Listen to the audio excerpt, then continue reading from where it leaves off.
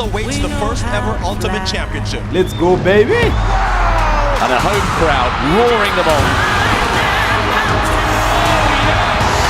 The world's best athletes brought together to settle the debate once and for all. The Ultimate Championship, there's no room for mistakes. To be Ultimate Champion, that sounds pretty good to me. This is the greatest we have ever seen. Call yourself a world champion, prove that you're the ultimate. A brand new must-see championship. There can only be one Ultimate Champion. What on earth is going on in Budapest? And the whole world is watching. See you in Budapest. Don't miss it. Just like that, a star is born. Ain't nobody gonna keep us down, keep us down. The world awaits the first ever Ultimate Championship. Let's go, baby! And a home crowd roaring them on. The world's best athletes brought together to settle the debate once and for all. The Ultimate Championship, there's no room for mistakes. To be Ultimate Champion, that sounds pretty good to me. This is the greatest we have ever seen. Call yourself a world champion, prove that you're the ultimate. A brand new must-see championship. There can only be one Ultimate Champion. What on earth is going on in Budapest? And the whole world is watching.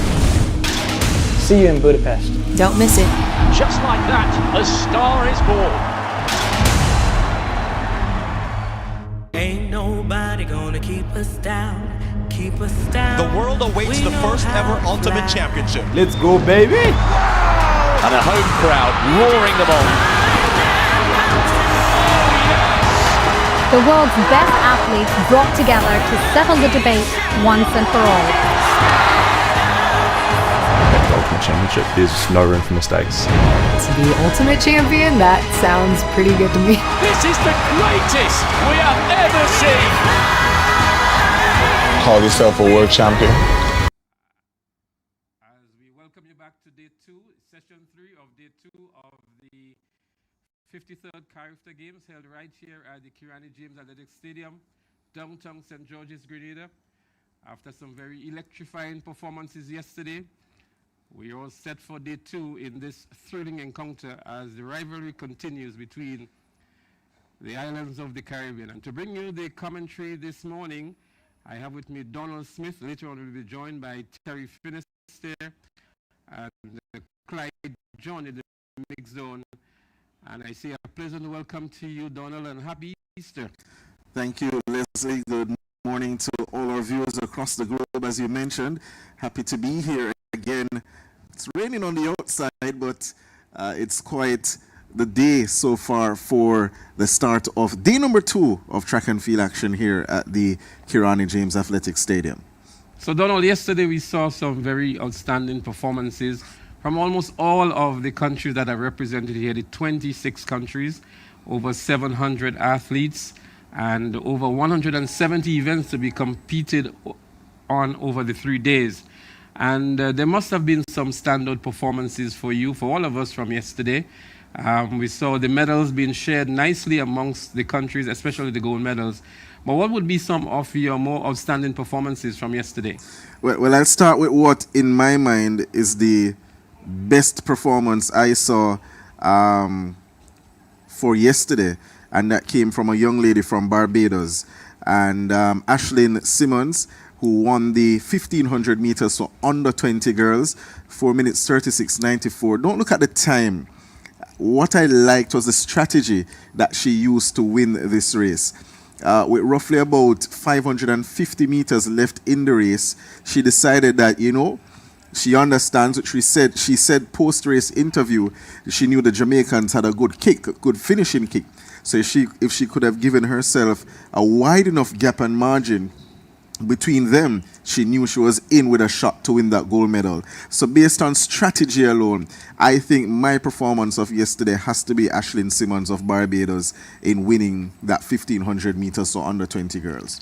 I thought she was particularly good as well, having a good knowledge of her competitors, knowing their strengths, having her own race plan. Yeah, and that's one of the key things with this middle distance races. You must have a good race plan. You could have good skill, good ability, but a strong race plan is good, and so she was outstanding. There were 2 record-breaking performances, the 400 meters in the under-17 category, and also the final event of the day, the mixed 4x400 meter relay, medley relay. Those 2 will obviously be good performances as well. Yeah, Shamika McLean, 52.47 in the under-17 girls 400 meters in a race that Tyra Fenton led for most of it. She would, of course, go on later to win the 100 meters for under-17 girls, but Shamika McLean came here with a plan. She would have won in Jamaica championships for the Class 2 age group, and you know, showed her class here in the home stretch. I think Kezra Thomas of Bahamas in that race also looked good too. And spare thought for Tyra Fenton, trying to get 3 gold medals here at Carifta 2026, only managing gold in an event that she was the defending champion in. But all credit to McLean. And you mentioned the 4x4 mixed relay. When you saw the lineup for the 4x4 mixed final, we knew immediately that it was a case as to how fast the Guyanese team would go. That previous record, 4 minutes 23 plus, would have been under threat with the likes of Tiana Springer and Malachi Austin being in that team. You know, the other teams were not as stacked for the mixed 4x4, so clearly they would have been the team to beat, and running for 3 minutes 20 to get that win, in my mind, which is a new record. As you mentioned, I think the top 3 teams went below the previous record, and but that Guyana team, they know that, you know, having run the 400 meters earlier, you know, the 2 under 20 champions, Austin as mentioned, and Springer, they would have had the opportunity and the advantage to give themselves a 3rd gold medal, which they did. And there were also some performances that we don't want to categorize as maybe a surprise, but events where athletes emerged and were victorious in those events. And a classic one to me was the 100 meters in the under 20 boys category with Otterbridge out of Bermuda. I thought that to me was a great performance. Amidst all the odds and the bigger names, if you want to call it that, a great run from him. 10.29 in the heats. Remember, I said that, you know, he didn't look shocked in the heats. For me, he looked like, hey, you guys didn't realize that I was going to be here. You know, he didn't make the finals last year when he was in Trinidad, but this year started off with that 10.29 in the heats, came back and lowered his own national under 20 record to 10.21 by winning, and winning handsomely. You know, a lot of eyes would have been on the other competitors in that under 20 boys 100 meters, the Nyron Wades, the Ian George, Trevon Stewart of Trinidad and Tobago, Sanjay Seymour, who unfortunately false started, the Jamaican, who could have been there, but Otterbridge unbothered. He basically said by running that 10.21 that my 10.29 in the heats was no fluke. So we've come to appreciate Jamaica's dominance at these games. In the morning session, they were not yet on the gold medal table, but they started the afternoon really well with first vetting the club to first gold medals, and Jamaica really certainly won. Yeah, we am I saying we? Yes, I'm Jamaican, but so let me separate myself and be more objective.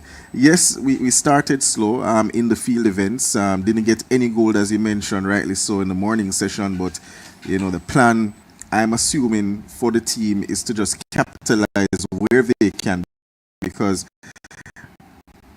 even though Jamaica has been dominant for the last 39 years of the Carifta Games, the rest of the region has made improvement, and we were having that discussion off air earlier, that there has been significant improvement from many other countries across the region. Sepko mentioned it yesterday when I interviewed him, that Carifta being that springboard for junior athletes to get into the senior and perform, you know, become superstars, so to speak.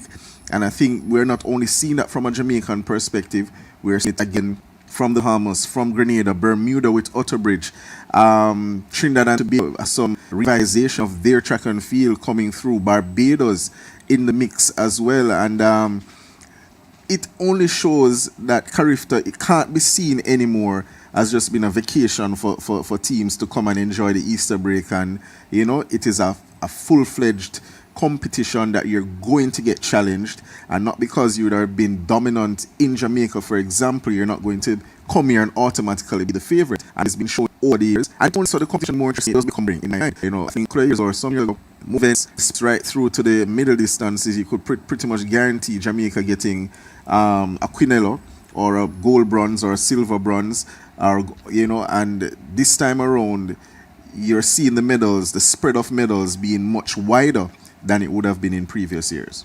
And that was very evident yesterday. We saw some of the smaller nations picking up gold very early. St. Lucia very early, Grenada, Antigua and Bermuda, Bermuda. And Barbados as well amongst the gold, and that speaks volumes for the development of track and field in those nations. But let's spare a thought for the local participation, because we're here in Grenada, and Grenada getting a gold very early yesterday in Dishon Smart in the javelin, 65 plus meters, and that really spurred on the local spectators as well, and the encouragement moving forward into day two.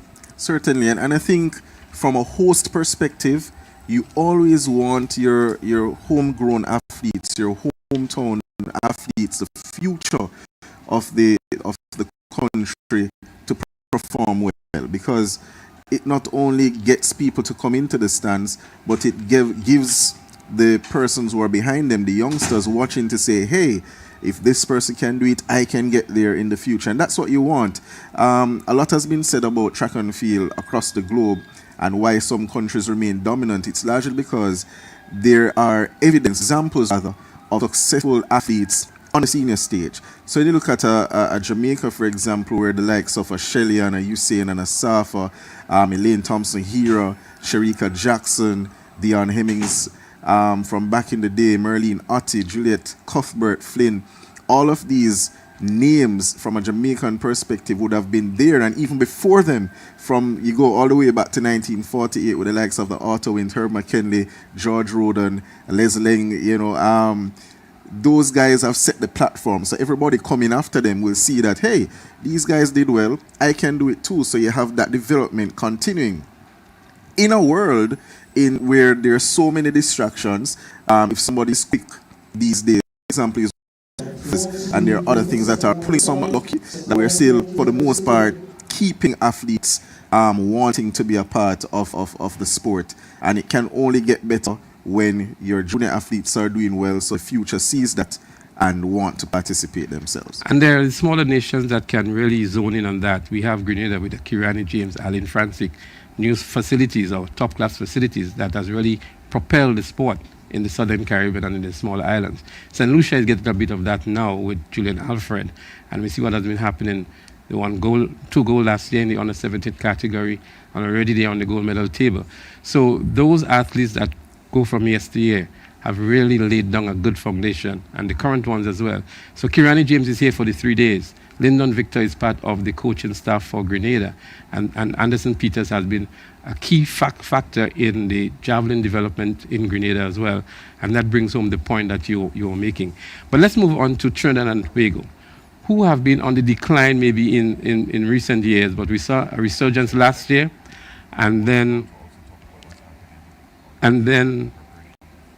we saw them this year on day one doing very well, picking up some valuable medals as well. Trinidad and Tobago seems to be on the upsurge at the moment. Well, last year, General Secretary Jehu Gordon, an Olympian himself, said that they were going to be a bit deliberate about development for the Trinidad and Tobago program, and you can see evidence of that.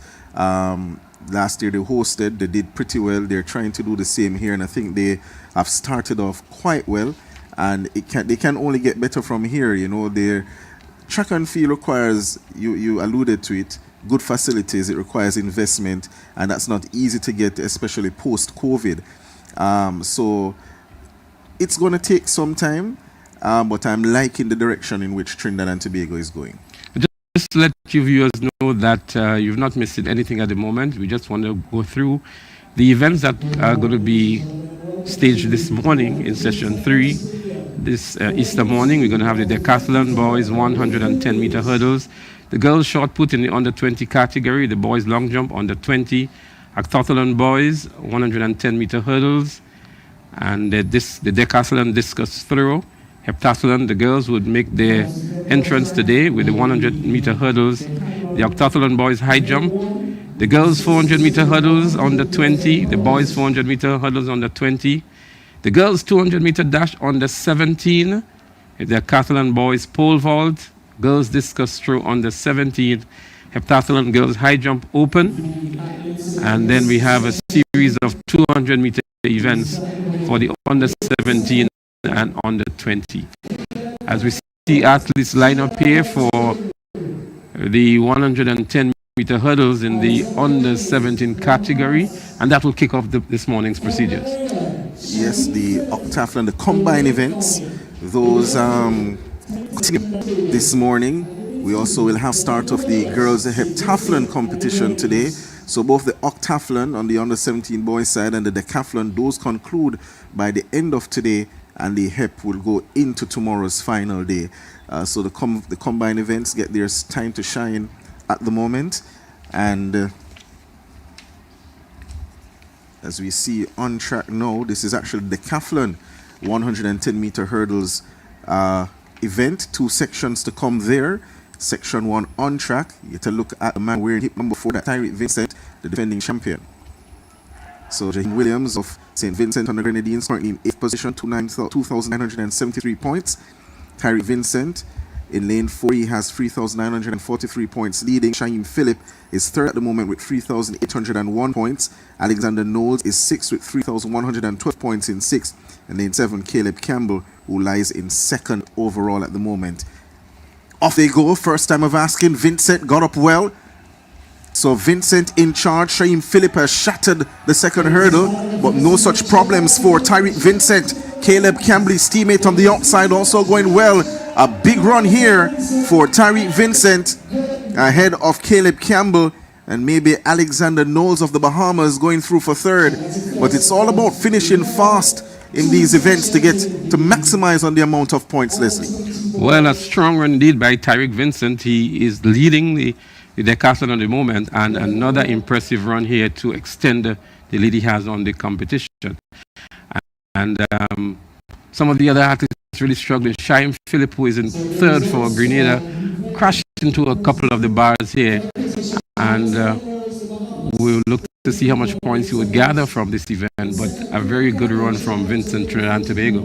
Yes, good way to start the morning as well for them. We ended the first part of our morning 14.20 the time for Tyreek Vincent of Trinidad and Tobago, 14.91 for Caleb Campbell, and Alexander Knowles 15.80 of the Bahamas in 3rd. Jaheim Williams 16.64 in 4th, and Shaheem Phillip 17.35. He would definitely want to do over. Shaheim Phillip crashed in hurdle number 2, and as it stands before that race, he would have been 3rd over, sitting in the bronze medal position, and that will not do him any benefits, Leslie.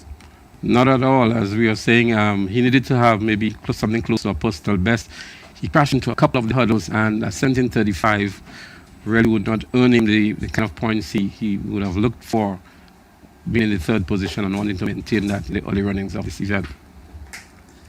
Flight number 2 is next in the Decathlon boys. And by the way, that 14.20 would have given Tyreek Vincent 949 points. So that goes to show you how good that run was. And for his teammate Caleb Campbell, 14.91 gives him 860 points. So he pretty much would now leapfrog, continue rather to stay behind his teammate Vincent. So the Trinidadians on course for a double in the Decathlon, Leslie. Absolutely, a defending champion. Tyreek Vincent really establishing himself very early from yesterday. He was in the lead, maintained the lead, and looking sharp already on day 2 of competition. We're going to see the second flight. So we have Clement here from Grenada. Much was expected from him. I think he currently sits in the 5th position. That's Jamal Clement of Grenada. And he would really want to have a better day 2 to really challenge for any of maybe the bronze medal, I would think, at this point in time. Definitely. Jarrell Clement finished 2nd overall last year rather, for in this group. Jacqueline Souden, who will have the long jump later on today. He's 4th at the moment with 3,717 points. He runs out of lane 2. Lane 3 is Paul Hewlett of the British Virgin Islands, currently 9th with 2,944 points. Lane 5 is the man Noah Mars of Guadeloupe. He's in 7th with 3,095 points. And in lane 6 is Jarrell Clement of Grenada. He's in 5th with 3,625 points coming into the 400-meter hurdles. By the way, the 14.20 seconds time by Vincent in heat number 1 would be a new personal best for the Trinidadian. We want to confirm, though, the wind reading for the first event, but that would be a new personal best for him if it stands as a legal wind. So Souden, Hewlett, Mars, Clement, no lane 4, which should have been Gerald Nassim. He didn't start the competition. So the second race is off and running. A good start for Jarrell Clement on the outside. Souden on the inside of Jamaica is there, but it's Clement who is in front. Clement hits hurdles. Souden trying to come back on the inside from Jamaica, but look at Clement. The man from Grenada gets the win, 14.93. He had a few hurdle hits in the first part of the race, Leslie, but managed to stay upright and finish strongly as well. Well, I think he understands where he's at in the event in position number 5 and wanting to really do well and do some personal best today. And he's really starting off the competition in a good way with a 14.93 on the flash time. Maybe a good start for him on day 2 as he looked to narrow the gap between the other 4 competitors ahead of him. Yes, so 14.93 confirmed for Clement. That gives him 858 points. Jacqueline Souden 15.09 in second, and Paul Hewlett 16.52. He's 3rd. That would give him some points as well. And Noah Mars 16.66, the man from Guadeloupe, in 4th. So that completes event number 6 of 10 of the Decathlon Boys event. We're now seeing the introduction of the, I think that's the long jump, Leslie? Yeah, that should be the long jump for under 20 boys.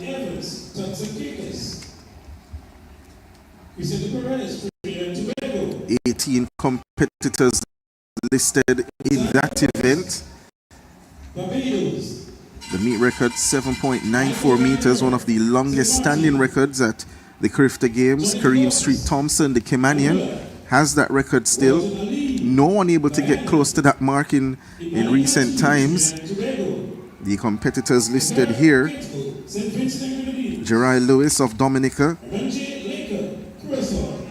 Marlon Prince of St. Martin, Aaron Messiah, who was in the final last year from Barbados, Carlin Archer of the Bahamas, Jacqueline Souden, who just ran in the 110 hurdles of the boys Decathlon. He's there from Jamaica. The defending champ, Michael Andre of Jamaica, is in the field as well. Joshua Williams, who was 7th last year, he's from the Bahamas. He's in the field. Evans, who was 8th last year from Turks and Caicos Islands, in the field. Cristiano Perez of Trinidad and Tobago, Jazair Best of Barbados, Michael Van de Veer of St. Martin, Jean-Yves Gomes of Anguilla, Elaine Walton of Ghana, Matthew of Trinidad and Tobago, Javier Cato of the St. Vincent and the Grenadines. He's been having a good season. He was in that final last year, finished 6th. Remige Laker DeWint, He's also in the field. Mr. Medal last year, was 4th in the long jump at the under 20 level. He represents Curacao. Randy Jones of Grenada and Christophe Caliste of Grenada in this field of the under 20 boys long jump final. Michael Andre Edwards has a seeded mark of 7.36 meters, and he'll be the one to watch. He too in his final year at high school, looking to go out with a bang here at the Carifta Games.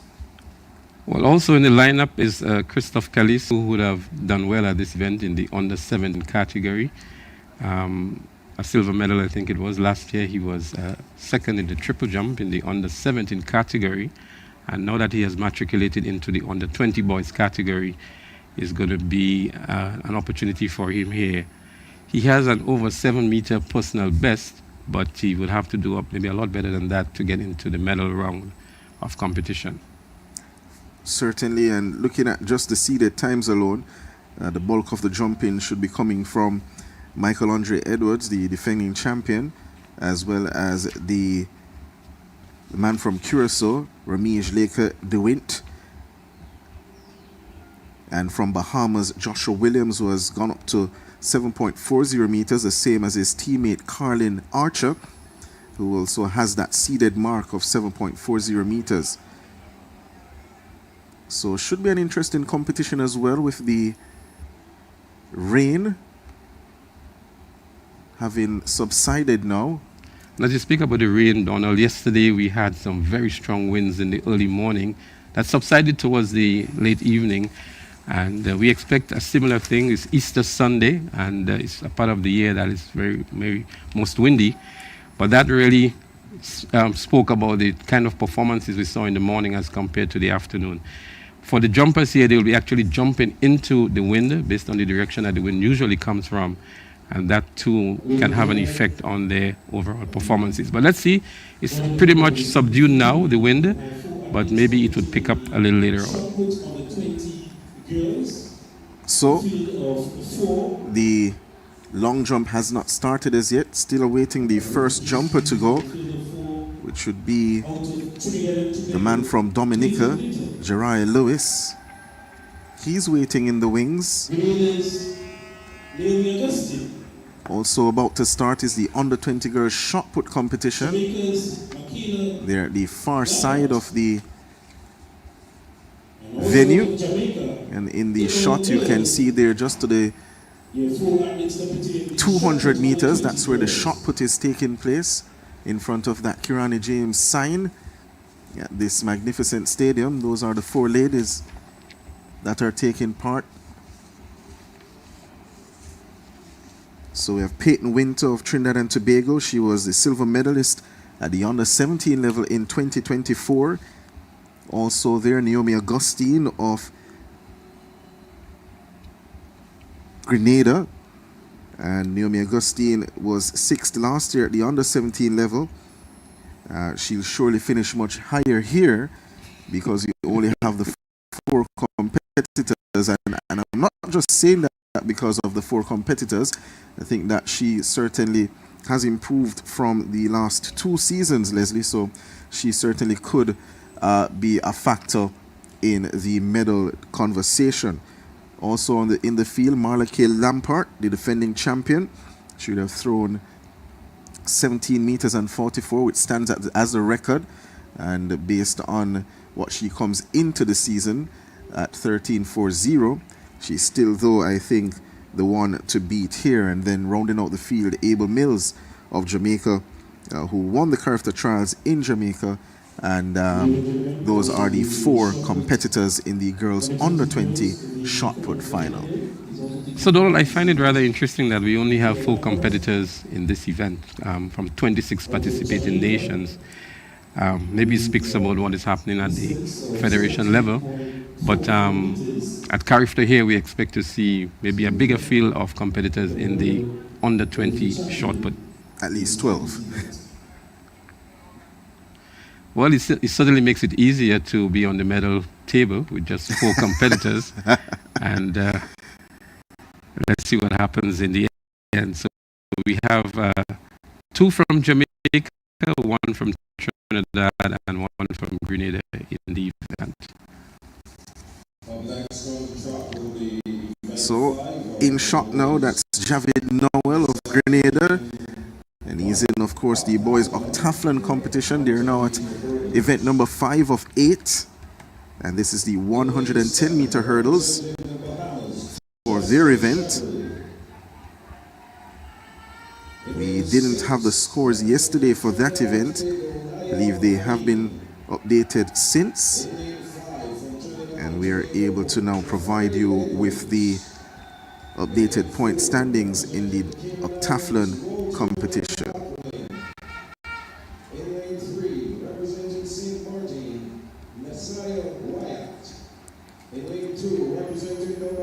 So, the man from Grenada,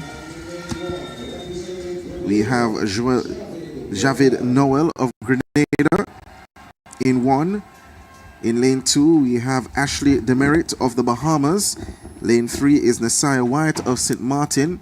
Lane 4 is Walter McLaughlin of the Cayman Islands. Lane 5, Jafari Edwards of Trinidad and Tobago.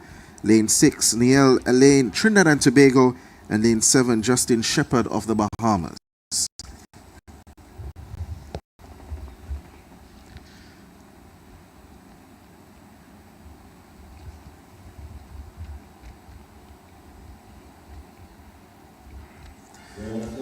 So the first time of asking, the athletes respond, and on the inside, the Bahamian Demerit has the lead, but his teammate now presses the issue on the outside. That's Justin Shepard, the Trinidadian Elaine, trying to split the two, but it's Bahamas 1-2 with Shepard leading his teammate Demerit across the line, and he loves that.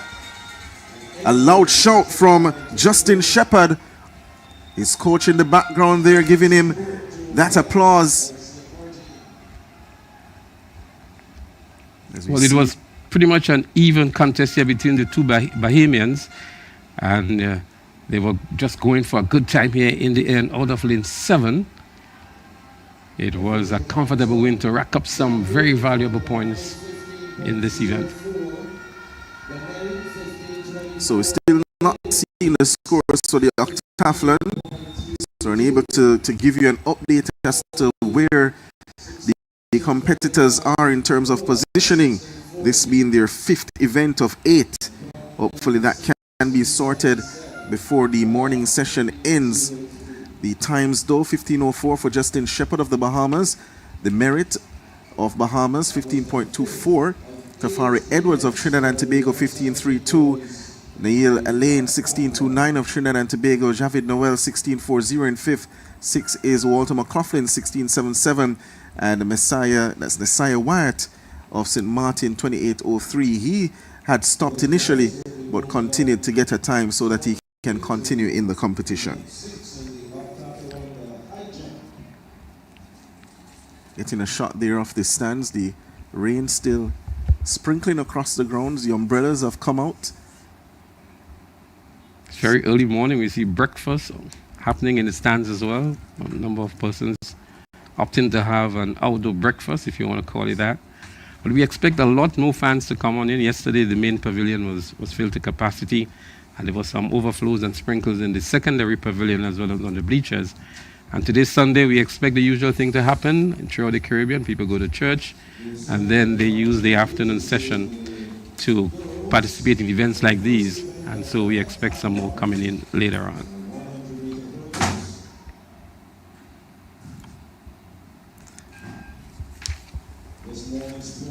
So you're not missing any action on the track at the moment.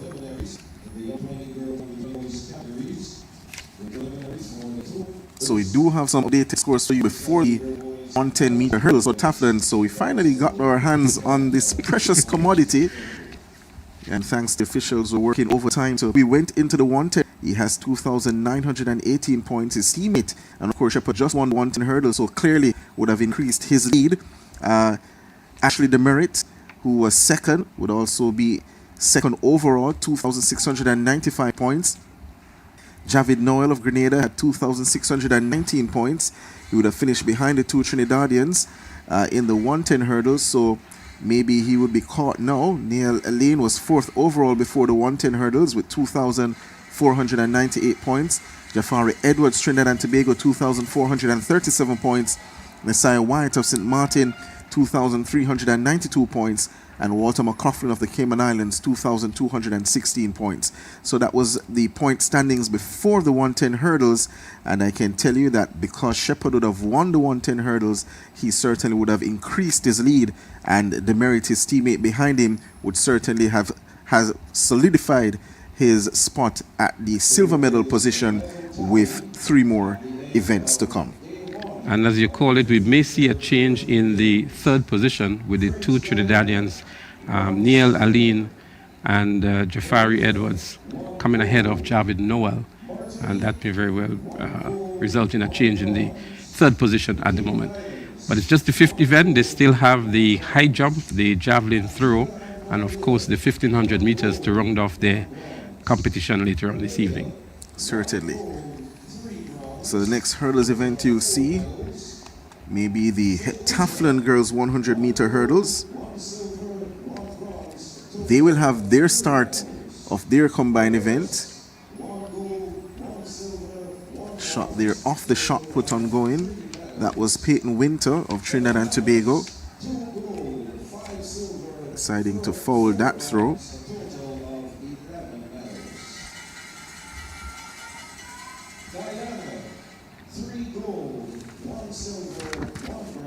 So we're already in round number 2. The leader, Abel Mills, 14.66 meters on her first attempt.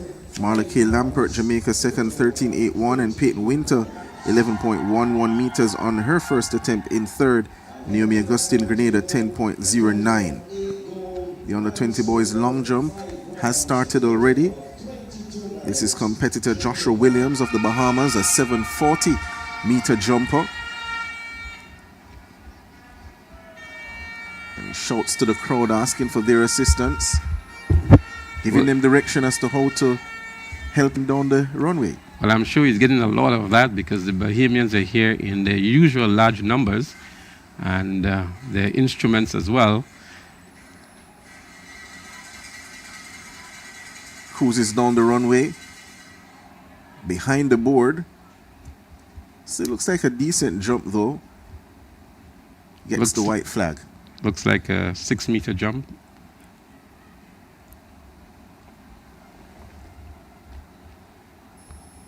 So still in round number 1. So we have had 6 jumpers previously. 7 meters and 12 would have been the mark before, and that would be for Michael Andre Edwards of Jamaica. Didn't get to see the mark there for Joshua Williams.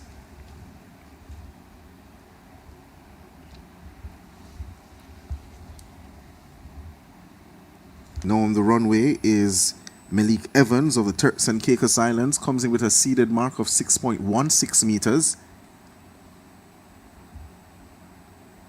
Again, the takeoff behind the board. He gets a white flag as well.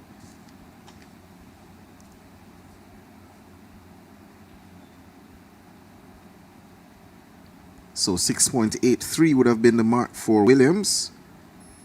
That's Joshua Williams of the Bahamas.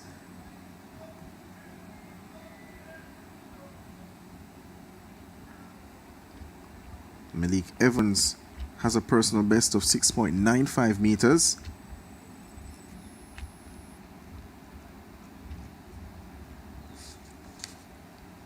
Not sure if that was an improvement for him.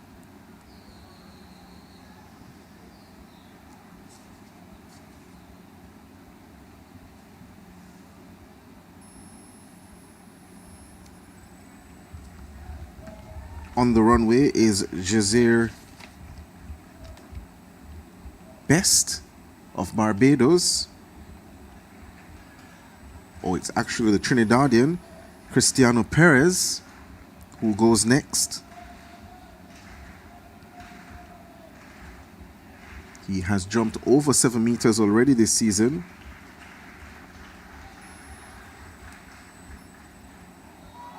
Gets the red flag, too much on the board.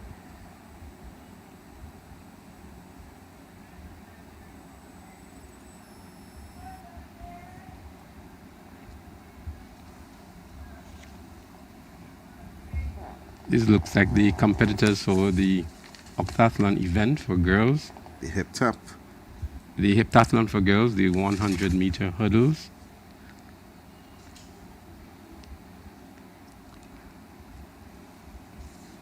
Charles Best is about to take his first jump in the long jump under 20 boys. Also a 7-meter jumper.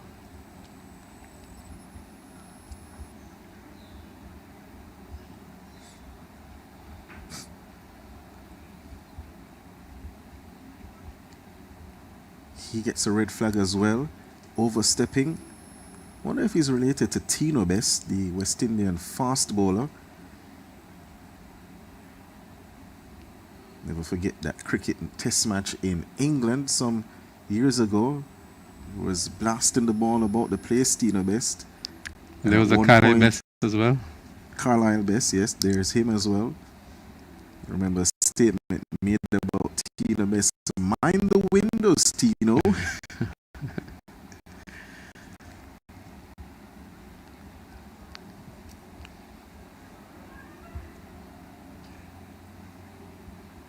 Michael van der Veer, St. Martin, comes in with a seeded at 6.76.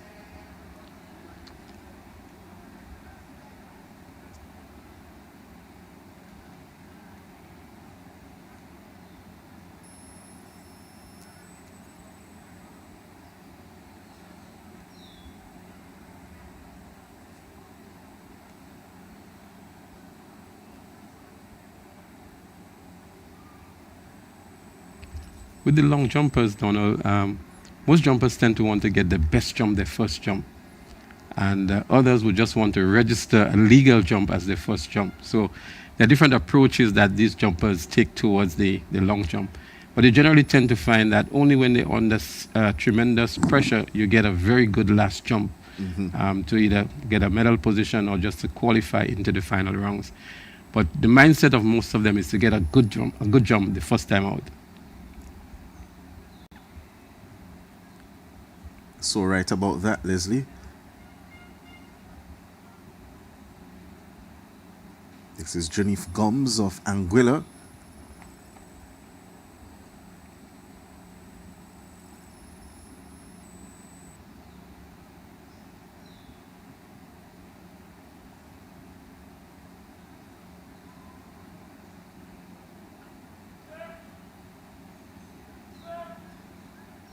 Taking off from behind the board on this occasion. I just want to relook his run-up as we see the ladies in the Heptathlon getting themselves all ready for the 100-meter hurdles. Interestingly, Jennifer Gomes, based on my checks, appears to also be a good footballer. So multi-talented is the man from Anguilla. I wouldn't be surprised if he's a good basketballer as well, based on his build. Yeah, quite tall as well.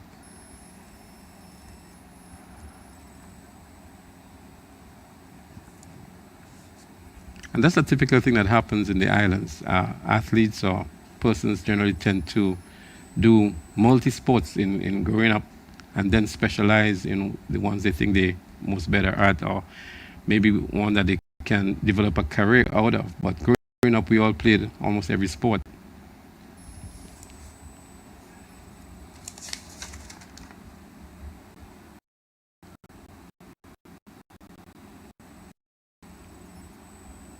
So last year we saw the Vincents of Trinidad and Tobago, the brother-sister pair from Trinidad, taking the combined events. Taneet Vincent, she'll be getting her competition started momentarily. Her brother leads the Decathlon competition at the moment, Tyreek Vincent. So it's a very athletic family.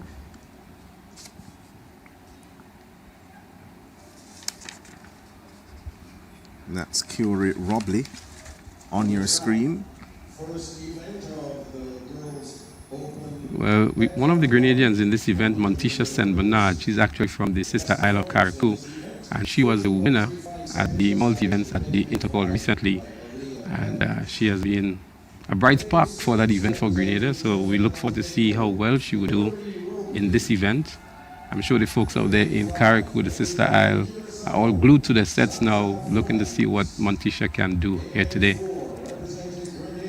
Yes, the girls being introduced for section 1, the Heptathlon 100 meter hurdles, the first event of 7 for them. Lane 1, Kessie and John of St. Vincent and the Grenadines. Lane 4, Montisha St. Bernard of Grenada.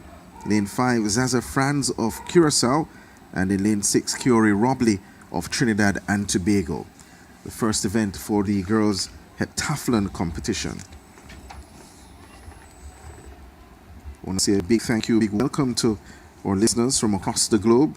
Those tuning in via Cable Bahamas in the Bahamas, CBC TV Barbados, CBN TV the British Virgin Islands, GBN TV Grenada, TVJ, that's Television Jamaica in Jamaica, Helen TV in St. Lucia, and of course our international audiences, those viewing Carifta games, some for the very first time. Welcome if you're joining on our digital streaming platforms, FlowTrack, and the US and Canada, as well as World Athletics platforms. It is Carifta 53. We are live in Grenada, and it's day 2 of action inside the Kirani James Athletics Stadium.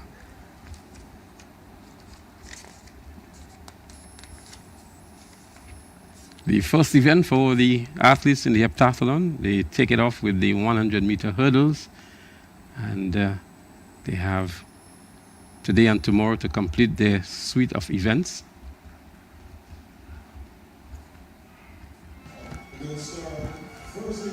So good start for Robley of Trinidad and Tobago. Curaçao's Franz in the front now. It's Franz of Curacao in the blue. Robley trying to stay with her. It's Franz and Robley. Robley may have dipped in the end to get it.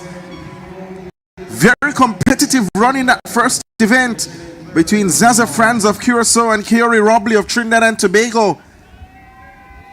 14:33 on the flash time. 14.32 seconds. Official time now for Robley, 14.32. And Zaza Franz of Curacao, 14:36. Montisha St. Bernard of Grenada, 16:60. And Casey and John of St. Vincent and the Grenadines, 17:37. A very close and exciting finish to this one, Donald. Yes, Franz got a very good start, but Robley was staying close by her and then found something extra over the last barrier to dip or out-dip Franz of Curacao to get that 14.32 seconds.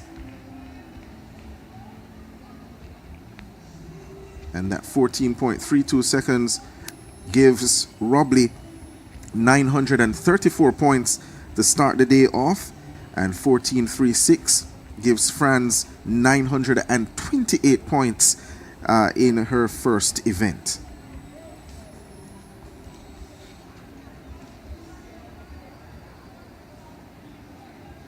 So they're ready for section 2, and we will see competitors from Jamaica, that's Baron Brittany. From Trinidad and Tobago, Tinick Vincent, her bro is in the Decathlon as well. Sydney Douglas, Grenada. And Jervinska Costa from Curacao. And Aya Nesbitt from the Bahamas would round off the field in this, the second section of the 100 meter hurdles.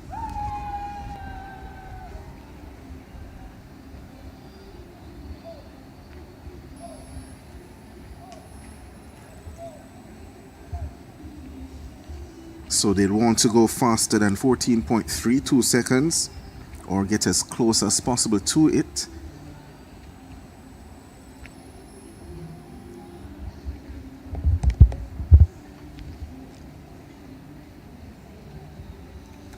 So Baron of Jamaica has a best of 14.39 seconds this season.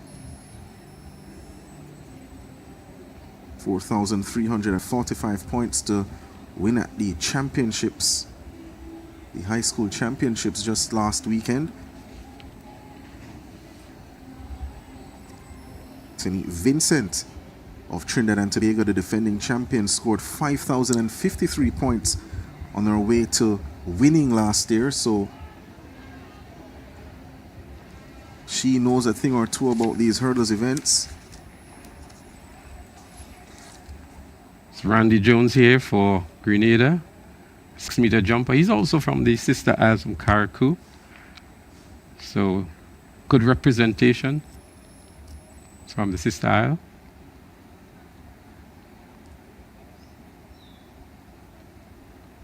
Comes in with a seed of 6.57 meters.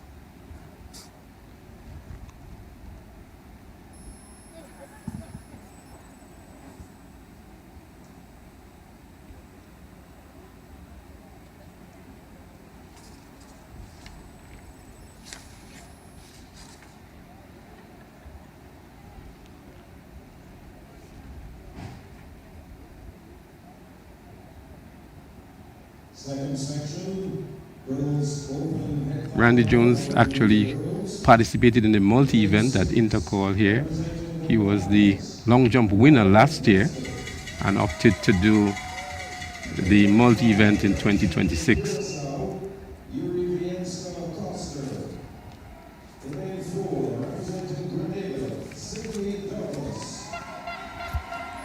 In lane 3, representing so heat Trinidad number 2 on track. That's Tanique Vincent, the defending champion on screen. And in lane 2, representing Jamaica. Ran 14.48 last year. This is Baron, the Jamaican high school champion. In lane 2, the other competitors, Sydney Douglas in 4th, Grenada. Drevienska Costa of Curacao in 5. And Inia Nesbitt, or Inaya Nesbitt of the Bahamas in lane number 6. So based on times coming in, Vincent 14.48 and Baron 14.39. Good start though for Costa of Curacao. On the outside, on the inside, Baron also going well. It's Baron and then Vincent beside her. Brittany Baron of Jamaica in front of Vincent and then Costa. Baron wins it. Sure, she would love that time, you know. But I'm sure that's not the time. Let's watch the time. 14.53 in the background for Baron. So not faster than the times from section 1. Vincent stayed close with her. And Costa of Curacao in 3rd. Leslie.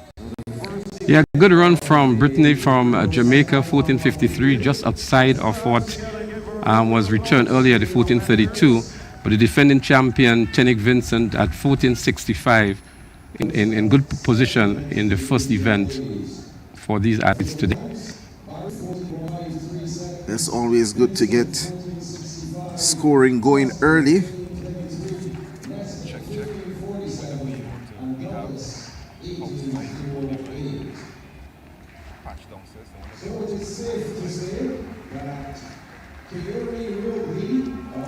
So that 14.53 gives Baron 905 points. She now sits in 3rd behind Curie Robley of Trinidad and Tobago and Zassa Franz of Curacao, who has it. So it's 934, 928, and now 905. Vincent with her 14.65, that gives her 888 points. So she lies in 4th after the first event. Javelin continues. We just saw a while ago a jump from Randy Jones. Now we have Christophe Calisse from Grenada, a 7-meter jumper, personal best of 7.02 meters. That's what he jumped this year to qualify to meet Grenada's qualifying standard for Carifta, 7.02 meters. Christophe Calisse. He knows what it is to perform at this level. He has a Carifta gold in his first year in the under 17 category. He also has a silver. And here he's now on the big stage in the under 20 category.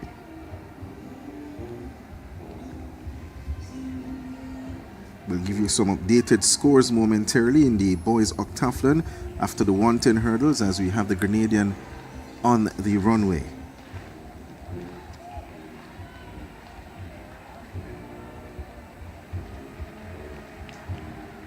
You can hear the sounds from the Bahamas or the Bahamian band in the background. Of course, it's Easter Sunday across most of the Caribbean region. In Jamaica, they call it Resurrection Sunday. And you can hear the band playing some hymns there in the background. A morning devotion going on, maybe, for persons who are unable to make it to the church. Especially seeing that we started at 9 o'clock here.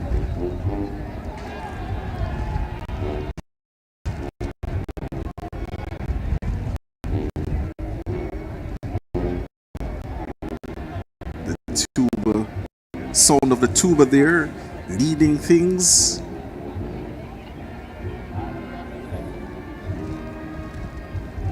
So Archer Carlin Archer of the Bahamas, currently leads the long jump at 7.30 meters. Is current second with 7.12, 7.12 meters. And Imani Matthew of Trinidad and Tobago at 6.93 is currently in the third position. Very popular hymn being played there. Tempted to break out in song, Leslie.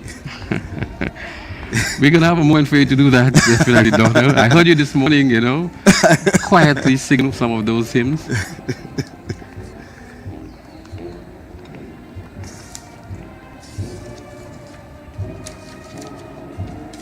He holds the future. As we continue to watch the long jump for under 20 boys.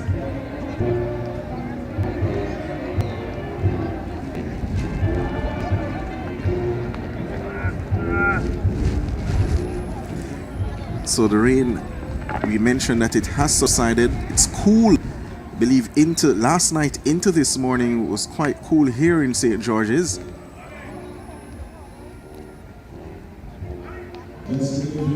Get a shot of the band there, Leslie.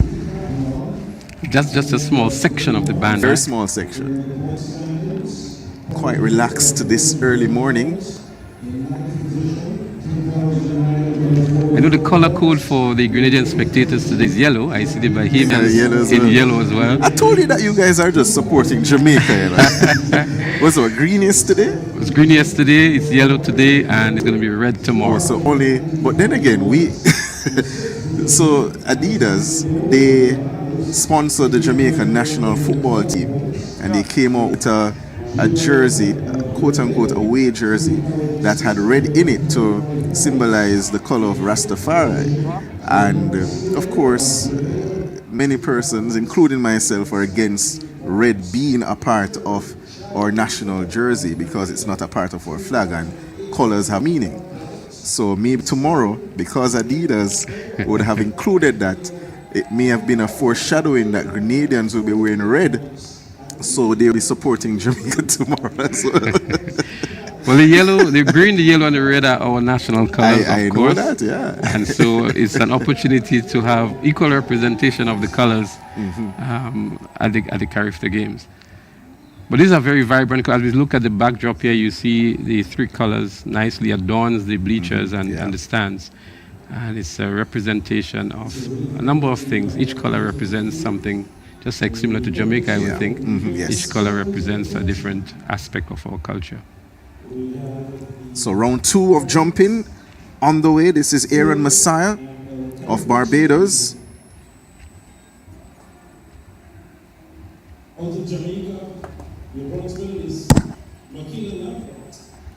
And the man from Barbados is currently in joint or tied third position with 6.93 meters.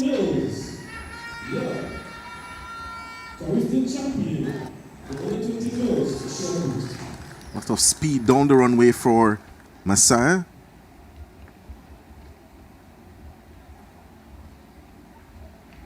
The leader in the competition, Carlin Archer of the Bahamas with 7.30 meters. Michael Andre Edwards, the defending champion, in second with 7.12 meters. And we mentioned the tie for third, Imani Matthew, Trinidad and Tobago, the same 6.93 meters as Aaron Messiah. We'll tell you Messiah's mark for his round 2 jump as we see the next man on the runway, Carlin Archer, who leads the competition. He goes next, round 2. Under 20 boys, long jump final.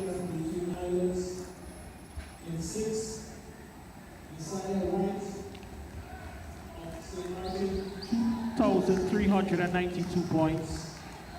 In 5th position, Jafari Edwards, Trinidad and Tobago. Pretty long list of competitors in the long jump, 18 of them. 18.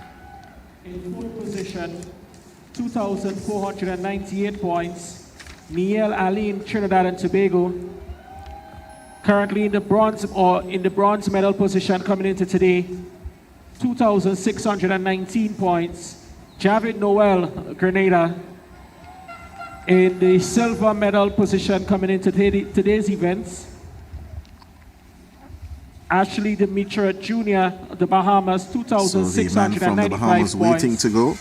And leading the Carlin Archer, waiting to get the all clear from the officials. Shepherd of the Bahamas, 2,918 points.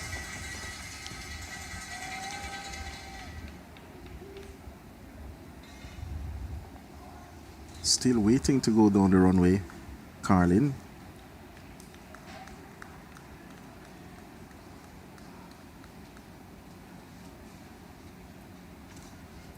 Michael Andre Edwards there of Jamaica, the defending champion, not happy about something. And now Archer is ready.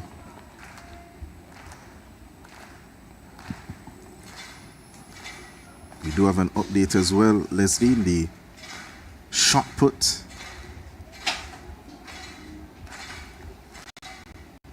It has completed, as a matter of fact.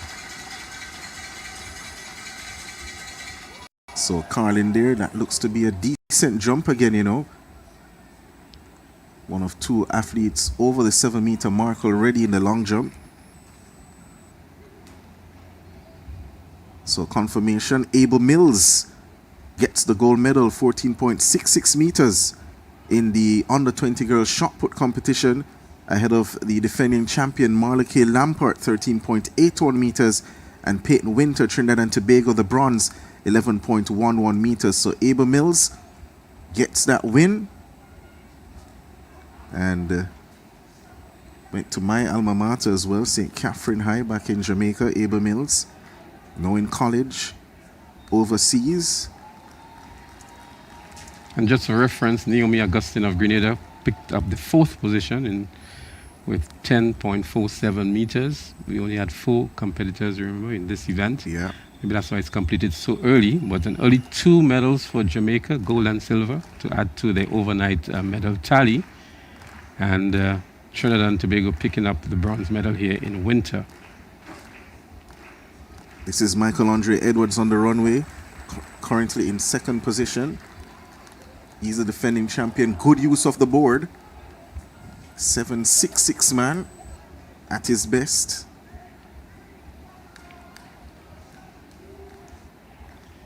They've won the high school championships back in Jamaica.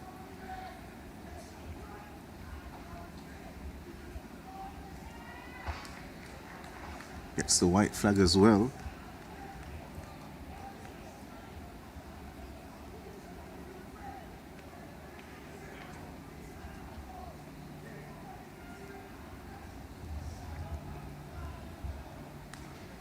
Up next will be Joshua Williams of the Bahamas, currently in the 7th position, 6.83 meters. A 7-meter jumper comes in with a seed of 7.4 meters. So he's expected to maybe go above 7 meters today as well.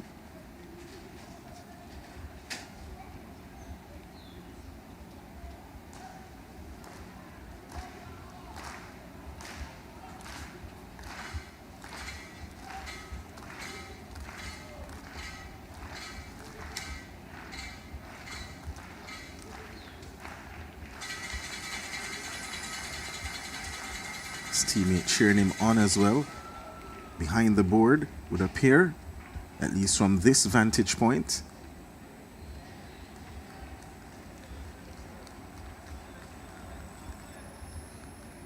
So a change in the leaderboard in the under 20 boys long jump. You can see the mark of 737 on the performance board. That was for Michael Andre Edwards, the previous jumper. He now leads the competition 7 centimeters greater than Carlin Archer of the Bahamas, who now sits in 2nd. Imani Matthew and Aaron Messiah still joint 3rd with their 6.93 meters. I believe Messiah is now firmly in third by virtue of him having an extra jump. And if Imani Matthew jumps 6.91 or less, then it will be Messiah that occupies that third place position by himself.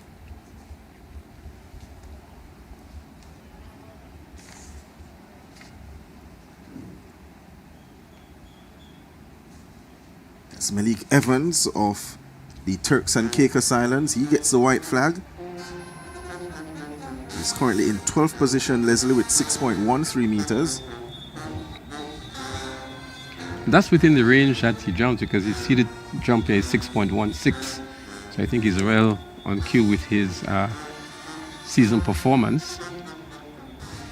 Has jumped 6.95 though, so maybe not having the best of seasons this year for Evans. Cristiano Perez, maybe his parents are fans of Cristiano Ronaldo, even though his name is spelled with a K.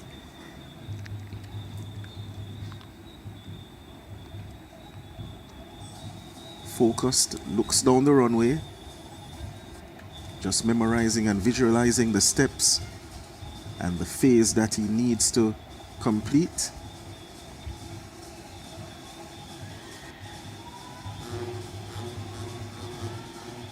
He got good on the board, but changed something at the last moment. Well, he's having a lot of difficulties because he registered a no jump in the first round. And second no jump here, he would really want to get onto the board and register a jump in the third effort. Just saw Jacqueline Souden, the Jamaican, being taken across to the discus area because he's also in the decathlon. It's interesting for him, Leslie, to be in the long jump competition, now having to go across to do the discus throw in the decathlon.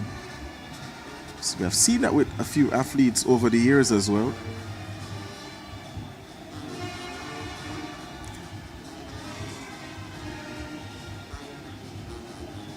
Jazir Best from Barbados gets the white flag.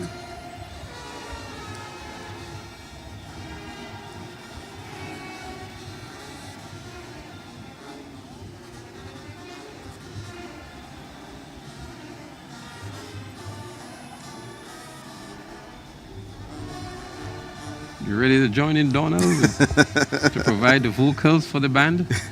I see Terry Finisterre glancing across as well.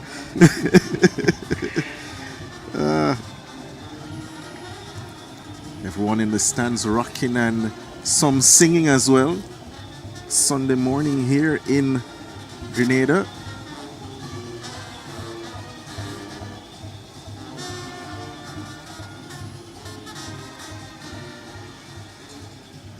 Michael Van de Veer from St. Martin.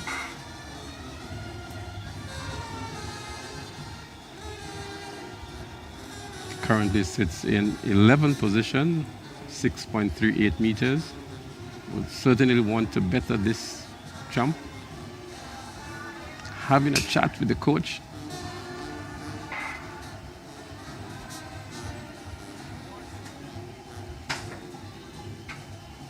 So you're correct, Donald. The third position has been separated now.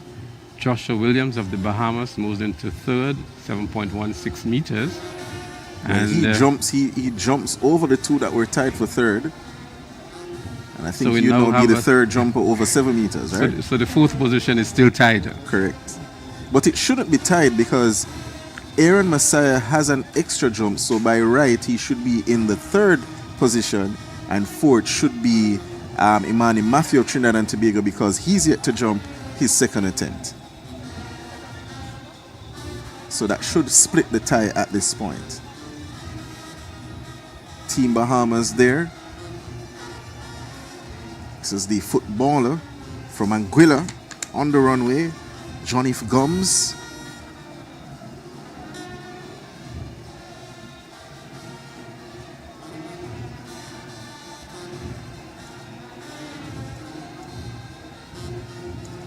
Not too happy with this jump is Gums.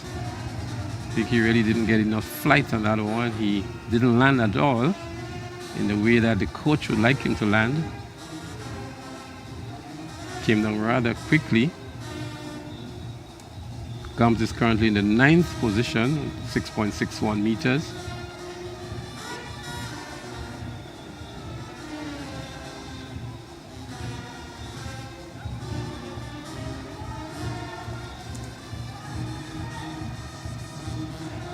And speaking of Gums, I want to say a good morning to twin sisters, super throwers from the British Virgin Islands, Tinel and Trevia Gums, probably listening in on the broadcast. As we see the man from Guyana on the runway, that's Walton Elaine. They had a fantastic time. They had a gold rush last evening, 3 gold medals and a record in that 4x4 mix, won the 400 under 20 boys and girls.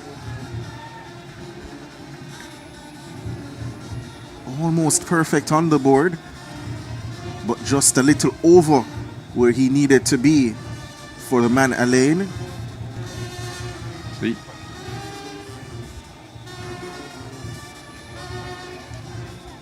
So Aline having 2 fall jumps, 2 no jumps so far. Just like compatriot also from Curacao, the Wint.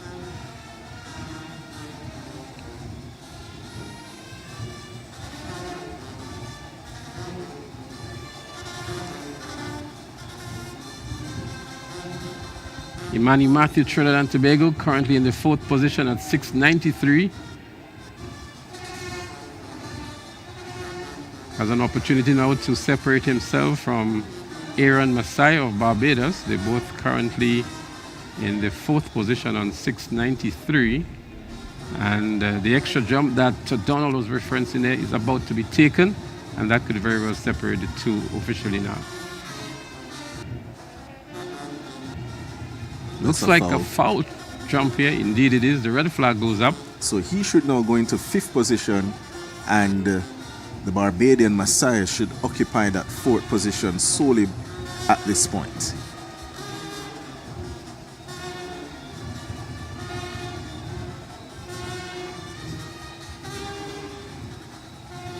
St. Vincent and the Grenadines, Javier Cato is about to take flight. Currently is in the 7th position, 6.83 meters. A decent 7-meter jumper as well. Focused. St. Vincent and the Grenadines not yet on the medal table.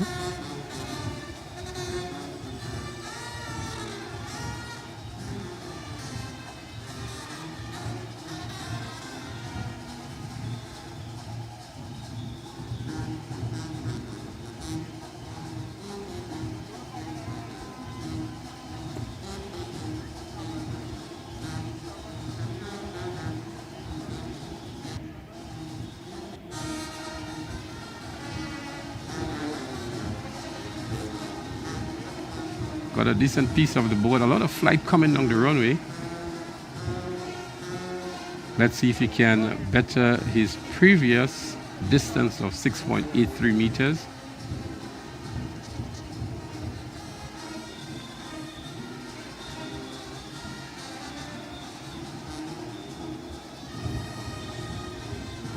So earlier I mentioned that we were able to do some calculations for the point standings after the 110 hurdles in the boys' Octathlon competition. The leaders mentioned still Justin Shepherd of the Bahamas, 3,763 points. Ashley Demerit of the Bahamas in second, so it's 1-2 at the moment. He has 3,516 points, does Demerit. Third is still Javid Noel of Grenada, 3,307 points. In fourth is Jafari Edwards with 3,248 points. Fifth is Niel Elaine of Trinidad and Tobago, 3,198 points. Sixth is Walter McLaughlin of the Cayman Islands, 2,864 points. And Nessiah Wyatt of St. Martin, 2,393 points, is now in 7th position. So those are the unofficial updated scores, and I say unofficial because I did the calculations based on the scoring tables, and of course I think it's accurate, but of course it's unofficial results as we are providing. But the leader confirmed to be Justin Shepard of the Bahamas and Ash Demerit of the Bahamas in second, along with Javed Noel of Grenada. Randy Jones on the runway now, currently in 8th position with 6.65. His second attempt. Got a decent piece of the board as well. Gets the white flag.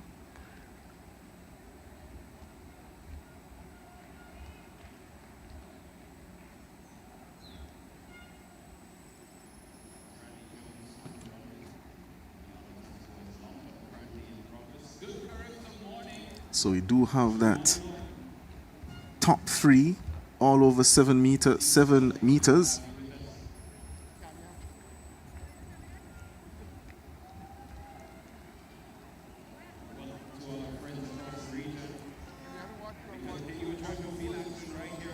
The man on the runway, Leslie, he seeded as a 702 jumper. It's Christophe Caliste.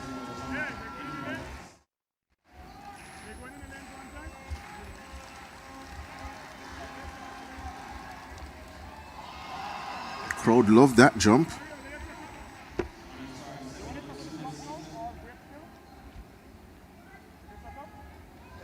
He would want to go past the 643 that he did on his first attempt. At least maybe make an attempt here now to go 680, 690.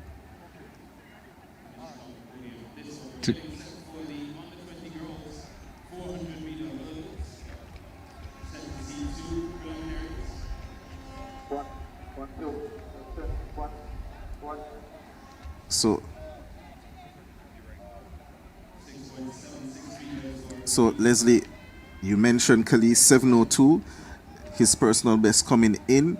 643 was his previous jump. Yes, 643 on round 2. Still waiting the round 2 mark for Caliste. It comes back at 676, so he has improved the mark, moving up to 10th, and he needs to get into the top 8 on his next jump. And at the moment, 683 is the 8th place mark, and that's Javier Cato of St. Vincent and the Grenadines. So if he can get up to that PB mark of 702, he'll not only be in the top 8, but could be in the conversation for a medal here this morning. Well, his colleague from Grenada, Randy Jones, is currently in the 6th position at 688. So I guess he might be motivated by that as well to join Randy Jones into the finals. But we do have an interview lineup, and I think it's with the winner of the shot put on the 20 girls. So Clyde, we go downstairs now to hear from Clyde and the interview with the winner of the shot put. Okay, thank you very much, Leslie. I'm here with Abel Mills. Abel, I'm just learning that this is your first and final Carifta. Yeah. I want to say congratulations to you on your gold medal performance. Just bring us through that shot that you threw, 14.66 meters. Oh, the first one? It was pretty slow for me. Like the technique was kind of slow, but I pulled it together and get it through and released the shot. Well, your personal best is 15.38 indoors. What about the conditions? Do you think it was favorable for a good put? It wasn't really favorable, but I came through and did my best. All right, so anybody back home you may just want to give a little big up shout out to? Shout out to my mom, my #1 supporter, my family back at home, and my family in the UFM. All right, so ladies and gentlemen, that was Abel Mills of Jamaica winning the first gold medal of the day on day 2 of the 53rd Carifta Games. Back up to you, Leslie. Well, thank you, Clyde, and we Witnessing now the 400-meter hurdles. For under 20 girls, it's the first section of 2.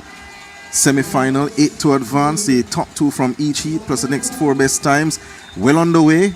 And we can see Jenna Marie Thomas of Trinidad and Tobago, the bronze medalist last year, on the outside leading. On the inside now going well from the Bahamas.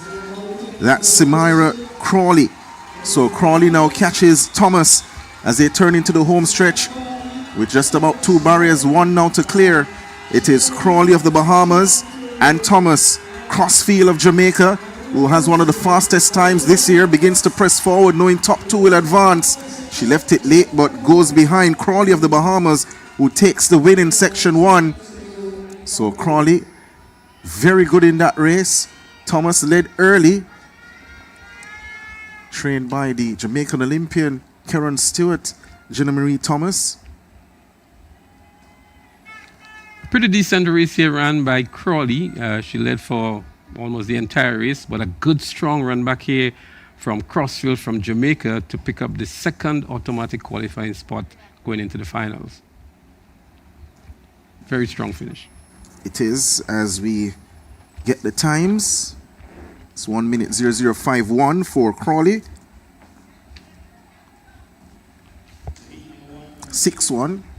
So 1 minute 0061 for Crawley. 1 minute 01. That's 1 minute 0102 for Crossfield. Those are your automatic qualifiers. 10121 for Thomas. And London of Barbados 10369. She's 4th. And then in 5th is the Grenadian, and her time 108.41.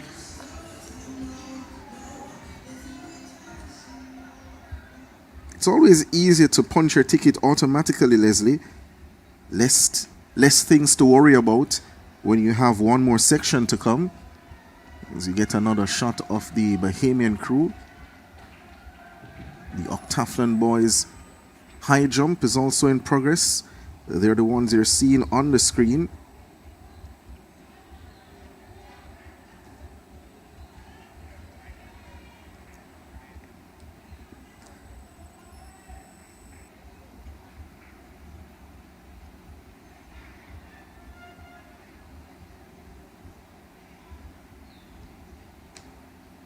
Man from St. Martin. That's Nasai Wyatt.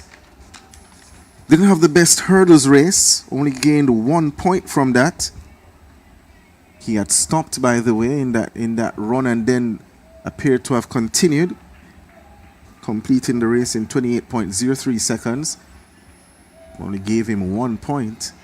So he's well out of the competition here. So he's just looking to do his best in the remaining 3 events. That was a lovely clearance there from the man wearing bib number 70. This is day 2 of the Carifta Games. And that is Demerit, currently in 2nd overall, the Bahamian. That scissor type clearance. Not opting for the Flosbury flop. Back to the Karate James Athletic Stadium. So much excitement in store for the rest of day 2.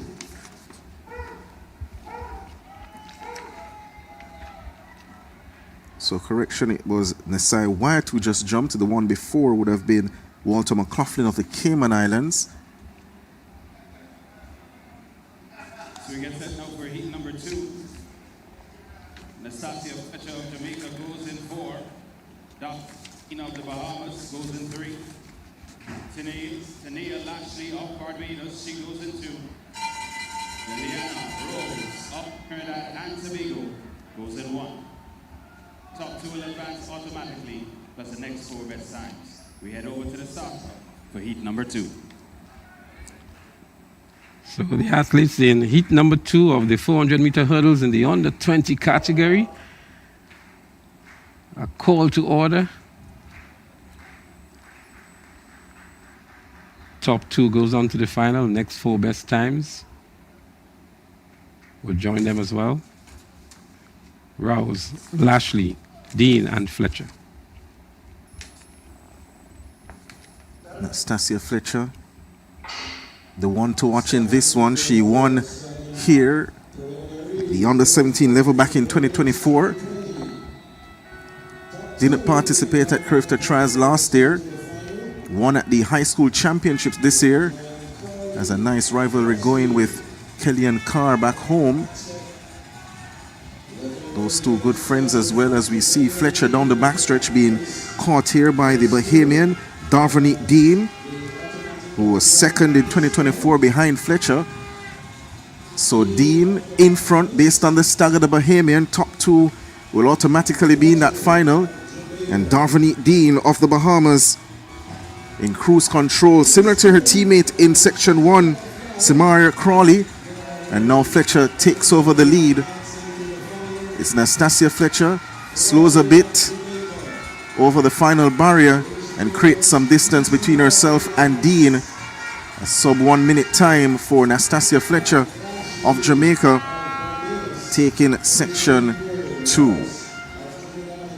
Well, a good strong run here. She had some challenge from the Bahamas in Dean. At one time, Dean was actually in the lead, but once they entered the home straight, Hazeway Fletcher really used her extra strength and speed and technique as well, even though she slowed down to the final hurdle.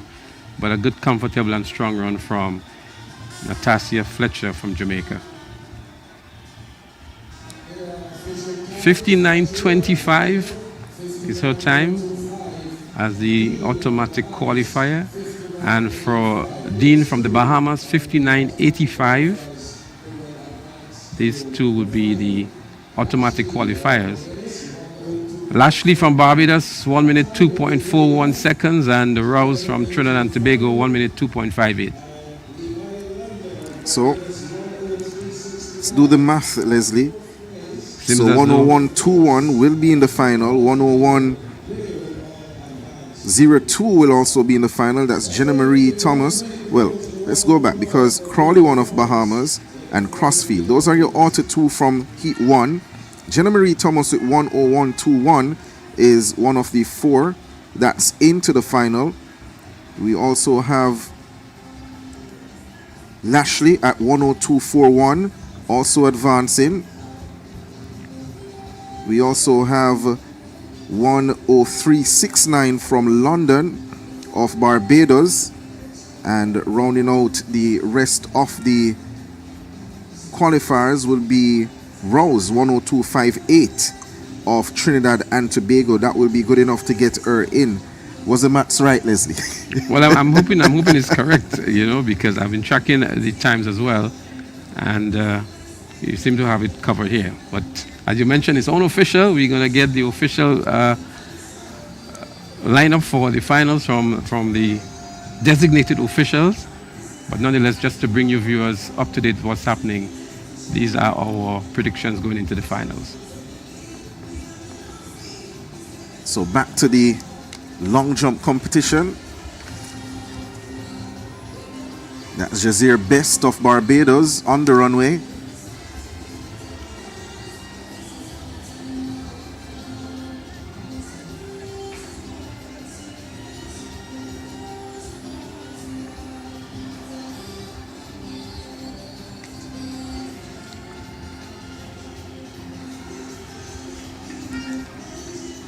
Footage being seen now. That's the high jump in the boys' Octathlon competition. That was Walter McCoughlin of the Cayman Islands.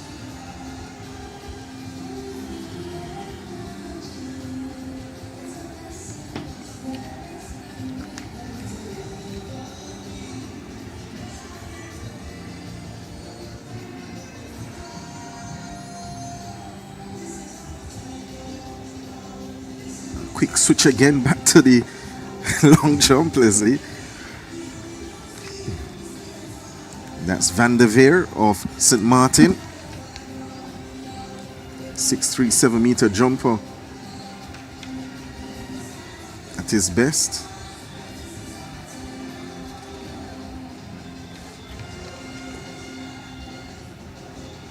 Storms down the runway. Nice movement off the board and in the air.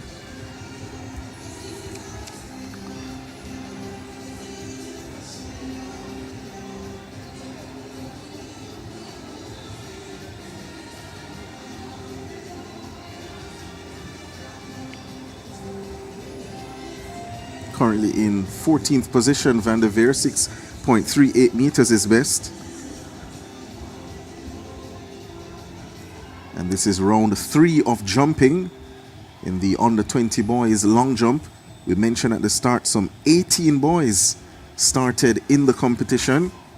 10 will be cut from the remaining 3 jumps after the end of the 3rd round.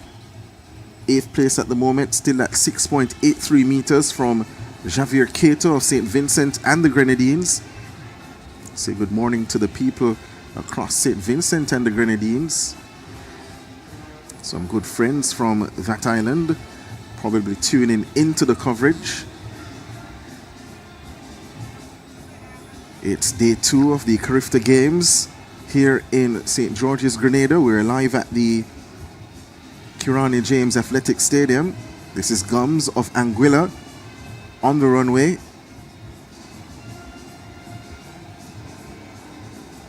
Outside the top 8 at the moment.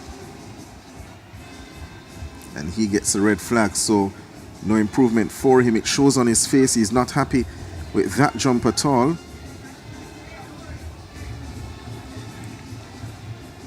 So that being his 3rd jump, he will not advance into the top 8 for the finals. And that will bring close to his Carifta long jump competition 2026.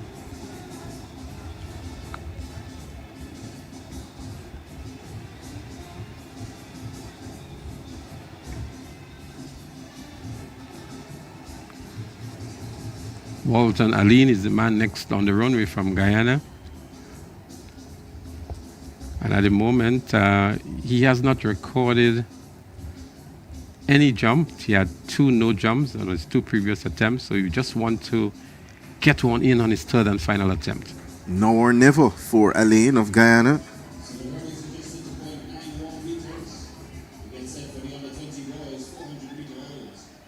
And you know, that seems as if he's going to register a mark. Will it be better than 6.83 meters? That's the question.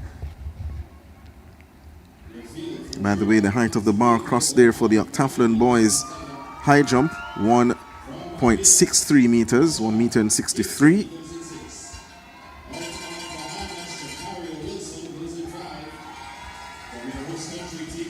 As we see the next track event coming up.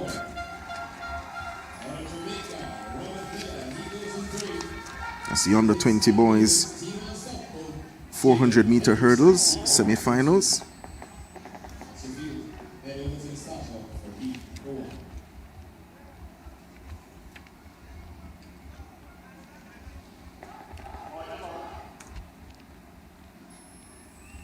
So 2 sections, top 2 sure to advance, and then the next 4 best times. Jaden Hendrickson in 2 of St. Kitts, Robert Miller, the defending champion of Jamaica, in 3, Josh Thomas, Grenada, in 4, Jacario Wilson, he's in lane number 5 of the Bahamas, Rashad Gibson, Barbados, in 6, and Amari Brown, Trinidad and Tobago, in 7. Well, they are brought back here. Let's hope that is nothing like we experienced yesterday. Jacario Wilson, by the way, the Bahamian, was the under-17 champion last year. This is his 1st year at the under-20 level. So he should be one to watch in this race alongside Robert Miller of Jamaica. Zan Davis comes up in the next heat. He was 2nd last evening behind Austin in the flat 400 meters. Did give Austin a run for his money off the curve, similar to what Zion Miller did last year. Another Bahamian, and we keep mentioning that that Team Bahamas, they have a number of Zions in their team.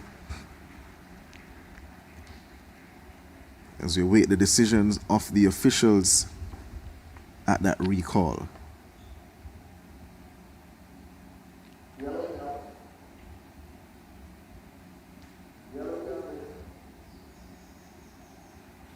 Well, we certainly cannot deal with another episode of what we got yesterday in that 400-meter event. We see the yellow card comes out. Which lane was it shown to? Lane number 4, that's so Josh Thomas of Grenada. And normal listeners, when a yellow card is shown, the general guidance is that's a disturbance of the start. So unless the starter indicates specifically what the caution was for, it's usually a disturbance of the start that is mentioned as being the reason for the card given. Of course, a yellow card can be given for a number of instances as they're sent back to their marks. Henriksen in 2, Miller 3, Thomas 4, Wilson in 5, Gibson 6, Brown in 7. Robert Miller, the Jamaican, in lane 2, and Wilson 5 of the Bahamas in lane number 5, the ones to watch here. Miller wasn't able to finish the race at the high school championships. Had some bad luck in 2 years in a row. Down the backstretch now he looks good, but look at Jacario Wilson of the Bahamas. He's cruising at the moment. He has gone by the Barbadian Rashad Gibson in lane 6. It's Wilson, but look at Robert Miller, the defending champion in the bright yellow of Jamaica. He takes over the lead now as they turn for home. It's Robert Miller. Miller looking comfortable here as he turns into the home stretch. The Jamaican in front of Wilson, the Trinidadian now, Amari Brown, gets into the picture and gets into the mix. He's going to give Miller something to think about. It's Miller and Brown. Brown glancing across. Miller wins it. And Miller gets it ahead of Amari Brown. Wilson run out of it with the Grenadian Josh Thomas finishing strongly as well. 51.91 the flash time, Leslie. Well, it's going to be a real battle for these two in the finals because definitely Omari Brown from Trinidad and Tobago, who picked up the second position here and automatic qualification, really eased up, looked across, glanced across, and these two are going to have a lot more to share in the finals later on. Most definitely. Miller there having a glance at the clock. Has won a gold medal every year since 2024. Robert Miller, he won the gold in the under 17 section right here in Grenada in 2024. In Trinidad last year, won it at the under 20 level and has booked a ticket to the final here again in Grenada in the under 20 level where he's the defending champion.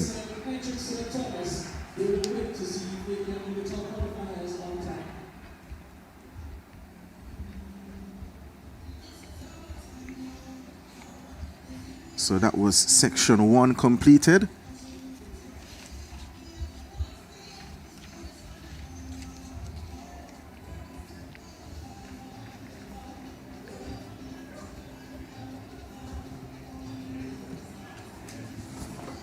So the height of the bar down by the Octathlon, still 1.63 meters.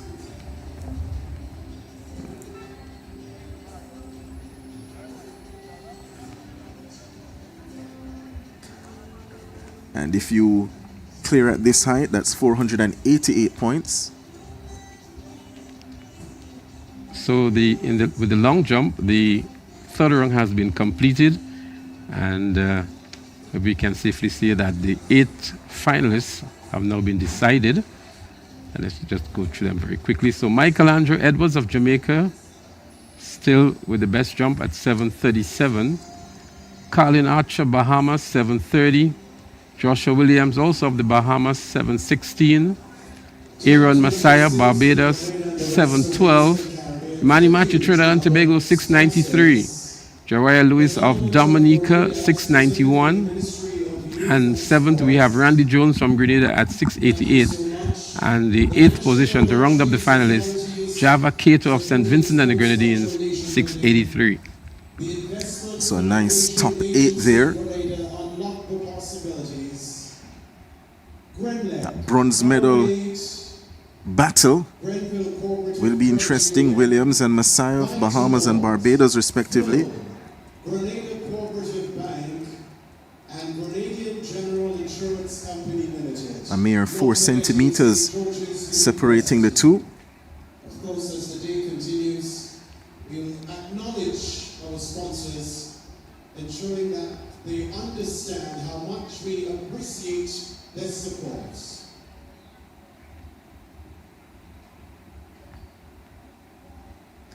So heat number 2 getting ready.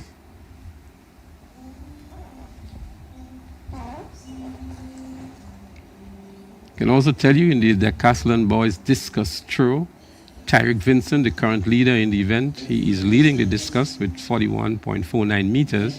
Shaim Philip of Grenada is currently in the second position with 38.39. That's after 2 rounds. Jaquan Souden of Jamaica, he is in the 3rd spot in that event at 36.73. The top 3 so far in the discus throw for the Decathlon boys.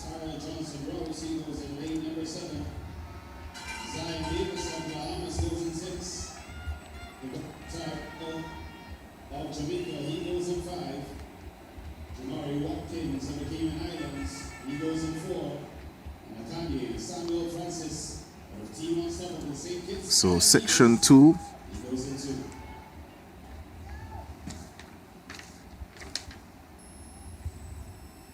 About to get on the way. Lane number 7 is Tyrell Johnson-Rouse of Barbados. I wonder if he's related to the Lane Rouse of Trinidad and Tobago. Zion Davis, the silver medalist in the 400 meters last evening from the Bahamas, is in 6. Lane 5 is Giovanni Tyrell of Jamaica Jamaica, apologies. And of course, the people back home in Jamaica would crucify me for that. He's a Kingston College man, would have won that class 2-4 hurdles at Champs. Jamori Watkis of Cayman Islands in lane 4. And in lane 3, Kyle Ned of Grenada. And lane 2, well, the Grenadian is not there, but Akani Samuel Francis of St. Kitts and Nevis, he's in lane number 2, and Akani Francis won bronze last year, and in 2024 was a silver medalist at the under 17 level. So a good start already for Zion Davis of the Bahamas, just as he did yesterday in the flat 400 meters. Goes out quite hard, maintains that lead with just about 90 meters to go. And now Tyrell of Jamaica also looking strong. So Tyrell, based on the stagger, takes over the lead with Davis on the outside from the Bahamas. The next best will be Samuel Francis of St. Kitts and Nevis on the inside. But Tyrell of Jamaica glances to his right. Problems though for the Barbadian. He goes down. That's Johnson-Rouse on the penultimate flight of hurdles. Tyrell and Davis easily through to the final. Samuel Francis, he'll have to wait to see if his time will get him through, and with the few competitors in section 2, he might very well have a chance to aim for another medal. Well, Giovanni Tyrell ran a very smart race. Davis, as usual, went out really hard, going down the back straight, but by the time they got to the turn and the top of the turn, it was Giovanni Tyrell from Jamaica who really pulled away and to return a 52.08 seconds race to get an automatic qualifying position into the final. So too is Bahamian Zion Davis, and the next 4 best times will join them going into the finals. 52.08. St. Kitts and Nevis, Samuel Francis, he was in the 3rd position at 53.68. Cayman Islands, Watkis was at 55.6 to pick up the 4th, and these were the top positions going into selections for the finals later on today. Giovanni Tyrell ran 50.6 here at the high school championships just last week, so quite quick. The height of the bar has gone up in the Octathlon boys high jump, 1.66 meters. It's Javid Noel from Grenada having that clearance moments ago. Justin Shepard on his attempt now, using the scissors technique, clipping the bar in the process. And clearing 1.66 meters gives you 512 points. Randy Jones of Grenada on the runway now for the finals of the long jump competition. Got a decent part of the board. boys 400 meter hurdle, Carifta. Top two from each heat will advance plus the next four best times. Told you that Jamaica heard me, Leslie. Already getting comments. Freudian slip, listeners. Freudian slip. I'm sure Tyrell would forgive me and the Kingston College faithful. And coming off the week of championships just last week, certain things are still fresh in your mind. Jamaica College winning the championships, by the way, so one could forgive me for that. Well, that's a battle you have to fight, bro. I might have to stay longer in Grenada. The man from Dominica down the runway. That's a massive fall, though. That's in the long jump competition. Jariah Lewis. Dominica, we know their powers at Olympics in the long jump. And the triple jump as well, with Tia Lafond of, in recent times, the Olympic gold medalist from Paris. This man was in tied third for a little. He's in fifth now. That's Matthew, I believe. Yes, Imani Matthew of Trinidad and Tobago.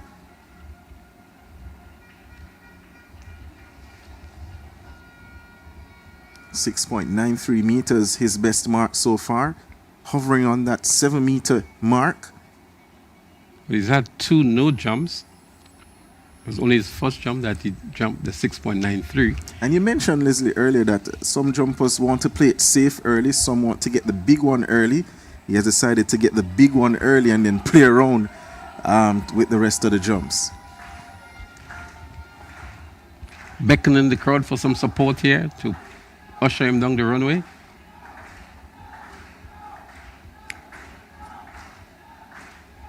The camaraderie being shown there on the benches, the competitors, his competitors cheering him on down the runway. Oh, that's a massive foul again.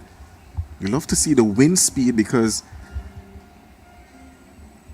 maybe that could be a factor here in terms of if they have a strong following wind. Yesterday we saw it in the opposite direction for the 100 meters. Trying to glance at the flag a while ago to get the directionality of the wind.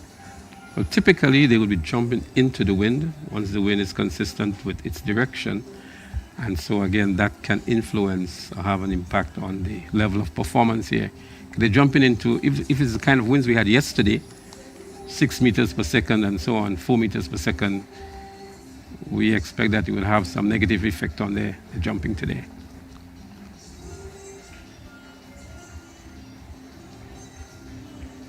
Aaron Messiah of Barbados, currently in 4th position outside the medals at the moment. The motors down the runway. Lovely on the board there. I think of all the jumpers I've seen so far, he's one of the best in terms of using up the board. Messiah of Barbados, 7 meters and 12 already.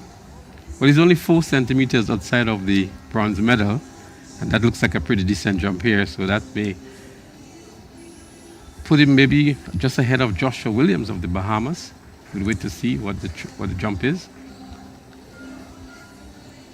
The height of the bar has gone up another 3 centimeters in the Octathlon boys high jump competition. 1.69 meters. The bar now at. So 684 for it's Messiah. So that would still keep him in the 4th position. His best so far, 712. And to the right of picture, we had Ashley Demerit of the Bahamas not able to clear at 1.69 meters on his first attempt.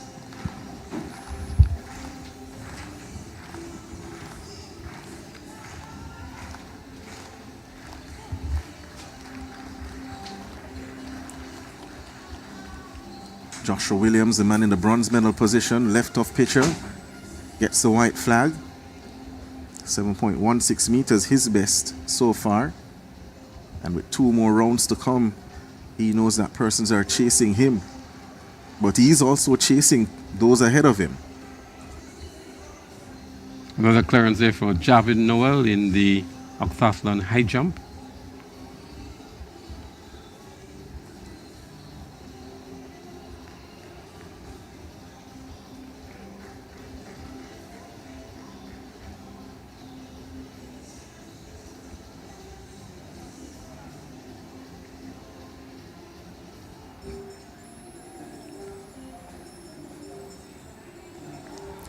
Just looking to walk over the bar with the scissors. Looks very, very casual doing it. Very. That's the merit of Bahamas. That was his second attempt at 1.69 meters. Appears to be the one of 2 competitors left in action. His teammate Shepard also there, sitting just behind that tent or bench. The man in the silver medal position, Carlin Archer, left of pitcher, 7:30 already. A little behind the board, the Bahamian fans love it. He gets the white flag as well. Looks like a pretty decent jump. Already did 7.30 meters. 7 centimeters ahead of him is Michael Andre Edwards of Jamaica. So he's just looking for maybe an additional 7 centimeters at the moment.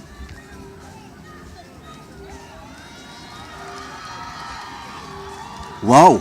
7:53. That takes him into the gold medal lead position.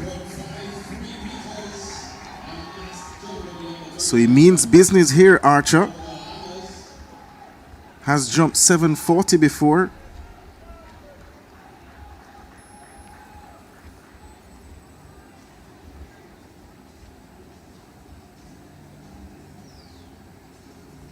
And will Michael Andre Edwards respond?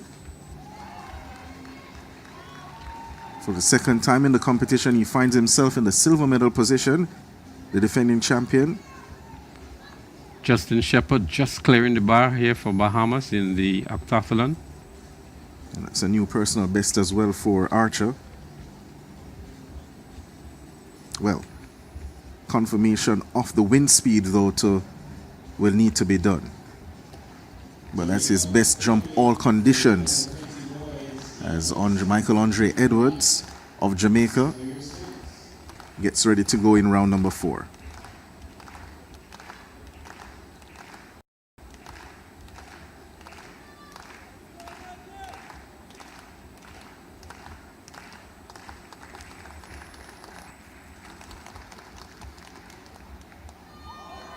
Got a decent piece of the board as well. The flight didn't look all that great, but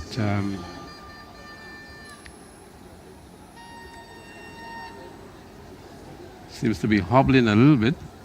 As Javid Noel attempts the high jump one more time. Again, the bar being his best friend on this occasion. 172, the height of the bar there.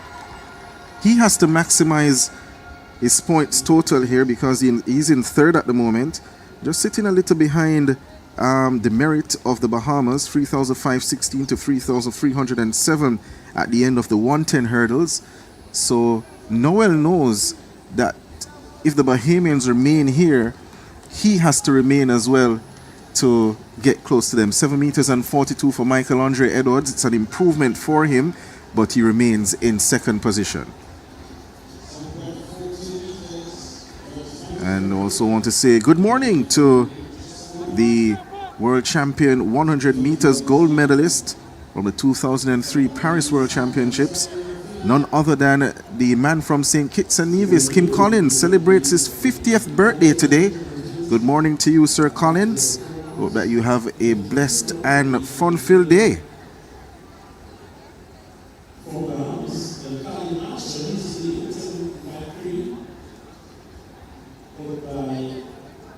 Well, I remember quite vividly that 100-meter victory at World Champs. Maybe it was not the fastest, but a gold medal is a gold medal is a gold medal. It is. It was not a sub-10 performance, but again, once you line up man versus man, 8 lanes, winner takes it all. There you go.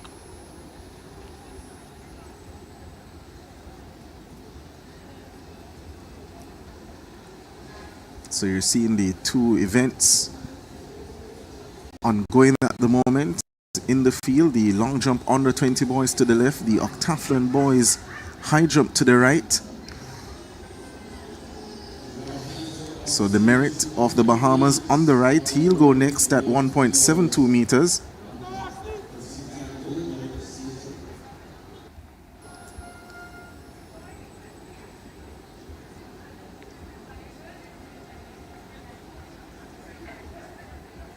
Still going with that style of clearance. Gets the red flag, the bar goes down. On the runway also is Cato of St. Vincent and the Grenadines, currently in the 8th position, about to have his 4th round jump. A best so far of 6.83 meters.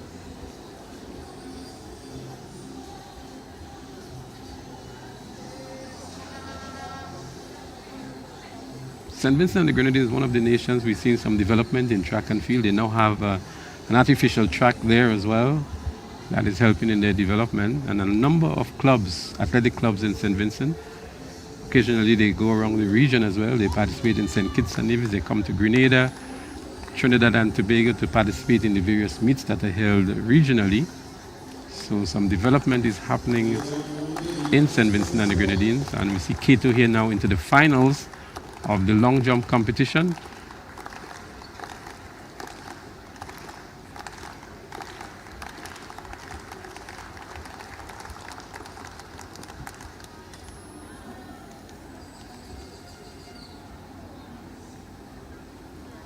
Got a fair amount of the board on this occasion. Maybe could have gotten a couple more centimeters, but 683 previously. That was on his first attempt.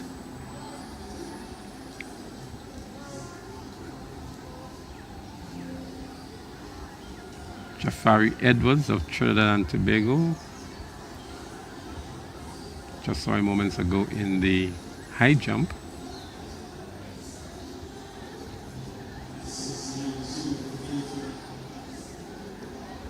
So a slight improvement for Cato at 6.92 meters.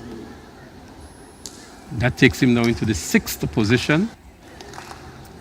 Randy Jones, who is now on the runway, has been relegated now to the 8th position. Let's see if he can better his previous performances. We heard the ooze from the spectators. Doesn't look like a better jump than he had previously, which was a 6.88 meters. But Cato elevating himself to 2 positions up from 8th to 6th. Still outside of the 7-meter mark. He's at 691.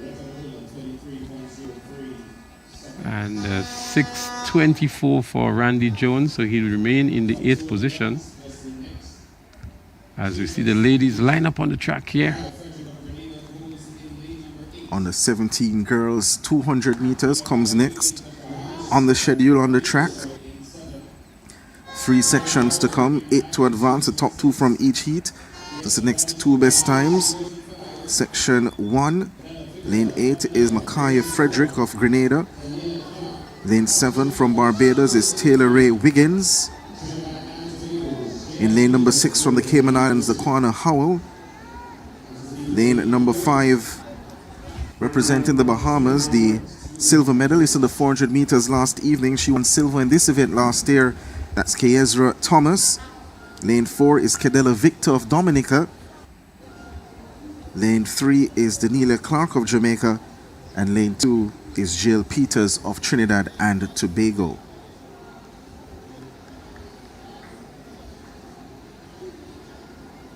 So there are going to be 3 sections here, the top 2 in each section, plus the next 2 best times would advance to the finals.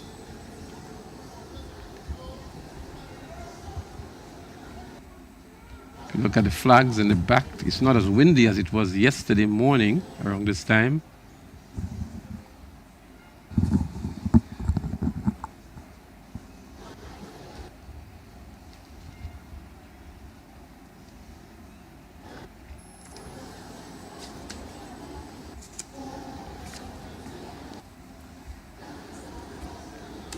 We have Peters, Clark, Victor, Thomas, Howell, Wiggins, and Frederick.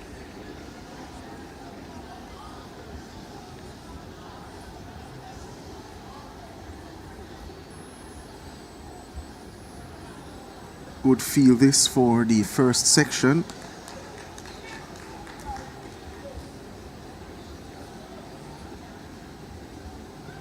Dominica represented in this one as well.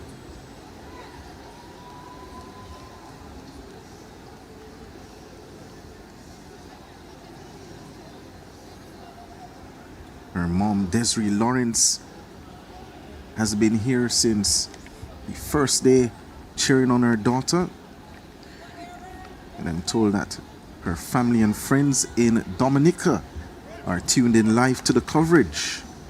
So good morning to the Lawrence and Victor family as they cheer on Dominica's own Kidella Victor in this 200 meters race. Kizera Thomas of the Bahamas comes in with the fastest seeded time at 23 seconds flat. She'll have good challenge from Taylor Ray Wiggins from Barbados, and also from Jamaica, Daniela Clark, and of course Jael Peters of Trinidad and Tobago.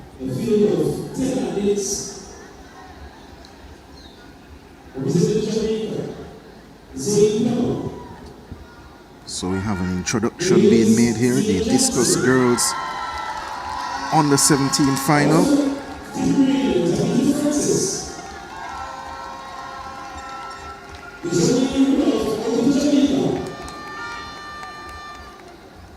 Ladies, they're shown on screen: Zoe and Plum of Jamaica, Tiona Jackson of Grenada, Tabitha Francis of Grenada, Dajane Rudolph of Jamaica, Rosaria Ward of Barbados, Neraya Arnaton of Martinique, Tiarjane Green of the Bahamas, Gabriela Linton, who won the shot put earlier from the Cayman Islands, her teammate Kalia Hay, who took the bronze, and Alicia Thurston of the Bahamas, the competitors listed here in this girls under 17 discus final.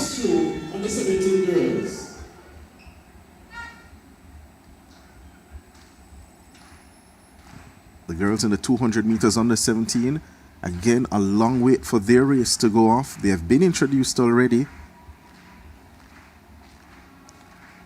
Not something you want to see when athletes are held behind their blocks for some time.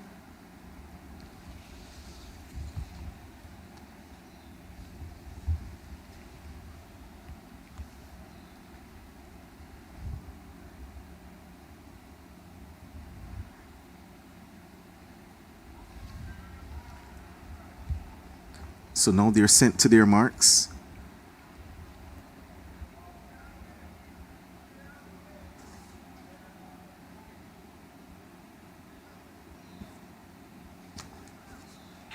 Away they go for the first section of 3. Top 2 sure to advance. The Barbadian in lane 7, that's Taylor Ray Wiggins. Got a good start, but look at the 400 meters silver medalist in 5, that's Kezra Thomas. And on the inside, Daniela Clark of Jamaica. The Jamaican leads at the moment. On the inside is Jael Peters of Trinidad and Tobago, but Kezra Thomas is just too strong. Thomas will win it. Close for second between Clark of Jamaica and Jael Peters of Trinidad and Tobago. With Wiggins on the outside, but Kezra Thomas, who won silver last year in this event, silver last night, looks so powerful and super in the home stretch. And Clark and Peters just couldn't keep with her. Well, she ran a very powerful home straight and easing into the finish line as well, with a flash time of 23:94. She has really sent out a message to the finals. 23:96 rounded up to, and the Jael Peters of Trinidad and Tobago 24:31 to take the automatic qualifying positions, and Daniela Clark of Jamaica 24:31 would be the next best time in third position.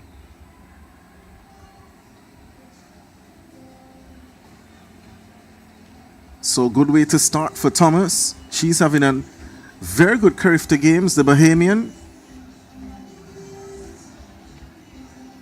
As we say good morning to the viewers on Cable Bahamas across there in the Bahamas.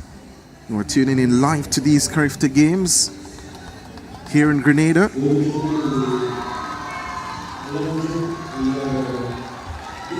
By the way, down in the discus throw for under 17 girls, the bronze medalist from the shot put is the defending champion, but 7.68, Leslie. That would take the gold medal position at the moment, and that looks as though it's Archer from the Bahamas. Yes, he has improved his personal best even further. 7.68 meters, the gold medal position here for Colin Archer of the Bahamas. Michael Andre Edwards is aware of that. He's on the runway now.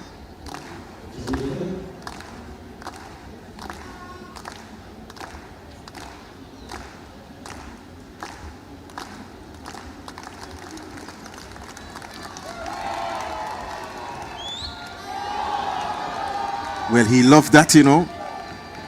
He gets a white flag. Still think in his mind he wanted to go further. So that battle between Archer and Michael Andre Edwards hotting up with one section to come.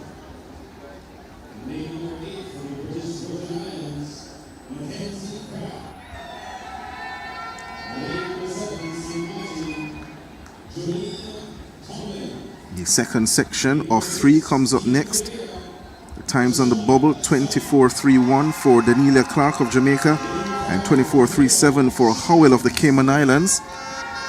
As we see the competitors for section 2. Leslie? Well, we have some very familiar names in there. In lane 3, Tyra Fenton and Tegan Babuda, already with 2 medals in this championship, a gold and a bronze, and fancies a chance here for 3 of potentially 4 medals at Carifta 2026.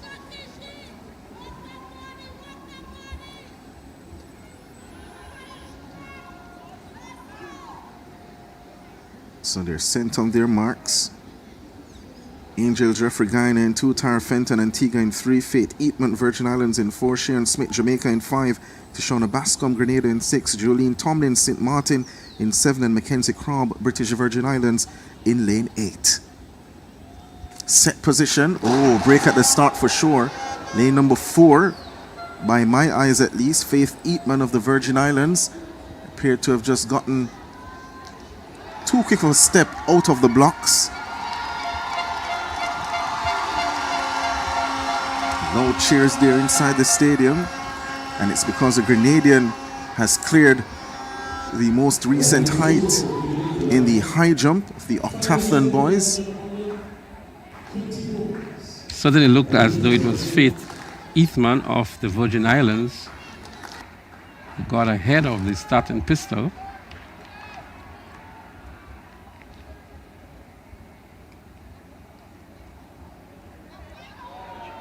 We have not seen any decision from the starters.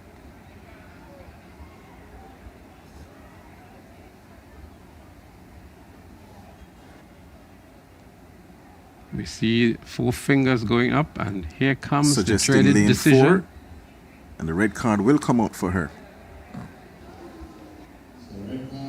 Hesitantly, she would have to leave the track. Faith Eatman of the Virgin Islands.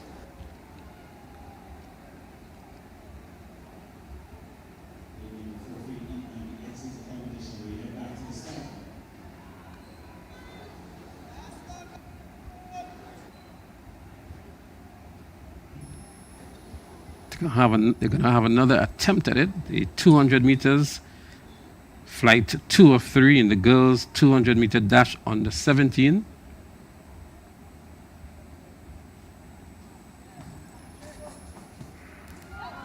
Tyra Evans runs out of, Tyra Fenton runs out of lane number 3, the 100 meters champion, the bronze medalist in the 400 meters as well. She turns into the home stretch ahead of the Jamaican Shayon Smith Those are your top two, and on the outside, Crab of the British Virgin Islands in third. But Fenton, on a canter in the home stretch, will win ahead of Smith of Jamaica and Crab of the British Virgin Islands. So she's through to the final. Tyra Fenton was a bronze medalist in this event last year, and looking to go 2 places better to add another gold to her collection. We made the point it's not very usual to have an athlete doing the 100, 200 and the 400 meters at the Carifta Games, and at 23:79, which is even faster than the previous heat, Tyra Fenton is about to make a huge statement in 2026. Definitely.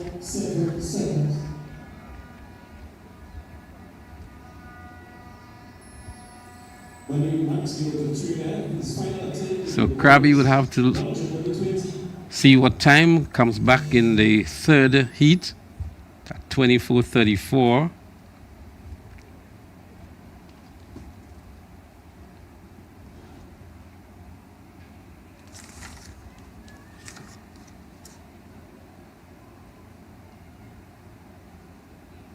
The previous heat we had both Jael Peters and Daniela Clark at 24:31.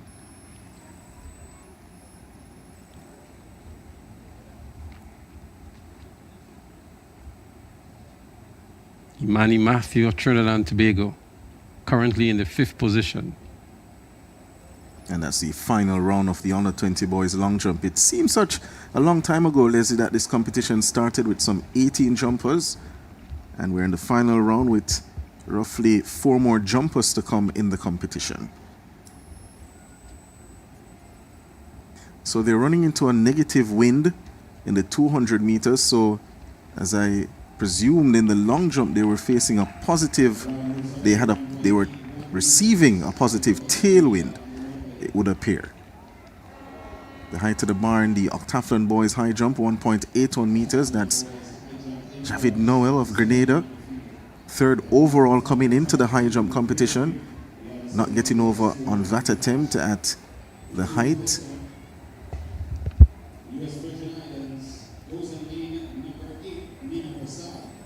.682 from Matthew. Still remains in the 5th position.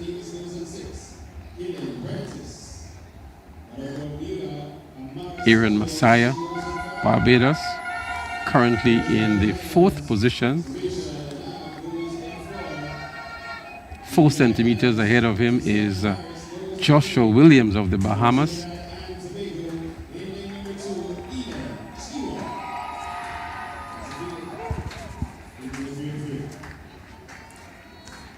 So as we continue to follow the last set of jumps in the long jump, the final heat of the girls 200 meters on the 17 on track.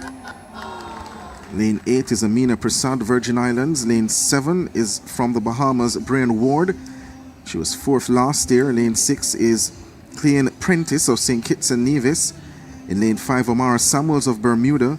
Lane 4, Samasia Leonard of the British Virgin Islands. Lane 3, Tisana Harris of Guyana. And in lane 2, Eden Shiwa of Trinidad and Tobago.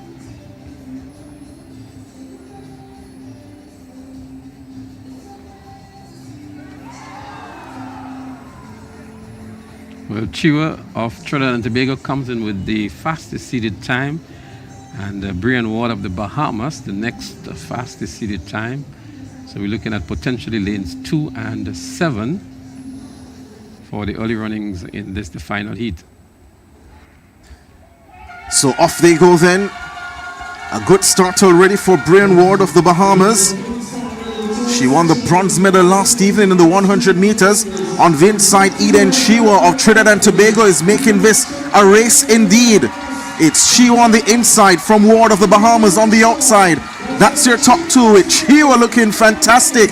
Slows it down in the end as well, 23.94. Comfortable running here for the Trinidadian. Made it look easy. She adds her name to the conversation. So Tyra Fenton will have some competition from her. Kiesra Thomas, Brian Ward, of course, and Sheon Smith.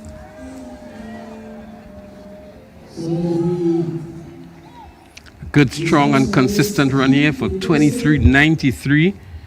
The adjusted time, 24.24 for Ward of the Bahamas. And Apprentice of St. Kitts and Nevis, 24.97.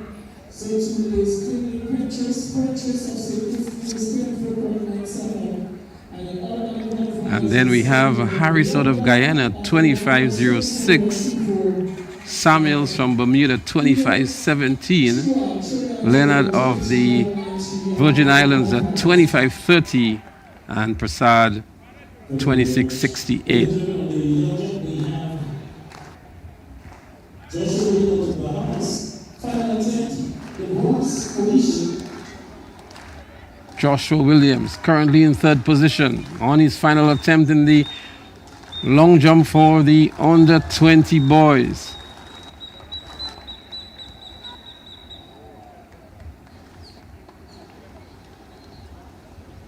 Well, his bronze medal is secured for the moment because Aaron Messiah, who is currently in fourth from Barbados, had a no jump on his previous attempt. We still have, I think,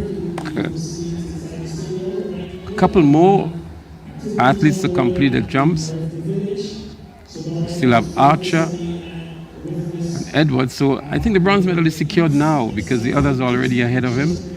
And so the bronze is secured for Joshua Williams of the Bahamas. Nice clearance here by Trinidad and Tobago in the Octathlon, and that's Jafari Edwards, it looks like here.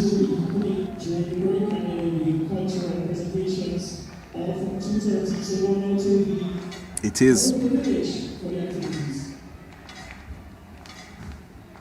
The leader in the competition on the 20 boys long jump, Archer.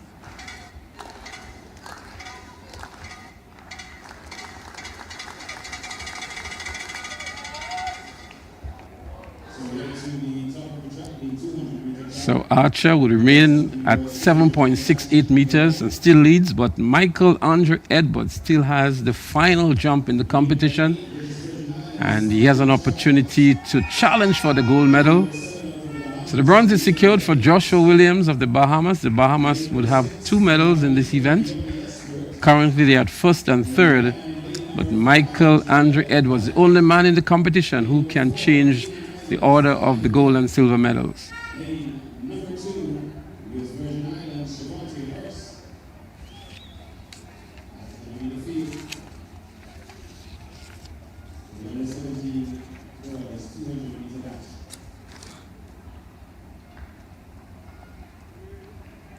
The boys 200 meter on the 17 dash is next, and there are going to be 3 preliminaries here. The top 2 of each would advance, and the next 2 best times: Jaden Goodridge of Trinidad and Tobago, Javante Hurst of the Virgin Islands, Talon Blake, Cayman Islands, Jamel Cornett of Guyana, Keone Esprit of Dominica, Emil Higgins of the Bahamas, and Tyrick Charles of the British Virgin Islands.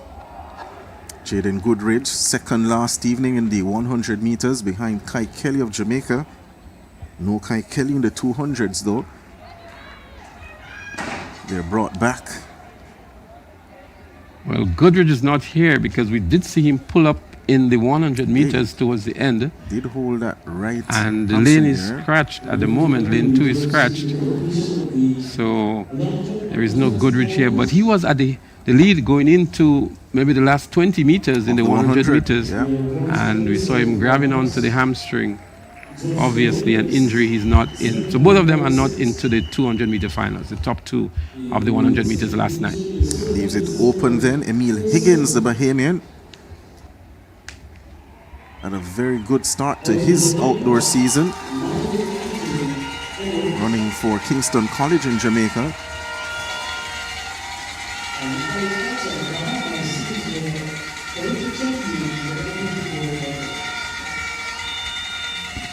So we had a foul jump from Michael Andre Edwards on his final attempt in the long jump. So we can conclude that Carlin Archer of the Bahamas picks up the gold medal, Michael Andre Edwards the silver, and Joshua Williams of the Bahamas the bronze medal. So they settle back into their blocks. So the under 17 boys 200 meters. It's a semi-final round, top two short to advance to the final. Off they go then for the first section. Even at the moment as they turn for home, but now Emil Higgins of the Bahamas cruises off the curve in front. Lane number 4 is Talon Blake of the Cayman Islands, but Emil Higgins now being challenged by Charles of the British Virgin Islands, but Higgins shuts it down in the end. 21.95 the flash time for the Bahamian, ahead of Tyreek Charles of the British Virgin Islands and Talon Blake of the Cayman Islands.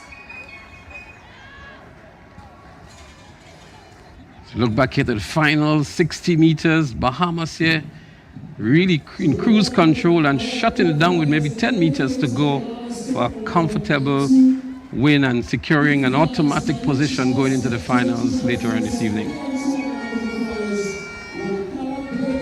So Higgins looking to shrug off his relatively conservative showing at the Boys and Girls Championships last week. See the times coming up there for the first section. So Higgins at 21.92 from the Virgin Islands. Charles, that's Tyreek Charles, 22.07. Talon Blake of the Cayman Islands, 22.35. Keone Esprit of Dominica, 22.94. Javante Hurst of the Virgin Islands, 23.21. Jamal Cornett of Guyana, 23.98. The top finishers in heat 1 of 3 in the 200-meter dash for the under-17 boys. Go across to the Octathlon boys high jump. Jafari Edwards goes clear at 1.84 meters on his second attempt. The Trinidadian fans love that. And just to give you an idea as to how many points you get by clearing 184, it's 661 points. That will do him a world of good to challenge for the bronze medal position. Heading into the high jump, he was in 4th overall. That's 3,248 points. And Javid Noel of Grenada, he had 3,307. So the points difference between the two heading into this high jump was a mere 59 points. Well, Javid Noel is already out of the high jump, so it'll be interesting to see how the points rack up. But this heat number 2 in the under-17 boys 200 meters, and we have Jaron Henry in lane 1 from Antigua and Barbuda. Philip Mitchell, who was disqualified through a false start from Grenada, he's in lane 2. Malik Kendall of Guyana in 3. Mario Ross of Jamaica in 4. Carvish Connor of Anguilla in 5. And we have Fubert Zaid Lighthorn of Bermuda in 6. Zion Bradford of the Bahamas in 7. And Adoni Kangu of the British Virgin Islands in 8.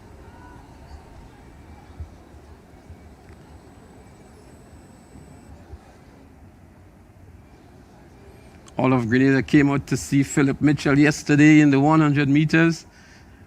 And the word on the street was some disappointment that he was disqualified. And here's an opportunity to see him now in the 200 meters. Lane 3, float of the blocks. Looks back, then looks at his shoes.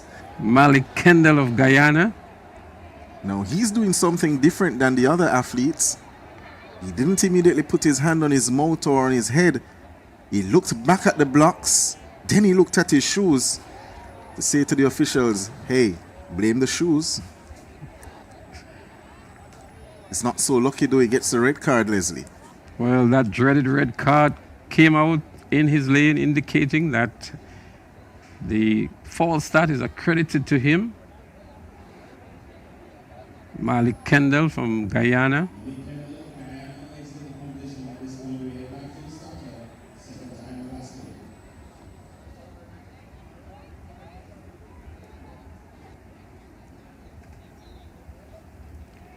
Mario Ross of Jamaica was 3rd at the high school championships in the class 2 event. Ages 14 to 15. So off they go then for section 2. Top 2 short to advance, and already Mario Ross has covered the field as they turn now into the home stretch. Zidane Lightburn Ferbert is left back, the Bermudian. Ross is storming away on the outside from Bahamas is Zion Bradford. Another Zion is chasing. Mario Ross gets it. Close for second between Zion Bradford of the Bahamas and Jaron Henry of Antigua and Barbuda. Well, 21.44 on the flash time, yeah. Impressive 21.44 as well.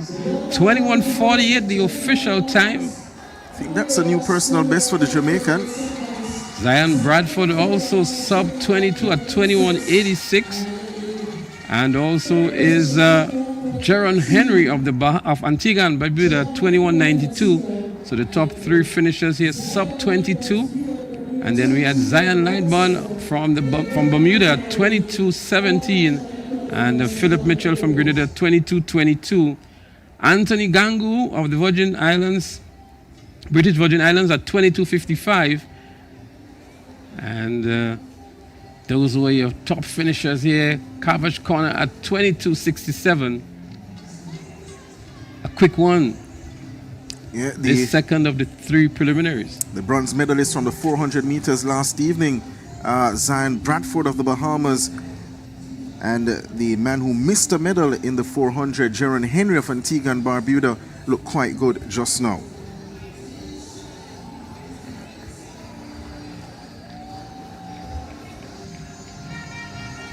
High jump action continues. That's Edwards charging into the bar. The height of the bar 1.87 meters. Jafari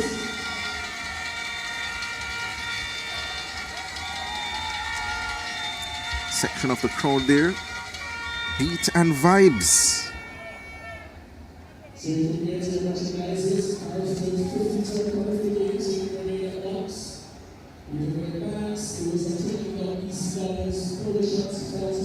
We still have the final heat in the boys 200 meter dash on the 17. Some sub 22 seeded times coming in as well. Jalino Hamlet, we saw him being disqualified through a false start yesterday in the 400 meters. Only 14 years old from Barbados. Tyler Morgan of Jamaica. Giovanni Green of Grenada. All three coming in with some sub 22 seeded times. Also going to see Shamrick Smith of Bonaire. Delani George of Dominica. Jarani Welcome of St. Vincent and the Grenadines. And Joshua Allen of Montserrat. As you mentioned, another Dominican, Delani George, in this final section. His mom in the stand supporting him as well. Delia Duvernay. Good morning to you, Delia. She's tuning into the coverage, supporting her son all the way from Dominica. The Dominicans here in a decent number to celebrate the small squad, as we see Jafari Edwards just applauding there to complete the competition in the Octathlon high jump. So his best clearance was 1.84 meters. That gave him 661 points, which means that he has potentially cut the distance between himself and that bronze medal position by some 25 points. And it'll be interesting to see the official scoring for him at the end of that high jump action. They're coming up to the penultimate event in the Octathlon, which will be the javelin throw. They have that next. Going to turn our attention to the discus throw momentarily for under 20 girls. That's ongoing.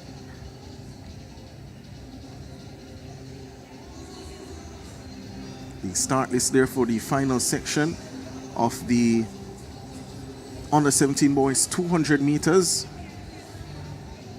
being shown. So we're still in the first round of throwing in the under 20 girls discus competition. Zoe-Ann Plummer of Jamaica leads with 43.83 meters. Second is Dajane Rudolph, also of Jamaica, 42.35 meters. Third, a finalist last year in this event. Tiajane Green of the Bahamas, she was sixth last year. She's third at the moment, 35.28 meters. Fourth is Naraya Arneton of Martinique, 32.95 meters. Fifth, Tabitha Francis, Grenada, 28.62 meters. Sixth, Tiona Jackson, also of Grenada, 25.22 meters.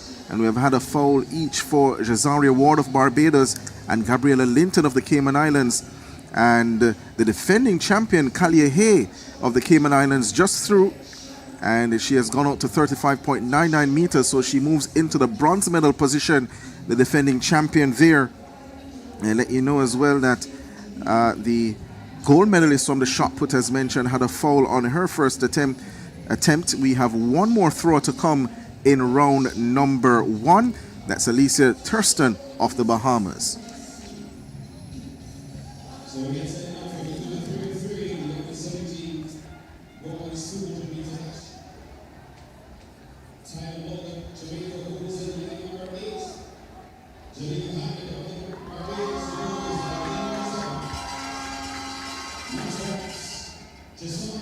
who's in 6. Well, the boys are lined up and getting ready to go. In lane 8, we have Tyler Morgan of Jamaica. Jalino Hamlet of Barbados is in lane 7. Josh Allen of Montserrat in 6. Dario Tavernet of Trinidad and Tobago in 5. Gerani Welcome of St. Vincent and the Grenadines in 4. Giovanni Green of Grenada in 3. Delani George of Dominica in 2. And Shanrick Smith of Bonaire, he's in lane 1. Nice field this for the final section.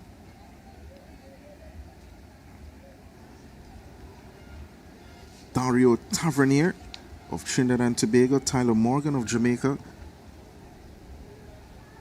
The ones to watch here.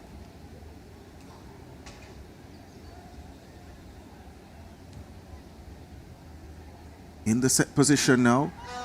Cleanly away, first time of asking. And looking strong in lane number 6 already. That is Tavernier of Trinidad and Tobago. On the outside, Morgan is there from Jamaica, but Hamlet of Barbados in the mix. And then on the inside is Giovanni Green of Grenada. Now Tavernier begins to step forward. Tavernier of Trinidad and Tobago from Hamlet of Barbados. That's your 2 automatic qualifiers, with Morgan of Jamaica left back in 3rd. And then Green of Grenada. So pretty much to the form book based on seeded times, Leslie. Absolutely. Another sub-22 performance in the preliminaries. Flash time 21.40 seconds. And really good run here by Dario Tavernier of Trinidad and Tobago. Barbados in the youngster Jaleno Hamlet would really want to redeem some glory for Barbados after that false start yesterday. And he returned 21.46. Tavernier 21.42. And Tyler Morgan of Jamaica 21.56. Giovanni Green 21.87. Josh Allen of Montserrat 22.26. The top finishers in the final preliminary in the boys under 17 200 meter dash. I believe that may just take Giovanni Green from Grenada into the finals at 21.87. And maybe a good reason for more Grenadians to come on down to the National Stadium later on today to see Giovanni Green in the finals of the 200 meters. So we're going to throw you down trackside where Clyde John has another interview lined up for us. Clyde, over to you. Thank you very much, guys. And I have here with me the youngster from St. Augustine College in Bahamas. I'm speaking to Colin Archer, the winner of the boys under 20 long jump. Colin, congratulations on a really good jump, a jump in your personal best. Yes, tell us about that event. I'm just happy I was able to execute and perform well and beat the competition. All right, I know you also a good triple jumper. Which event do you prefer, the triple jump or the long jump? I prefer the triple jump because it was my first event, starting off a track. Okay, so he's in touch with his first love. but he's really a good long jumper, 7.68 meters. All the best. We wish you, best wishes as you continue in the long jump and the triple jump. Yes, sir. Thank you. All right, so that was Colin Archer.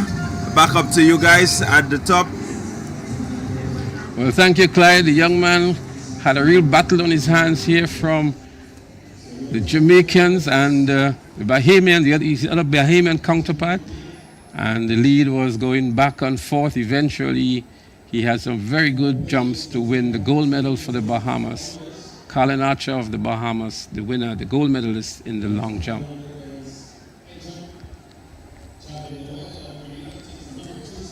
So another look inside the crown, inside the main pavilion at the Kirani James Athletics Stadium.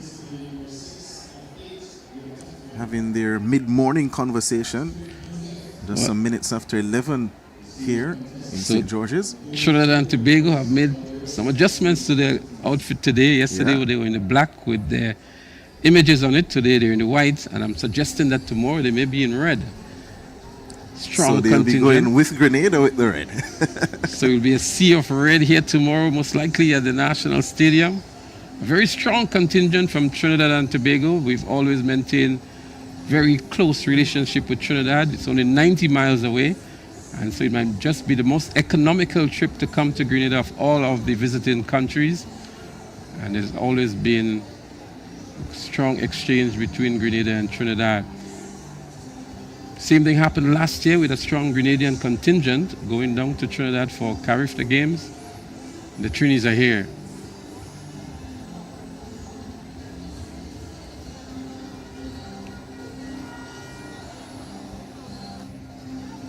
Well, we're going to go right back across to the discus throw for the under 20 girls. We're now in round 2 of throwing, and no changes to the top 3 as yet.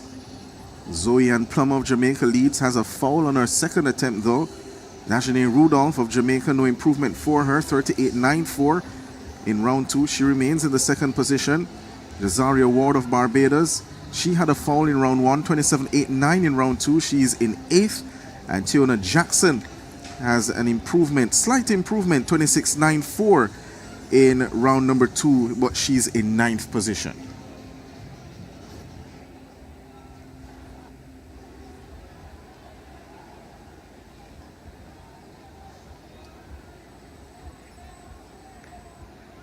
.88 meters now for Green of the Bahamas. She just went out of the circle as we get a nice view across to the discus area, heading into that ring now from the Cayman Islands. Gabriella Linton had a foul in round number 1. She's, of course, the shot put gold medalist. Took that on the morning session yesterday. A standing delivery for the disc. Outside the sector again. So a red flag goes up for her. So 2 fouls back to back. Leslie for Gabriella Linton of the Cayman Islands. Well, she has one more round to register a legal throw. She would want to leave this Carifta Games with at least 2 medals. She already has a goal in the shot put yesterday. And if she's really a morning person, this is the morning to really register a good mark here in the discus throw. The defending champion, Kalia Hay of the Cayman Islands, now in the circle. This is her better event. Nice form in the circle. Gets it out, but the red flag goes up. She doesn't like that, so she decides to... Well, she's having it measured. I'm seeing a red flag. So, not sure what's happening in terms of the measurement.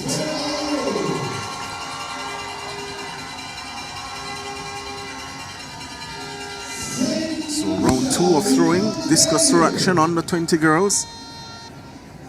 Now, Alicia Thurston. She's now in 5th position, 34.55 in round 1. Walks to the circle, or to the ring if you will.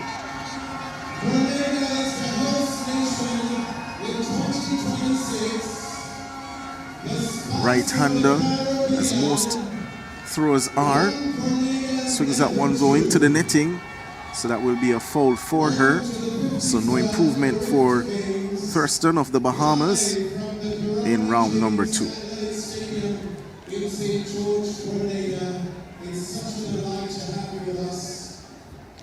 Welcome to Spice Country.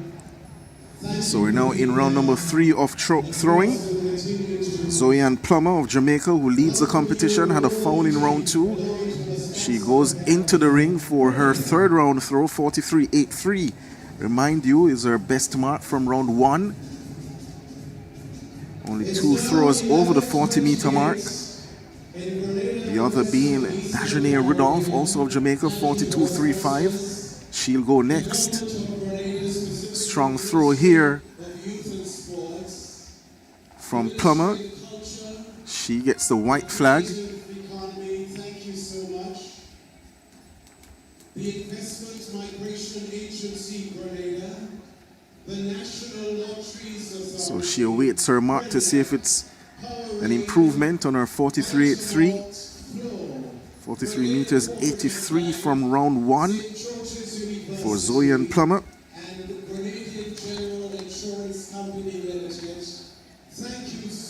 Cool morning here in the capital city of Grenada.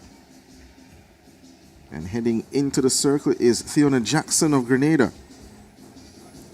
Came in with 29.58, 29 meters and 58. Starts at the front of the circle. Plants her right foot down. Swings. And that one there clatters off one of the poles in the ring.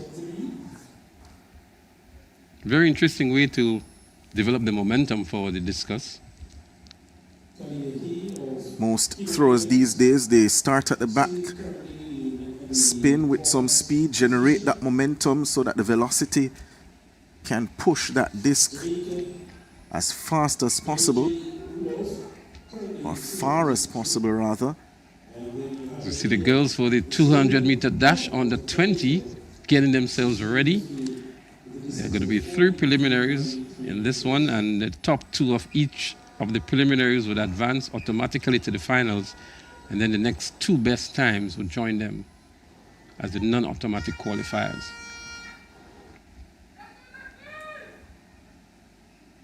The first seat we will see Maria Montout of French Guyana, Melody Melfort of Guadeloupe, Akila Dover of Guyana, Talia Buckness-Small of the Virgin Islands, Kayla Christopher of Grenada. She was disqualified through a false start yesterday.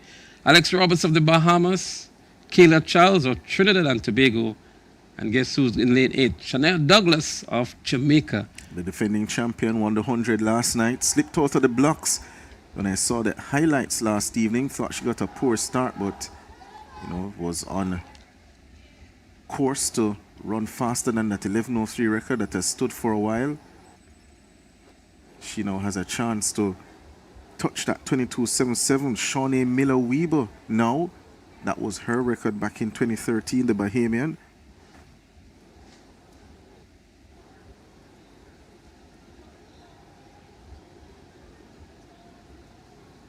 Waiting for the starter to send them on their marks.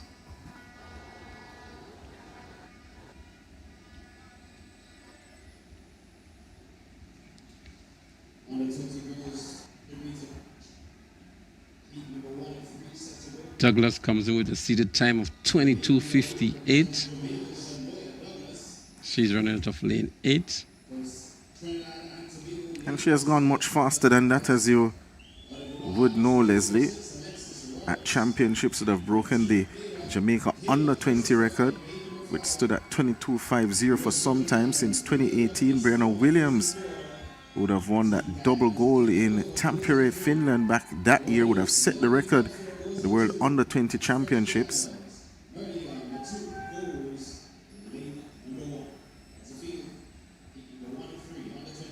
Kayla Charles of Trinidad and Tobago comes in at 23.90.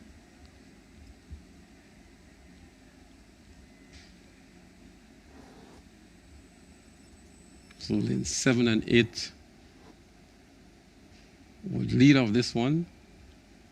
The expectation is that Shania Douglas would really emerge from the turn in the lead and maybe be on cruise control going on. More than likely that will be the case. 22.36 at her best, so she has some class to show in the set position. Off they go here. A good start for Grenada's Kayla Christopher in lane 5. Shania Douglas though on the outside in the home stretch. Pressing forward as well is Kayla Charles of Trinidad and Tobago and Roberts of the Bahamas, but Shania Douglas shuts it down. Goes across the line ahead of Roberts of the Bahamas and Kayla Charles of Trinidad and Tobago. 23.43 for the 22.36 athlete from Jamaica. Well, that 23.43 doesn't do justice to what we saw here. She really basically walked over the finish line, and we expect a lot more from her into the finals later on this evening. But 23.46, Alexis Roberts of the Bahamas, 23.58, Kayla Charles of Trinidad and Tobago, 23.65, Melody Melfort of Guadeloupe, 24.35, Akila Dover of Guyana at 24.52, Molia Mutut of French Guyana, 24.72, Kayla Christopher Grenada, 24.85, and Natalia Buckney-Small of the Virgin Islands at 26.23.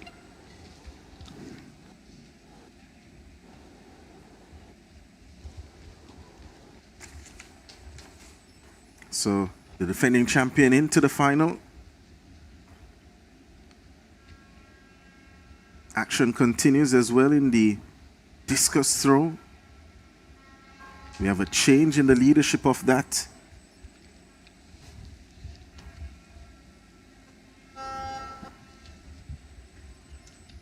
That's Dajane Rudolph of Jamaica, 44.64 meters in round number 3.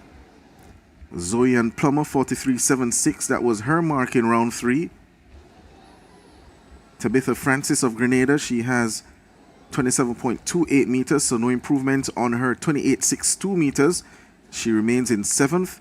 Jazaria Ward of Barbados, 25.58 in round number 3. She's in 8th position.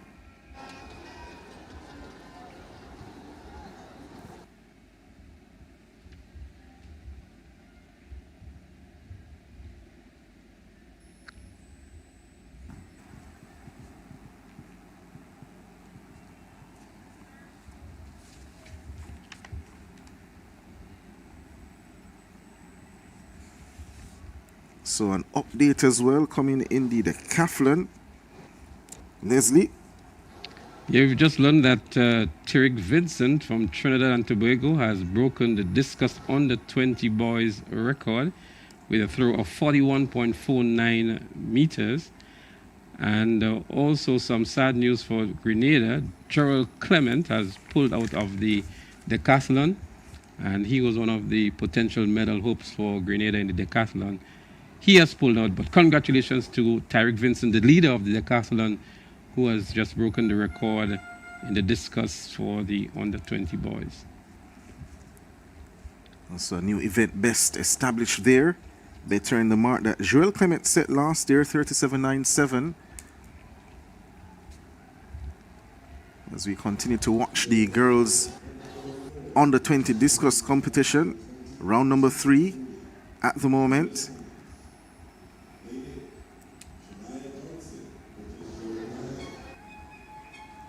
We also prepare for the next section, section 2 of the girls under 20 200 meters semi-final. Top 2 from each heat sure to advance to the final, and then the next 2 best times will also follow suit.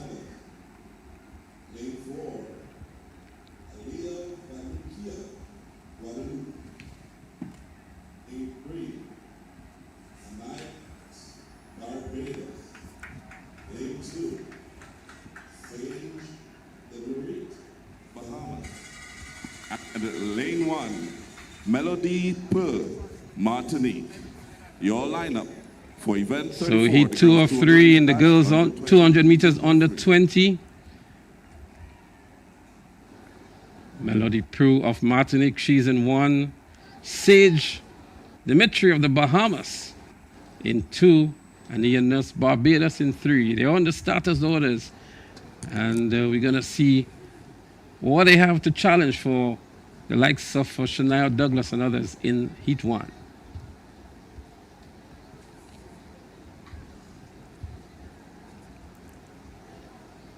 So off they go then for section 2. Anaya Nurse of Barbados in lane number 3 has run a blistering curve. On the outside in lane 6 is Brian Barnett of Haiti, who was 6th last year in that run. But look at Anaya Nurse storming forward. It's Nurse in charge. No one getting close to her. Nurse wins it. Closer second between Barnett of Haiti and Demerit of the Bahamas on the inside. Now that's what you call a fantastic curve from Anaya Nurse. Yeah, she came off the curve in the lead and really powered her way through the home straight onto the finish line. Bahamas in Demerit on the inside picked up the second position, and Haiti Barnett picked up the third. 23:36 for Nurse, 23:58 for Demerit, and Barnett at 23:62. Vanukia of Guadeloupe 23:98, Pugh of Martinique 23:99, Shadi John of Grenada 24:05, and then we had Rogers of the Virgin Islands at 24:85, and Johnson rounding off the 8 positions in this, the second preliminary in the girls 200 meter under 17, I beg your pardon, under 20, correct. So Nurse missed a medal last evening in the 100 meters. She's into the final of the 200 meters. Look quite strong there.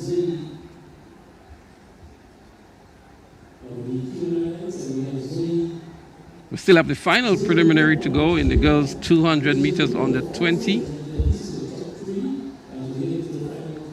And we see the results here. Nurse at 23:36. Faster time than the previous heat. Demerit at 23:58. Barnett at 23:62. She would fancy her chances getting into the finals as well. And so too might be Vanukia of Guadeloupe, the top 4 finishers. 23:98. Certainly has gotten a lot cooler over the last 20 minutes or so. Today, the yellow day at the National Stadium. As far as the Grenadian supporters are concerned, that's what the Federation is asking them to wear today. Yesterday it was green. It really mixes with the Bahamian contingent who are also wearing yellow today, and I'm sure there'll be loads of Jamaicans wearing yellow today as well. For sure.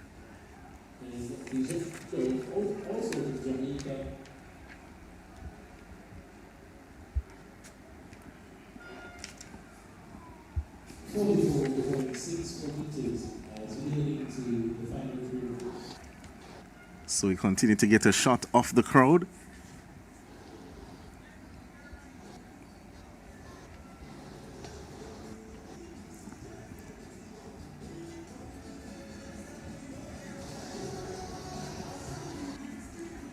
The lone Jamaican flag there in between the British Virgin Islands and supporters from Grenada.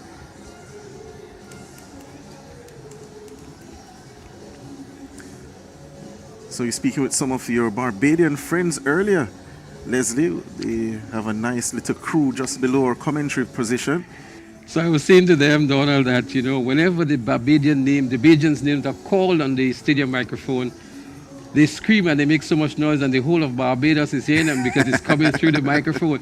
And she said to me, yeah, we got the screenshot, we got the video of you saying that online yesterday. And so they're so thrilled and so happy that the folks back there in Barbados are hearing their screams loud and proud. whenever the Bajans are called on the stadium microphone. And I will use this opportunity to say good morning to my Barbadian friends. Second home for me.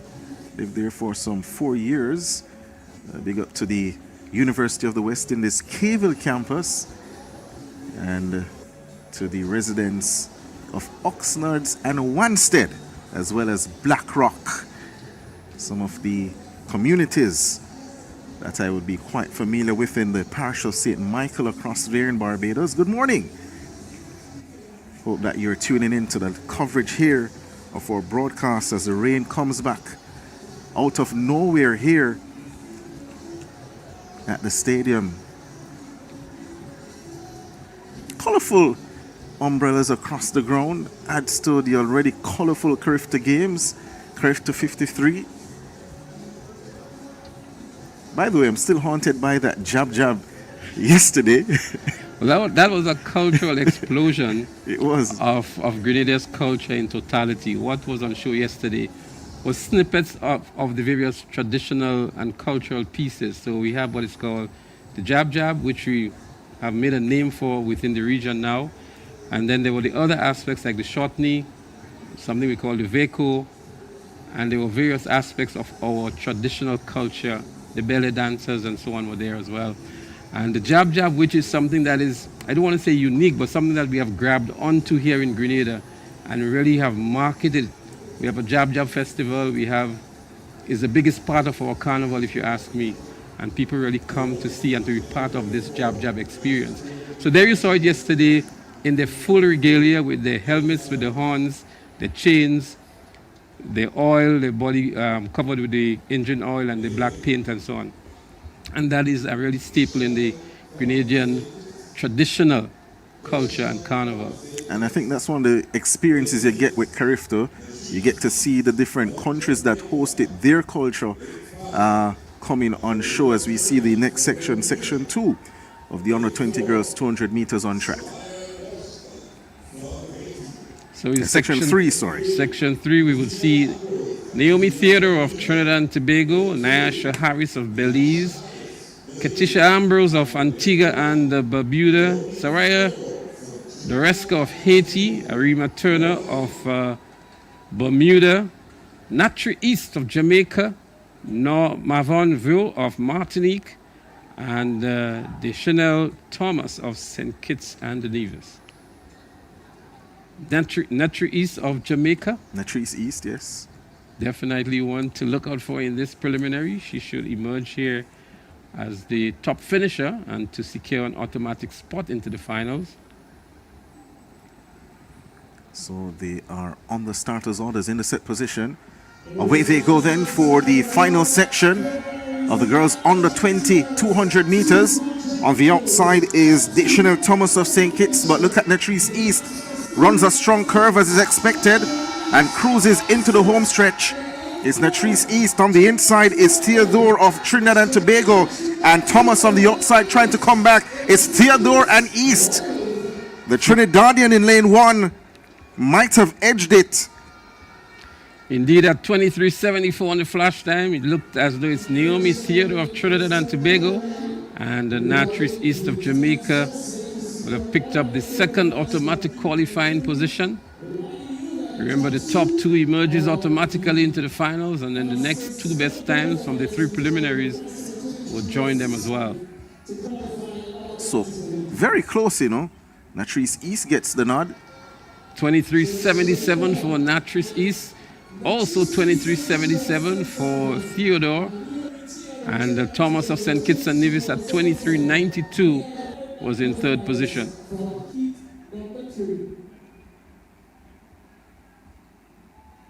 Maybe the rain affecting the runners in this final section just now. See there, Noel Francis, World Athletics writer in his Jamaican regalia, and being told I've not said good morning to Jamaicans. You have a lot to account for when you get back, bro. I'm counting them. 10:47 a.m. in Jamaica. Good morning to all the listeners on TVJ and TVJ Sports Network. Hope that you're tuning into the coverage. I've seen your feedback, I've seen your remarks. We thank you for tuning into the coverage here of Carifta 53. Well, the Trinities can find anything to celebrate. There's absolutely nothing going on the track. And they're having the time out there in the rain as well. All needed now, Leslie, is a little paint and you get a nice juve going. As it's raining, they have the water. That's the choreographer right there. Yesterday Yeah. he was issuing all the commands to the Trinidad posse. Yeah, was in charge of their section last year as well, when the games were held in Port of Spain. Trinities always give you a good time, a good party as well. And they're here in Grenada in true style, true fashion.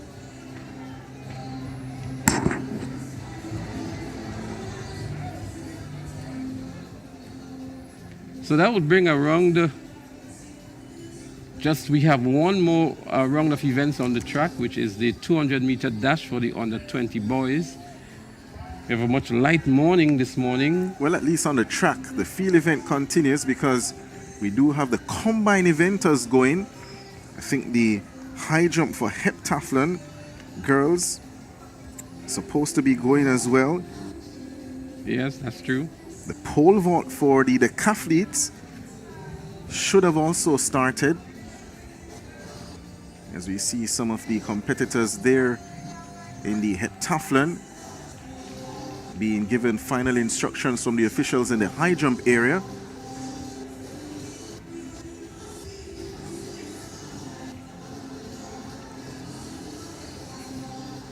So they will be introduced momentarily.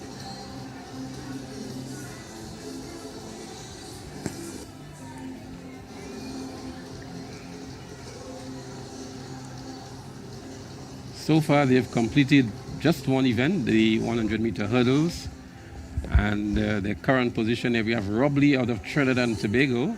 She's currently in the lead on 934 points. Sasa Franz of Curacao on 928 in second. Brittany Barron of Jamaica on 905, currently in third. Tenick Vincent of Trinidad and Tobago in fourth on 888. Jovienska Costa of Curacao in fifth on 811. Inaya Nesbitt of the Bahamas in sixth on 781. Montisha Saint Bernard, Grenada in seventh on 642. Casey and John of St. Vincent and the Grenadines in eighth on 555. And Sydney Douglas of Grenada in ninth on 480 points.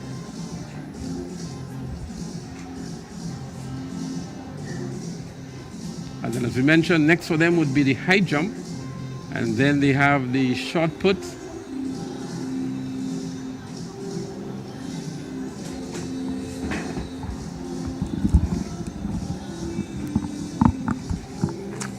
Another section of the spectators who are here this morning.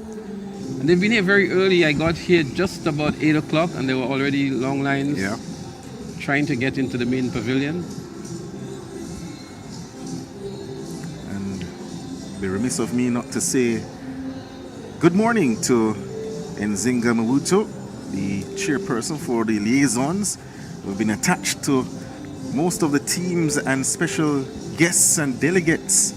I like the term special guests. I like the term special guests that you're using. I say no more on that. Good morning to you, Nzinga.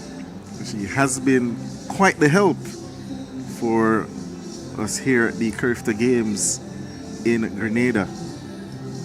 So Terry Fineste has joined us in the position here. He's going to come and give you some great company as well. He's been doing a fantastic job. He's a man doing a lot of things in Grenada over the weekend. He's covering St. Lucia, he's covering Carifta. He's here and there, he's all over. And Terry, we want to say a special good morning to you and welcome to the broadcast and to Carifta 2026 as we continue to bring it to all the folks throughout the region.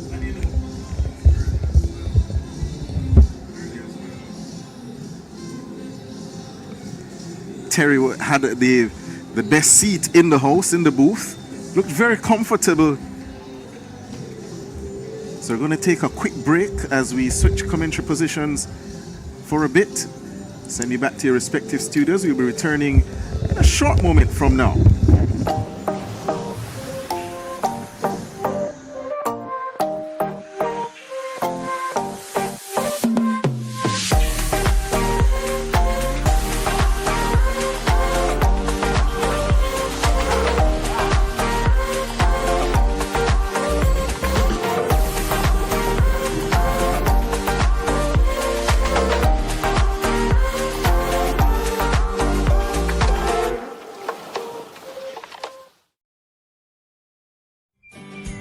Kites in the sky, families on the beach, good food, good vibes. It's the Easter season, but parents, remember this. Even on holidays, your parenting duties continues. If they're at the beach, stay within arm's reach. If they're flying kites, keep them away from the roads and electrical lines. If they're out, know where they are, who they're with, and what time they're coming home. And remember, if you're liming, somebody must stay sober to supervise. More free time means more screen time. Monitor online activity. Maintain curfew. 53rd staging of the Carifta Games here in St. George's, Grenada. And we're live for this morning session of day 2. The under 20 boys 200 meters will come up next on the track. We also have the Heptathlon high jump competition that's about to start. That will be the second event for the girls in that competition. The pole vault for the Decathlon also to commence. And those are some of the remaining events here on this first session of day number 2. I'm Donald Smith, taking you through the action in this session alongside Terry Finisterre. You heard the voice of Leslie Smith earlier. Terry, you have been on the ground since morning. How has it been looking outside apart from the rain? Well, praise and worship session well underway for much of the morning. During the break, I imagine we'll get more of that from the Bahamians. We had the Trinidadians with the guitar as well under the stands. And as far as the track and field is concerned, some interesting developments. We've seen action in the shot put girls, where the defending champion record holder was beaten by her fellow countrywoman. And as well, we've seen action in the combined events continuing. The long jump we saw just a little while ago, and now the very exciting 200 meter series. The fans along the home straight have been very, very into the 200 meters. They've been giving great voice, especially obviously for the local favorites, for the Trinidadians as well, who are out in their numbers. I actually also hit the Carifta Cultural Village put on by the Grenada Tourism Authority. And to encourage people to go over there, they're going to have a medal ceremony there this afternoon.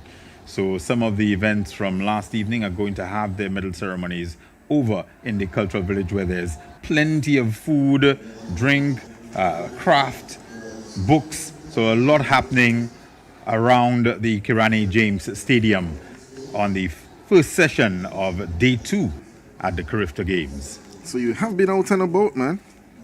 Yes, I did not eat, but I saw the food. I saw that there is plenty of food.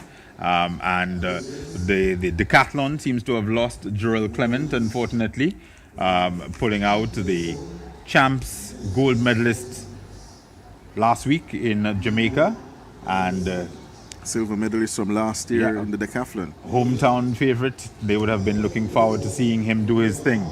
But now we're back with the 200 meters in the under 20 boys. 4 sections to come in that event, so only the winner from each of the sections will be guaranteed a place in the final, and then we'll have 4 to qualify by time. So 4 non-automatic qualifiers to come. 19.93 seconds is a record from Usain Bolt back in 2004. And you're looking at the competitors in heat number 1. Giovanna Bridgewater of the Bahamas in 8. Ronaldo Register, Turks and Caicos in 7. Delbert Joseph, Antigua and Barbuda in 6. That's Antigua and Barbuda. Lane 5 is Rajon Charles of the US Virgin Islands. Lane 4, Jaden Green of Barbados. 3 is Zacchaeus Charles of Trinidad and Tobago. And lane 2, Tishon Easton of Guyana. Has been such a good meet for the Bahamas that they had to correct their medal tally on the standing and say that they had been given one too many. They are set. So off they go then for the first section. Jaden Green of Barbados has gotten off to a flyer. Charles of Trinidad and Tobago just on his inside chases, and Bridgewater of the Bahamas on the outside is there, but it's Jaden Green of Barbados running strongly and away from the field, and from Guyana, Easton. But look at the man Green of Barbados going across the line for the win with a fast closing to Sean Easton of Guyana and Giovanna Bridgewater of the Bahamas on the outside. But that first 50 meters or so pretty much did the job for Jaden Green of Barbados. Yeah, broke the stagger very early and just came into the home straight just ahead and was not to be caught. We saw obviously Hamlet earlier, Hamlet overcoming that disappointment from false starting in the 400 last night.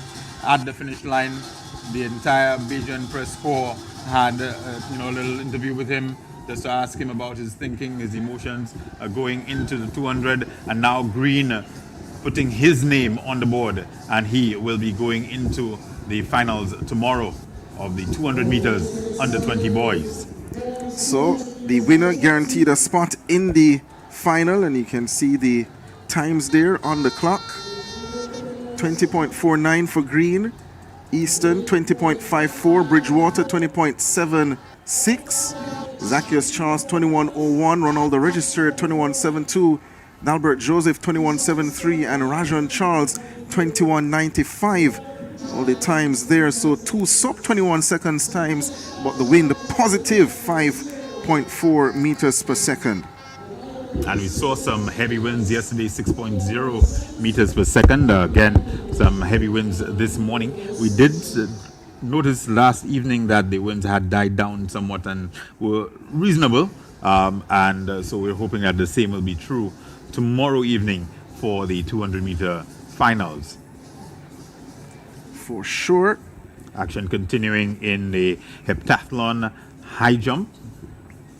And the girls beginning competition this morning. So we have 3 combined events taking place simultaneously. The decathlon for under 20 boys, the heptathlon open, as well as the octathlon for under 17 boys. Competitor 47, Inaya Nesbitt, about to take her second jump of the competition. The height of the bar 1.29 meters. So you won't see most of the young ladies entering at this height. Nesbitt, one of the shortest competitor in the heptathlon. Going clear first attempt at 1.29 meters. Early going still, but Trinidad and Tobago's Robley taking the first event, the 100-meter hurdles, 14.32 seconds, and leading with 934 points. Jaja France of Curacao is in second. She has 928 points from the hurdles. Brittany Barron in third, 905, and Tanique Vincent, her brother, leading the decathlon, and I think he's well on course for another gold medal. Set a personal best earlier this year in the pole vault, so I think he's ready to come and show us his prowess and extend that Carifta record for the decathlon. Tanique Vincent in 4th place in the heptathlon girls at the moment. And Trinidad looking good in the decat for gold and silver. Caleb Campbell looked well going into the discus throw, and behind them would have been Shaheem Phillip of Grenada, who was in that 3rd position. As we get a look at the second heat of the under 20 boys 200 meters. The lane assignments for this one: lane 8 is Daryl Daniel of Grenada. Lane 7 is Michael Vanderveer, who has been quite busy already this Carifta Games. He's from St. Martin. In lane 6, the man from Barbados would have just seen his compatriot Jaden Green winning. That's Jakai Brewster. In lane 5, from Montserrat, Ralston Daly. Lane 4 is Judah Ash of Antigua and Barbuda. And in lane 1, Elijah Smikle of Jamaica College, brought in at the last minute due to injuries. Smikle, the Jamaican, ran a good leg for the Jamaica College team in their 4x1 run. Decent. The man Van der Veer in lane 7, you said he's been very busy. He's done the 100, finished 14th overall, 10.75 seconds. The long jump, 6.43 meters. And now he goes again in the 200 meters, hoping for better results in this event.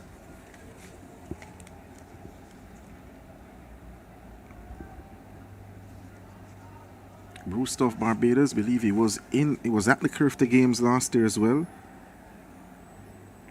As one of those unique first names, Jackie Brewster.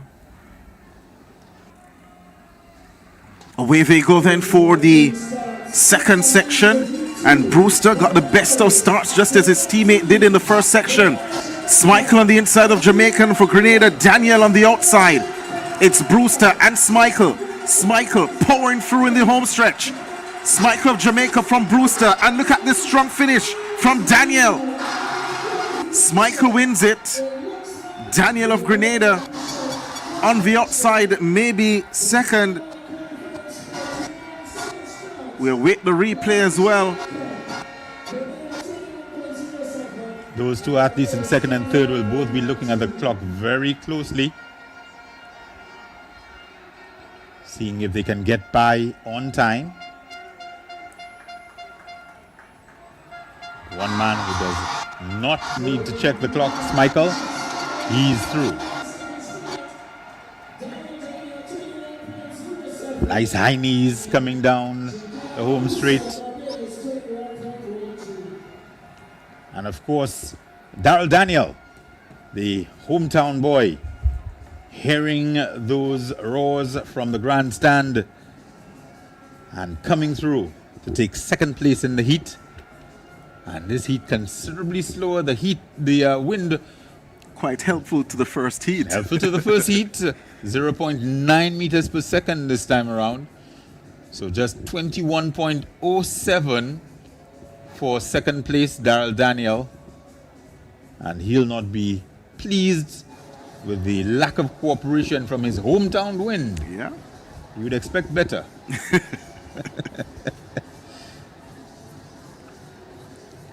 So the competitors for the third section getting themselves ready.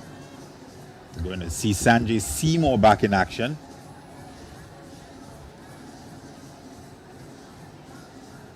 Jamaican just running out there of his blocks.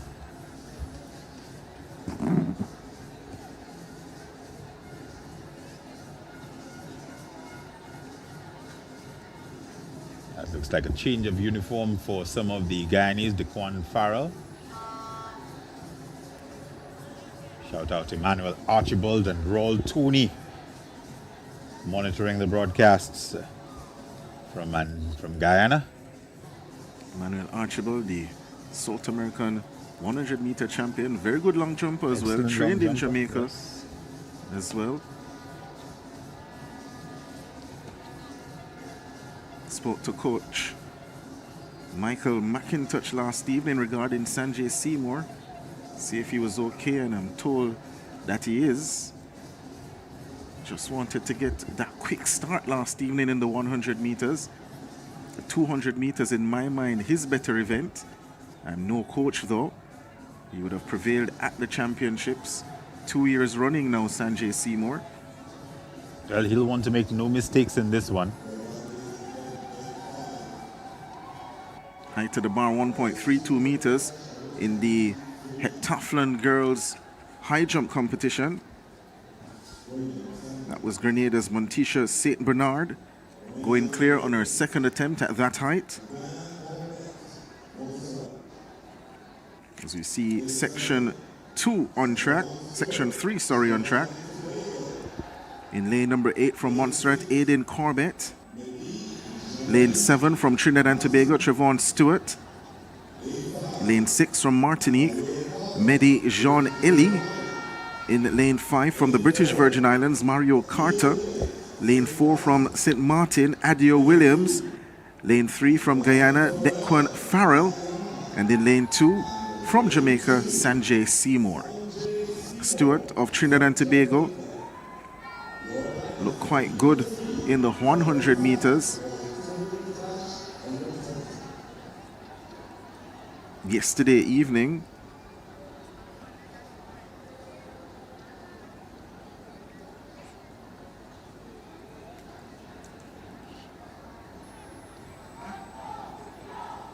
As they're sent to their blocks.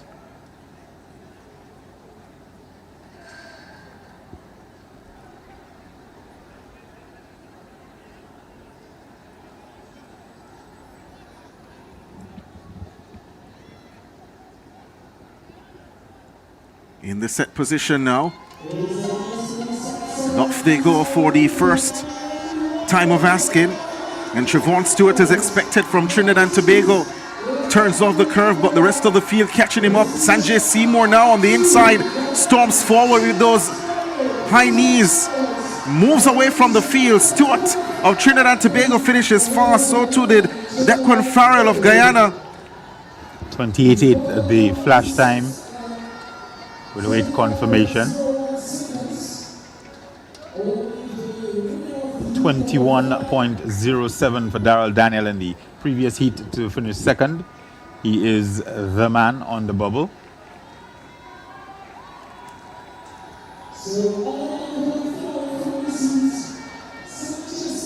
Seymour coming into the home straight and just leaving everyone in his wake. Makes no mistake, doesn't mess about. 21.27 for second, and so Daryl remains safe for the time being.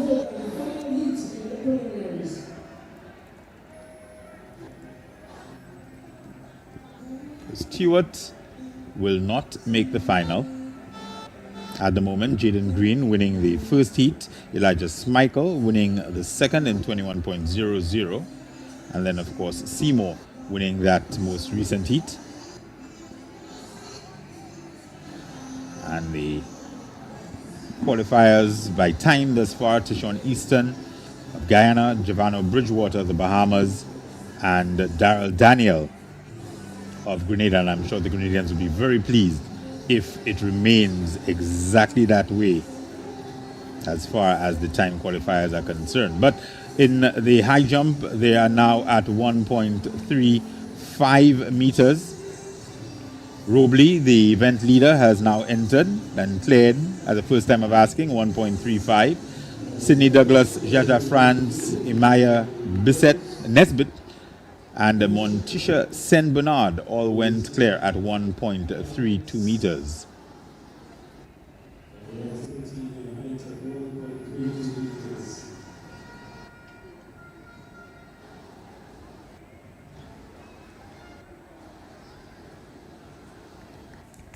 .227, that is Sir Franz of Curacao.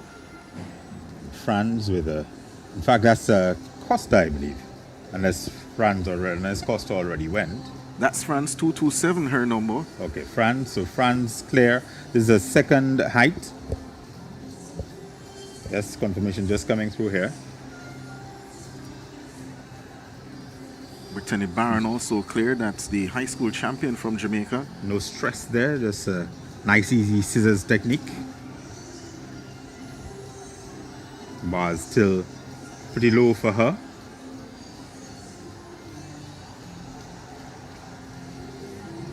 And now Sydney Douglas of Grenada.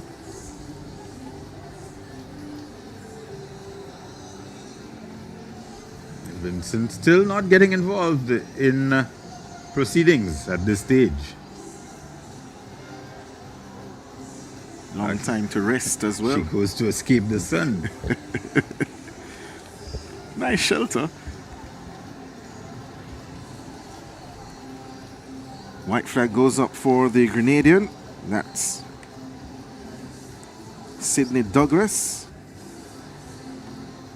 Just Nesbitt to go if she decides to try this height. And it does not look as though she will. She's not taking her shirt off. She did clear at 1.32 and 1.29, but passing. Only so much energy and so much effort the body can give. And so in the regular high jump, it's incumbent that the athletes know when they're going to come in, how many jumps they're going to do, what heights they're going to try, where they're going to pass, and even more so in the combined events where you have to do several other events over the course of the day. All about strategy. So they will go up right now to 138, and perhaps we will see Tanique Vincent at that stage.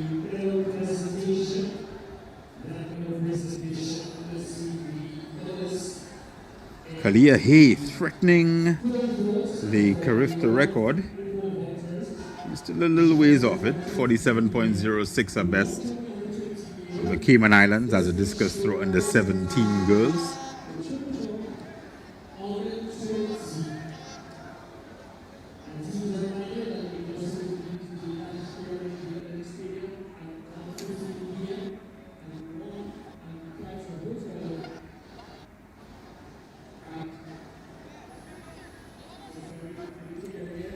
It's interesting, Terry. Moments ago it was raining. Sun is back out in its glory. As we see the Bahamian Nesbitt clearing at 1.38 meters. Well, bar went down rather. Knocking it down at 138. So she decided to pass. Will she regret foregoing those points at 135?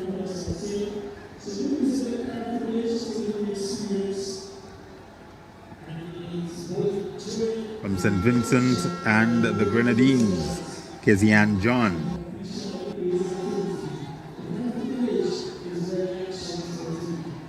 Expecting that in another 3 to 5 years that the team from St. Vincent and the Grenadines that will be sent to the Carifta Games will be not only bigger, but will potentially be getting more medals.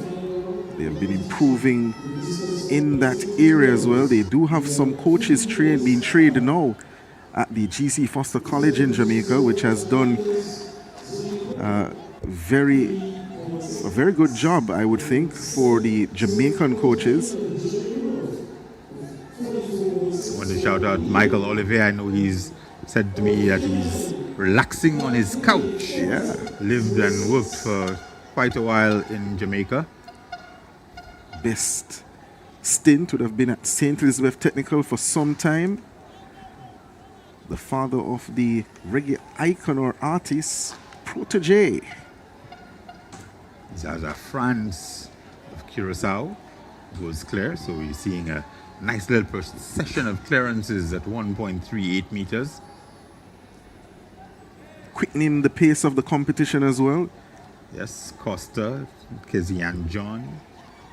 Costa and France both from Curacao. Kezianne John, St. Vincent and the Grenadines. Montisha St. Bernard from Grenada. They've all gone clear. Here's Barron, Jamaica.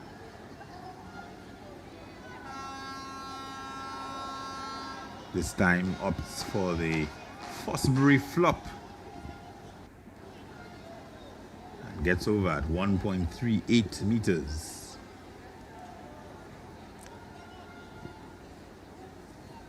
Sydney Douglas from Grenada. She knocks it down. Interesting thing, of course, about the horizontal events, you're last until you start. So right now, Tanique Vincent is in last place. That's a vertical jumps. Yes, so Tanique Vincent right now is in last place. And she looks very comfortably, you know. She's quite unperturbed.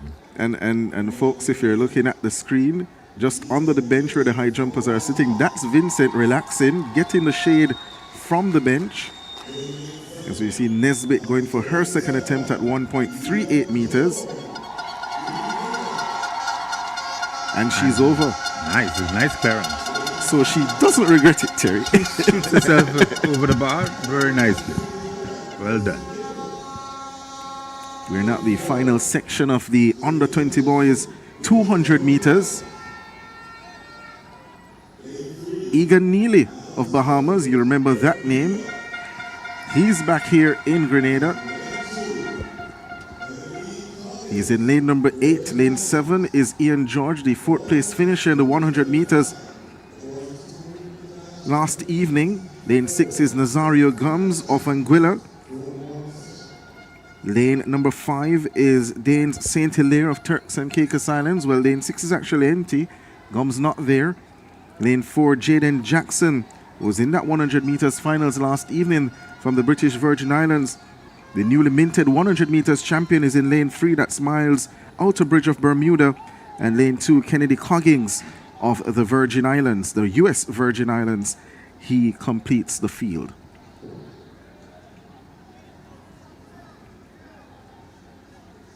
So they wait to be put in a set position and a break at the start there. And that's the man from Turks and Caicos Islands.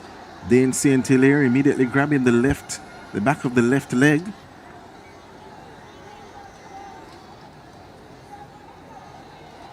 So well out. Some of the athletes did say that last evening they were hearing superfluous sounds at the start. But whether he heard something or not, he will no longer be part of this event. St. Hilaire gets the red card and departs. So we're down to just 5 athletes.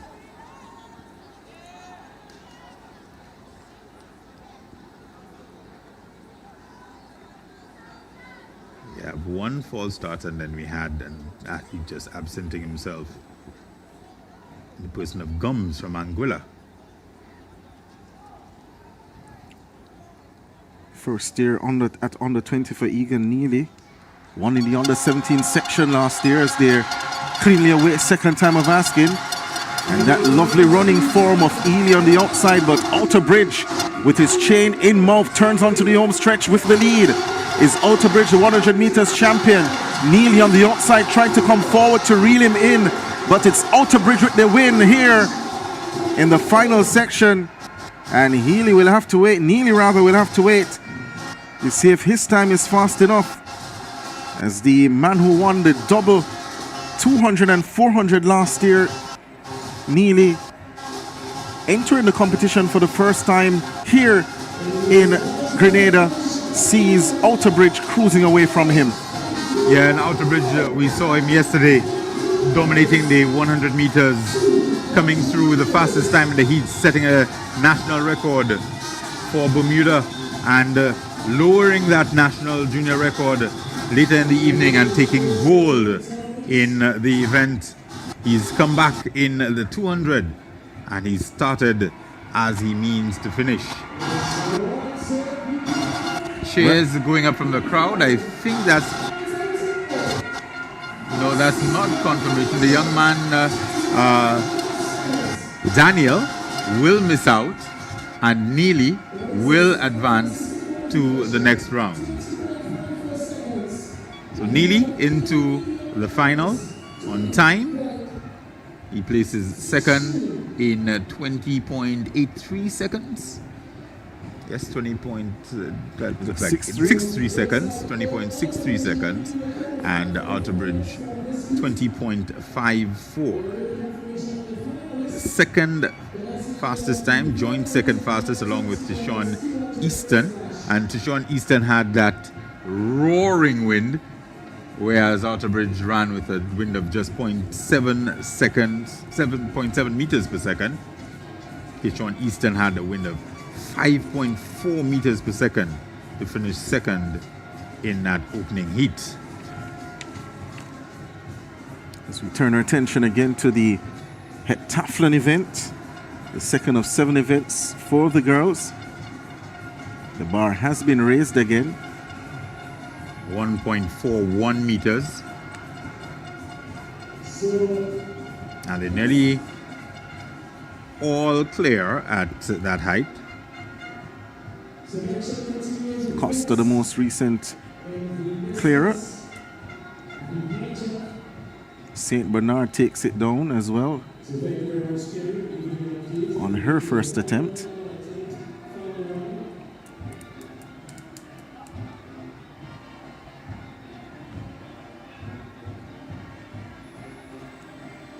.41 meters. Uravenska Costa from Curacao, Kezian John, St. Vincent and the Grenadines, Inaya Nesbitt of the Bahamas, all clear. Montisha St. Bernard and the event leader, Carrie Robley, have knocked it down at that height thus far. Here comes Jaja Franz.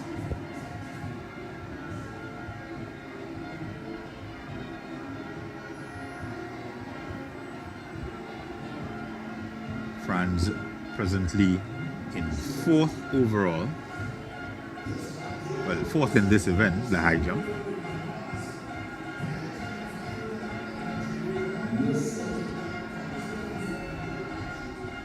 The officials just double checking the bar.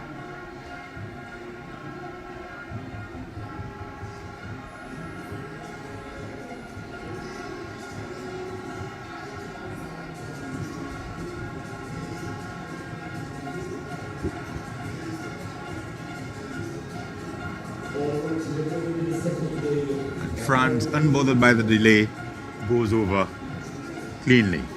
523 points earned if you clear at 1.41 meters.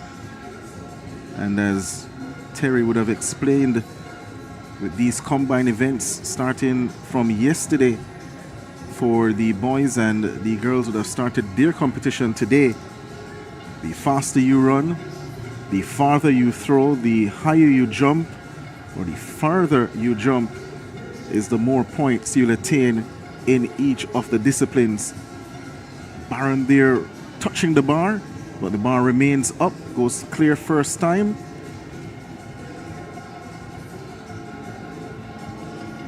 At 1 meter and 41. Sydney Douglas is next on the runway for Grenada.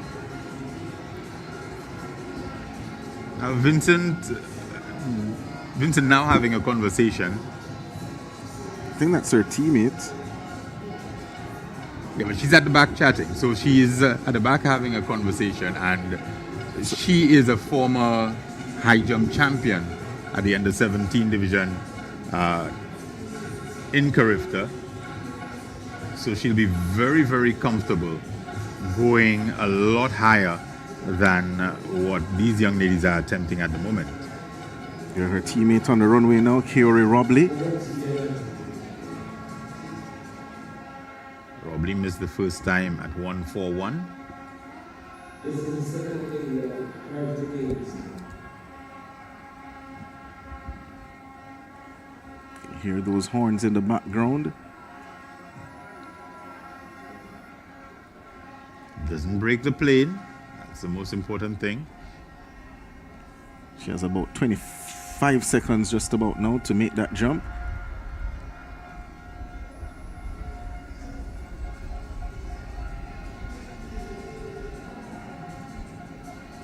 She's up and over. So they were practicing their high jump clearance Friday evening, just before the games. Pole vault also in progress. That's pole vault Decathlon.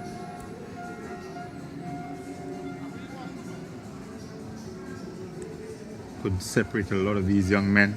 They're just at 2.15 meters.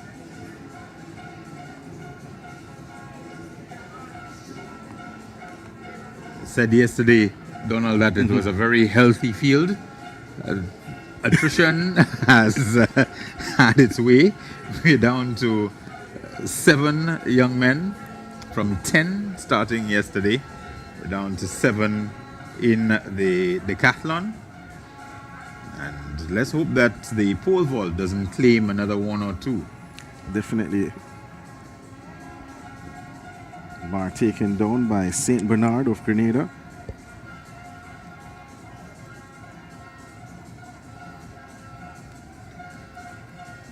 heard yesterday Jason Peters said after the 400 meters that he was tired. I was having a conversation earlier this morning with one of the officials here that several of the Jamaican athletes have been indicating that they're feeling tired. The Carifta Games come in just a week after championships, where many would have exerted their efforts over, well, in excess of 2 events, some as much as 4 events. And then add the travel factor as well. And I bring this up because Gerald Clement, who studies in Jamaica, who won last week as well over 10 events, pulls out of the competition here. Maybe he too feeling the burn from back-to-back competitions in a short span of time. It's never easy on the body, the decathlon in and of itself, much less having to do 2 decathlons in the space of 3 weeks. That seems to be Sydney Douglas of Grenada getting over on her 3rd attempt.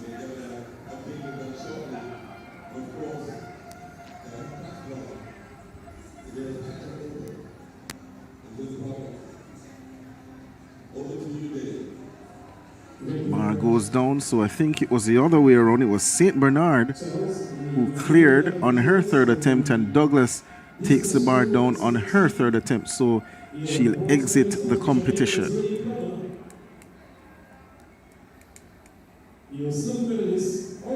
Bar to be raised again. Pole vault decathlon on the left, high jump heptathlon on the right. So Douglas will have to be satisfied with 1.38 meters as her best mark. She is the first athlete though to exit the competition, so we still have a ways to go before we start seeing the field whittling down and Tanique Vincent coming into play as the best high jumper in the competition by some distance.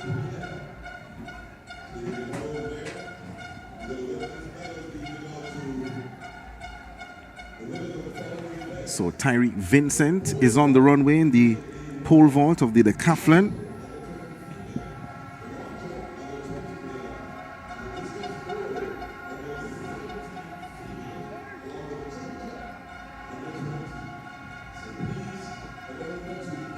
Cruises down the runway, slows it down as the rain starts again. The weather here, Leslie, is Leslie didn't do bipolar. The rain dance. Leslie was meant to do the rain dance this morning to keep the rain away. Did the other one. You had to go clockwise, Leslie, not counterclockwise. And the praise and worship session was underway. And he tries again. Can't quite make out if he made it. Rob Livier clearing at 1.44 meters. That was her first attempt. The increment for high jump and indeed for the vertical events, for both vertical events in the combined events, tend to give quite a bit of points. So any advantage you can get in high jump or pole vault is going to be very, very favorable for the better jumpers. And the Vincents, both in action at opposite ends of the field. Tariq and Tanique. And Tanique not yet in action. She's in the event, however.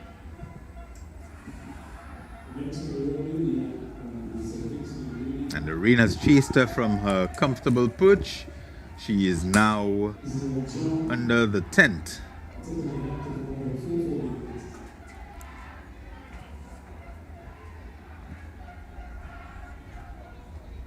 Ooh. Nice clearance there from the Vincentian. Kisan John.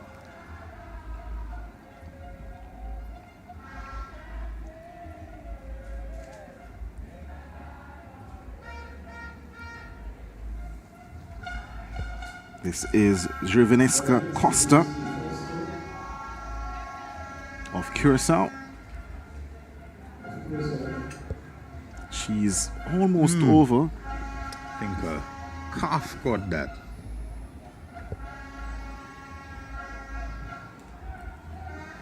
They're at 144. John and Robley are over. There's one Grenadian remaining, Saint Bernard. She's going to make her first attempt at 144. Two athletes have knocked down thus far. Now make that 3.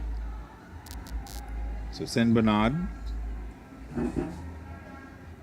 Nesbitt and Costa will all require second attempts at 144. I think we will start to lose a few more athletes at this stage. We're going to be hitting it down to trackside for another interview. Yeah, tell him you just need to change.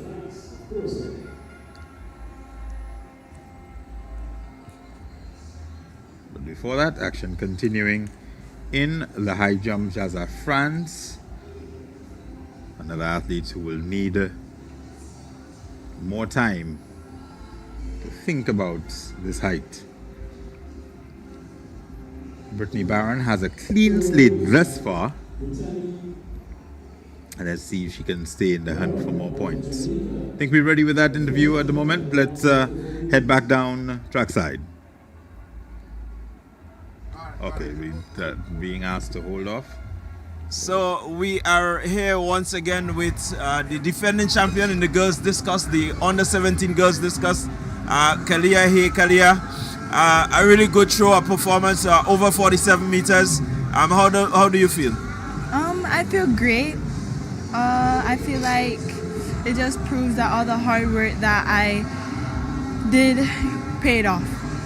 Okay, you came into Grenada, looking to throw. I mean, well past your personal best. Did you feel that sort of energy and that vibe from your throwing today? Kinda. I was trying to break the record, the under 17 record, but I felt a little short from it. But there's always next year, and next year I will break it. So you will be on the 17 next year, or you're moving up? No, I'll be under 17 next on year. the 17, so another shot at it. All right, Kalia, it's been good chatting with you. Congratulations again, and good luck in the future. Thank you.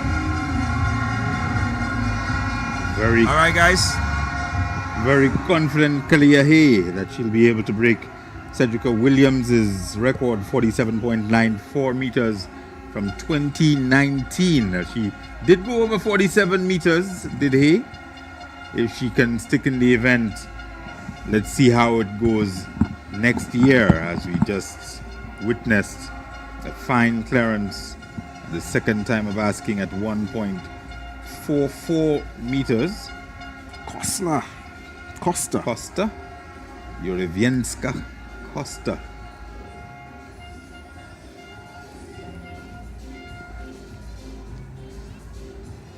Saint Bernard joins Nesbitt with 2 X's next to her name. And Saint Bernard would have expended quite a bit of energy. She came in early in the first instance, so she cleared 1.20 meters, 1.23, 126, 129, needed 2 tries at 132, went 135, 138, needed all 3 at 141, and now she's going for 144. I'd be surprised if she gets it. France over at 144.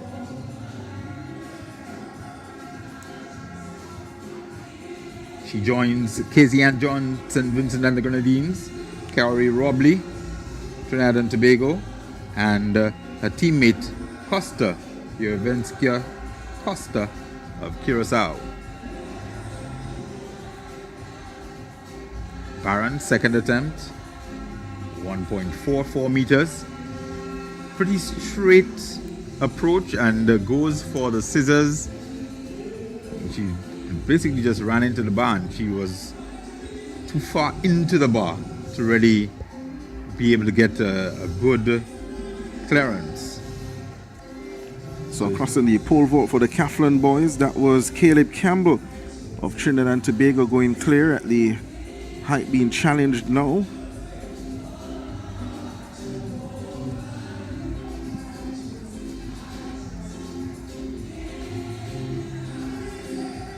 We're only seeing the opening height on head, 2.15 meters. Not sure if that's what they're going at the moment. 7 athletes. We've got Noah Mars of Guadeloupe, Caleb Campbell of Trinidad and Tobago still in there, Jaime Williams, St. Vincent and the Grenadines, Shaim Philip, Grenada, he carries the hometown hopes, Tyreek Vincent, Trinidad and Tobago. We also have Souden of Jamaica, Jaquan Souden, and Alexander Knowles of the Bahamas.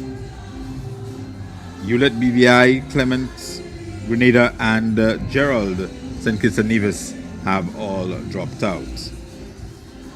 Tyreek Vincent leads overall with 4,892 points. So far, it's Trinidad and Tobago 1-2, Caleb Campbell in second, 4,708.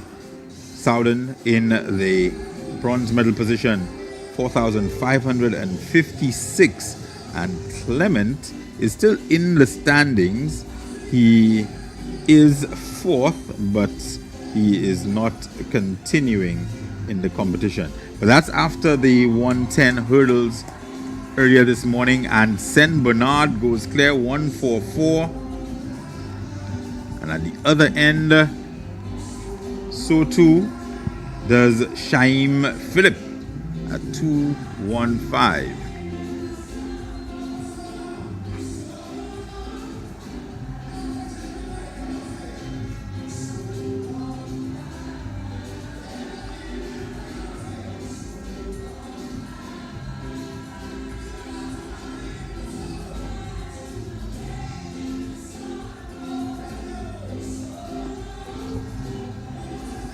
Girls Heptathlon, second event for them.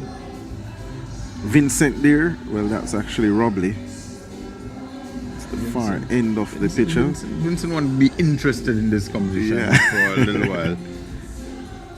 Probably will come in, I would think, somewhere around the 1.5 mark. From 1.5, they go up in increments of 3 all the way. From 1.5 is 1.53. By then, certainly they will have lost a few more athletes.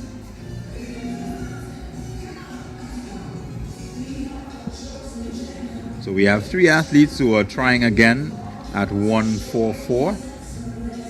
Brittany Barron, Jamaica, Inaya Nesbitt, the Bahamas, and Saint Bernard. Well, we just saw Saint Bernard clear at that height. We have 6 athletes and they are taking the first side, full 7 meters. Robley, Trinidad and Tobago on the right hand of your screen.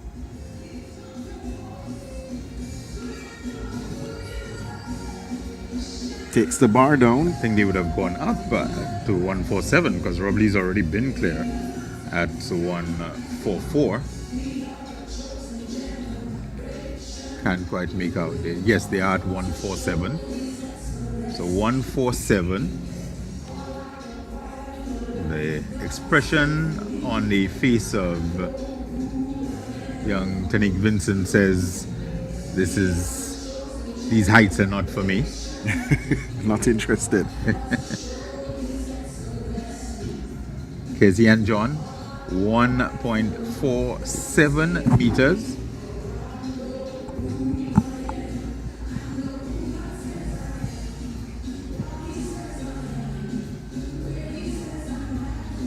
And she's over. Nicely done. Probably a pretty good hurdler as well. He ran the hurdles this morning. Take that back, 17.37.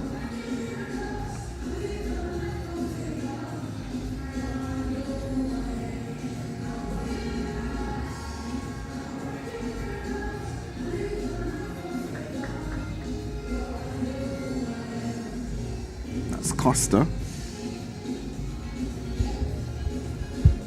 comes Saint Bernard. Spice action at both ends. Philip just not able to go clear. I think that's his third failure. I believe so.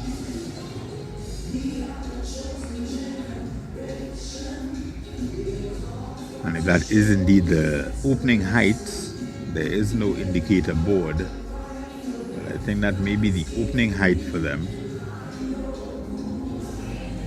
That would be quite damaging for him.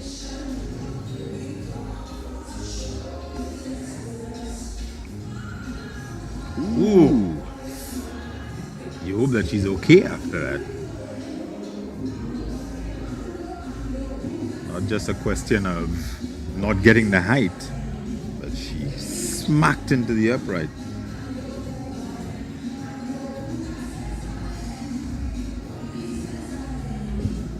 Calling for some medical assistance.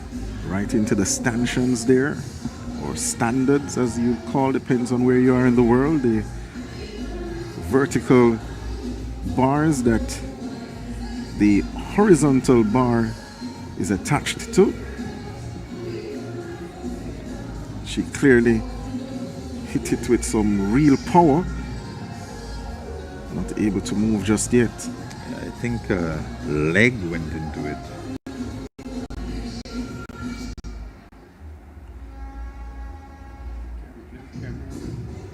Could perhaps have saved her from going into the ground because she was very far on the other side of the mat. I think we should be getting a replay of that while she's being taken care of.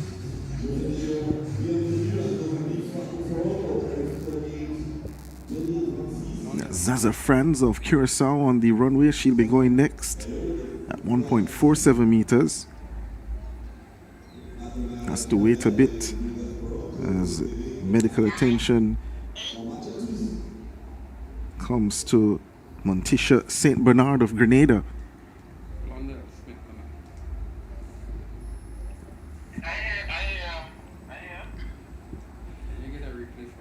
Action ongoing in the high jump, heptathlon, the pole vault, decathlon. Bar starting in the pole vault at 2.15. They started here quite a while ago in the high jump at 1.20 meters.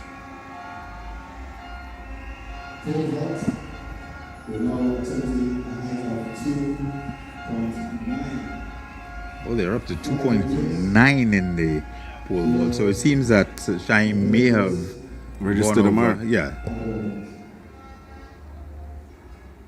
Unless he went in late, which can be disastrous.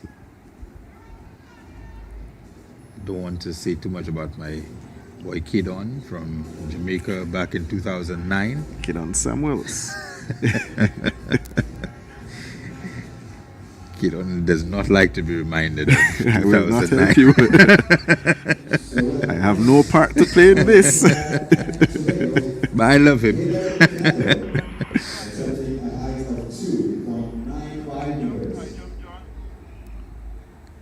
They're going up to 2.95 in the pole vault, so we'll be taking some action there as well. Montisha St. Bernard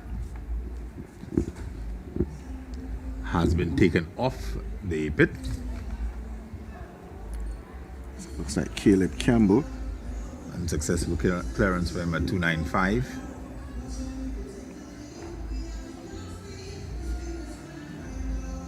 I don't think we have live results from that event. Robley unable to go over 147 on the first time of asking.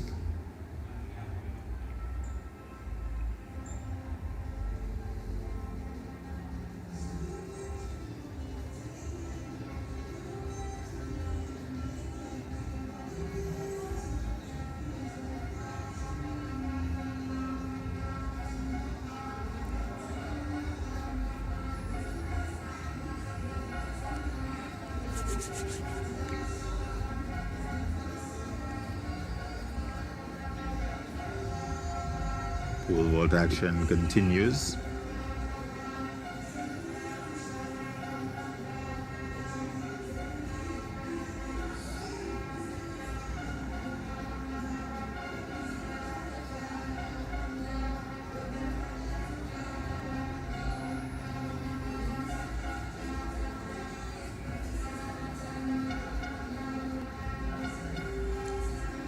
Is that unit of the BBI back in the pole vault as he returned to the Decathlon? Because he's the only BBI athlete entered in the event.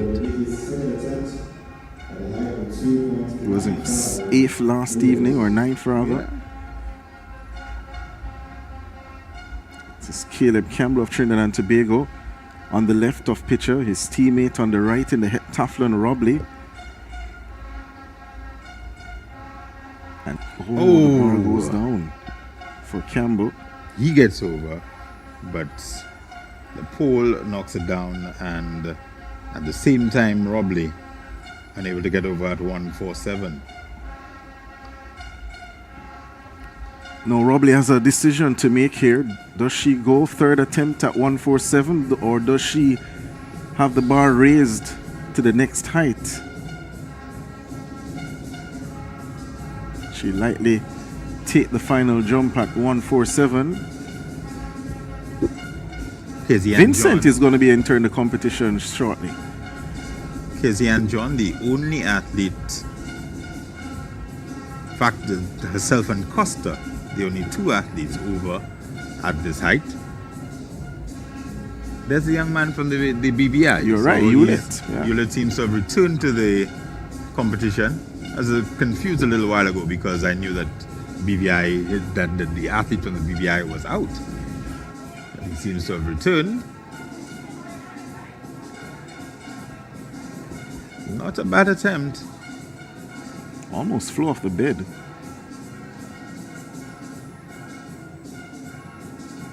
Is Vincent going to attempt 147? Well, the bar has gone up, so I was correct that Robley might decide to go at the higher height. The bar raised to 1.50 meters. And Tanique Vincent, the defending champion in the Heptathlon, now enters the competition. I believe she was sitting in 4th overall at the end of the first event, which was the 100-meter hurdles. She had garnered 888 points after running 14.65 in the hurdles.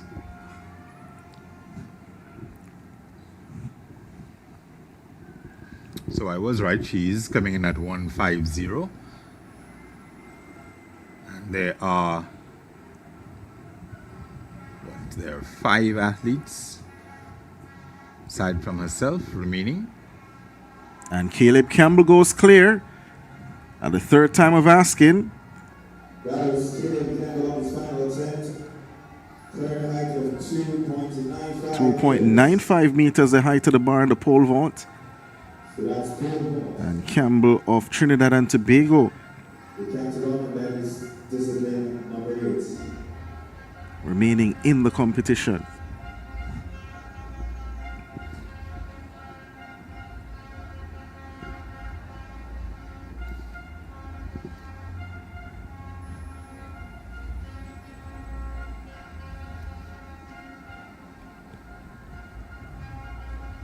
That's final attempt for the British Virgin Islands.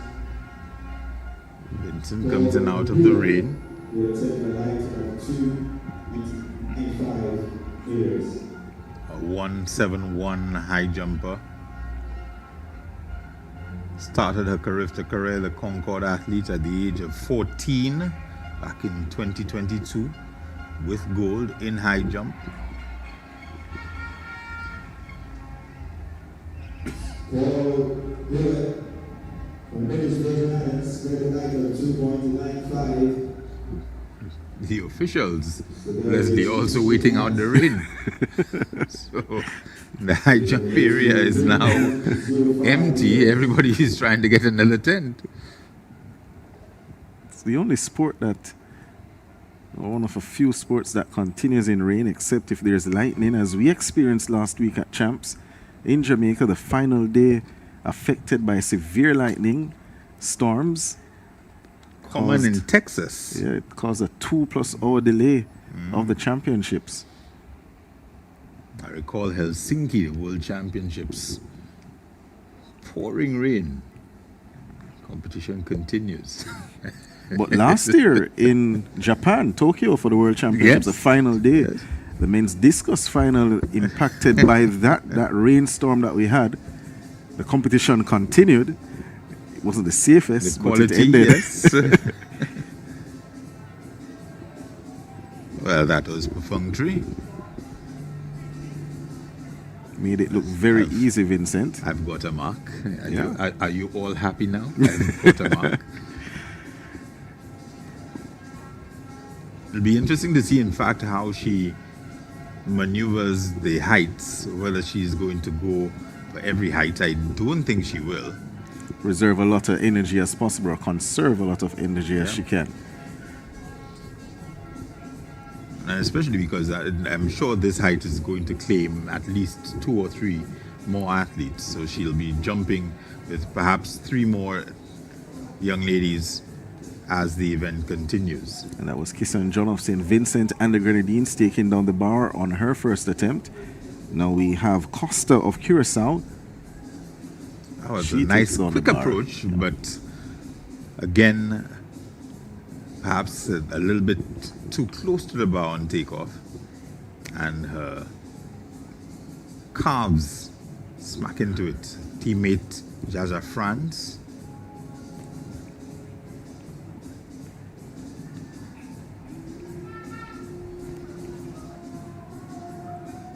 First attempt coming up at 1.50 meters.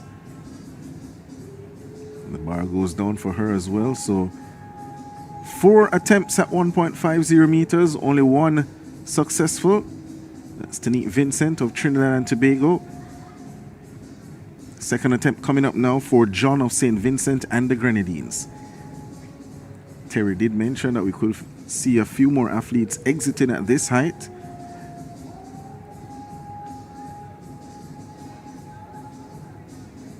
Oh, she's over. Brilliant clearance from John. She's shocked as well. That's a lovely work by that young lady. She'll be pleased to get up in the points.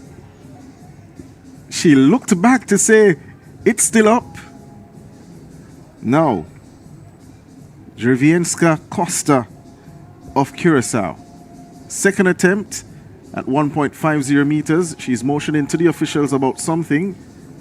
Seems to be happy now. She took your advice, Terry, but still not able to go clear. She cleared much further away from the bar, or took off further away from the bar, but came down on it. So she'll have one more attempt at 1.50 meters. Franz now of Curacao is next.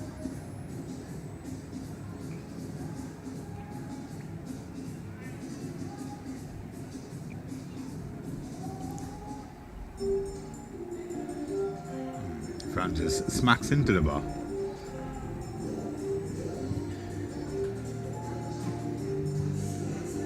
So John and Vincent, the only athletes over at this height. The 2 young ladies from Curacao unable to get it on the first attempt. Robley and Bernard, the only athletes remaining. And it looks like Robley and Bernard will await 153. Oh, nice! Costa over. Gets it right this time. That's another man. Number 7 is girl number 17, Heptathlon high jump. They are attempting a height of 1.50 meters. Her teammate Franz will go for her final jump now. Final attempt rather at 1.50 meters.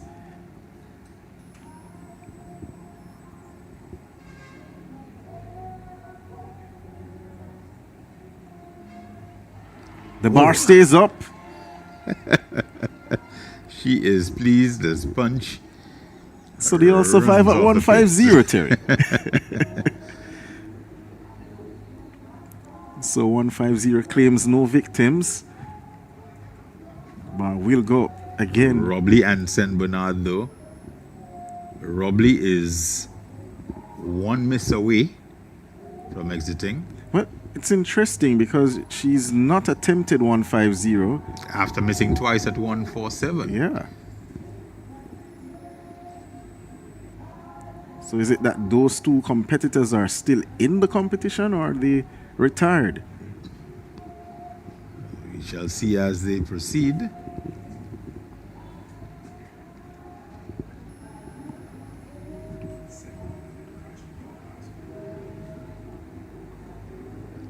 There doesn't appear to be an indication of a scratch, but I did see that St. Bernard had done the most jumping. She had gone 10 heights before getting injured. Yeah, and of course, yes, she got knocked out.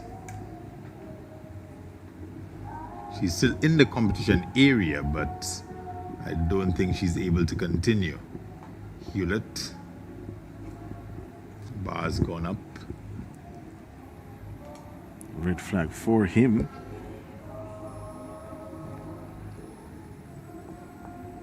We'll let you know momentarily where we at. So we've gone from 295 in the pole vault. Casey and John. That was our first attempt at 1.53 meters.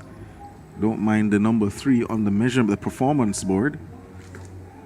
Should be at 3.05 meters in pole vault decathlon men.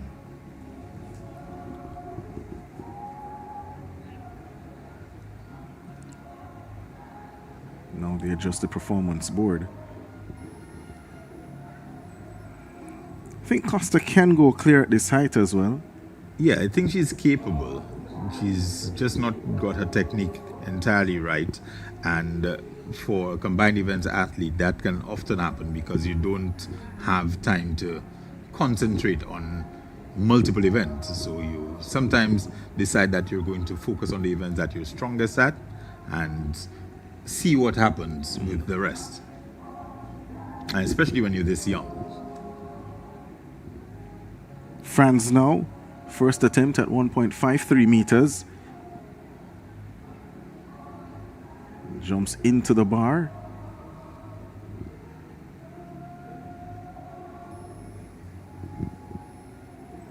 But the time in between jumps for some of these athletes so short, not a lot of time to conserve energy. John now, second attempt coming up for her at 1.53 meters. She has switched to the Flossberry flop for these heights.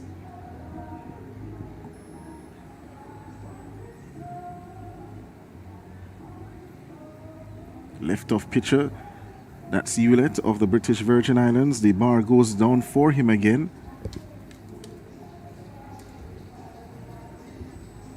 The Decathlon boys pole vault.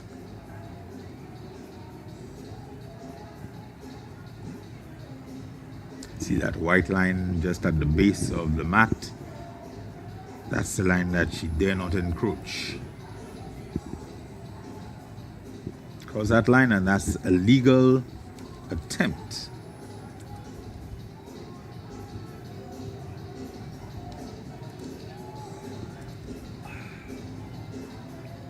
Bar goes down for Costa again.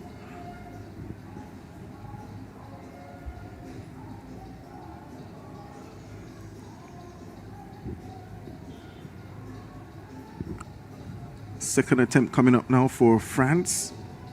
Zaza France of Curacao at 1.53 meters. Again, you're listening to live coverage of the Carifta Games here in Grenada. Morning session, day 2. Into the bar again for France. And still no sign of our leader, Trinidad and Tobago. She's just relaxing again. She finds the best places to get shade. I'm actually surprised that St. Bernard is still in the area, because I would have thought that she'd have been taken off for medical assistance.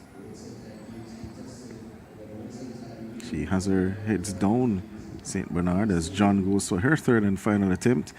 The bar goes down, so she exits with a best of 1.50 meters. As expected, Tanique Vincent opting not to go at this height. So Kezianne John, she gets 150. 621 points with that as well. Costa again. She's on the clock, so she can't not jump or not attempt indefinitely.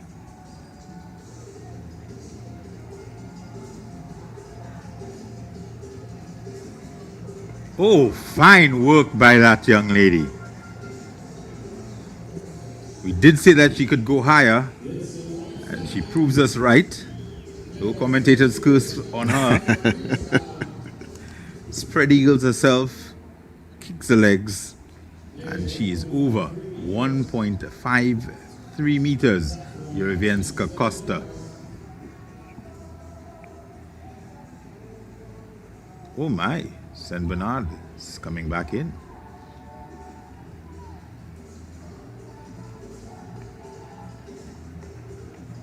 Oh no, she's leaving. There we go. So that means then that Franz will have her third attempt at 1.53 meters.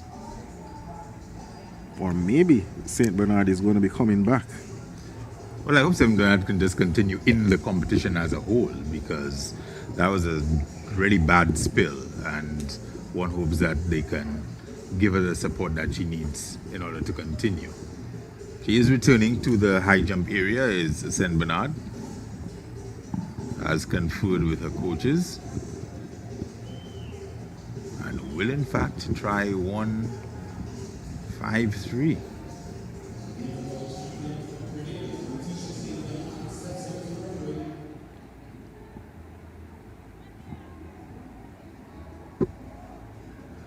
You're hopeful that the crowd realizes what's going on and gives her the support that she needs, gives her some applause, cheer her on. France just saw Costa over at 1.53.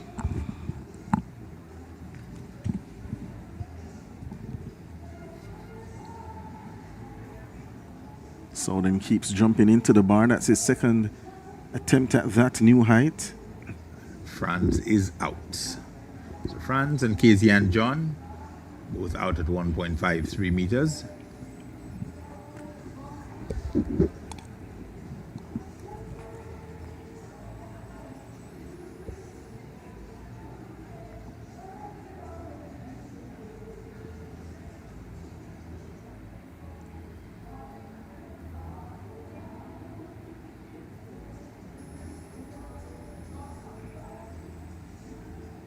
I think that may be it for St. Bernard as well, or is she going to? She has another jump.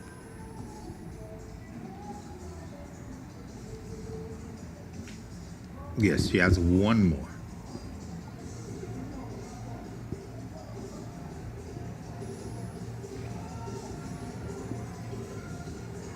And she does not make it. Even the scorer seemed a little bit confused because her first attempt at 1.53 is not reflected on the on the card. But brave attempt by her.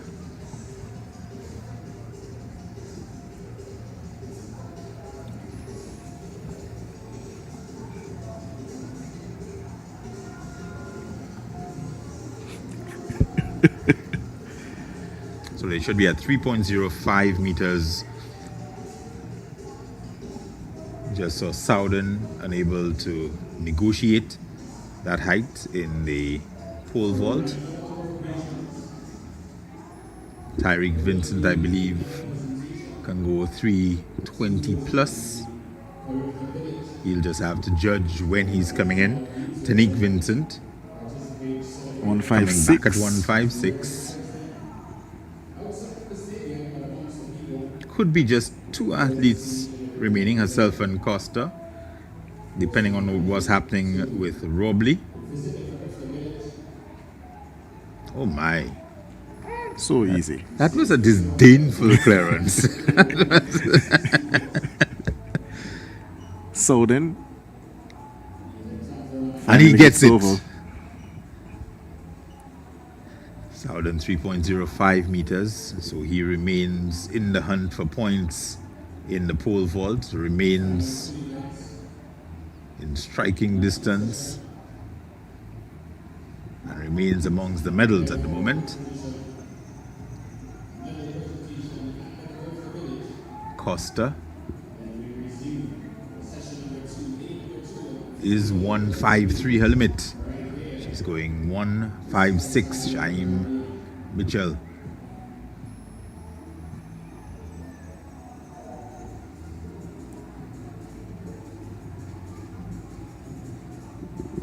Does that a lot aborting the run-up? She does that quite a bit.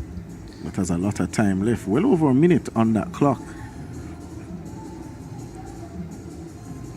So if you're looking at the high jump competition, there's a clock there that notifies the athletes as to the amount of time they have to take a jump. As you see the bar going down for Costa. When it gets to the 15-second mark, if the jump is not taken, a yellow flag is raised by the official so that the athlete knows that they only have 15 seconds left in which to take that jump.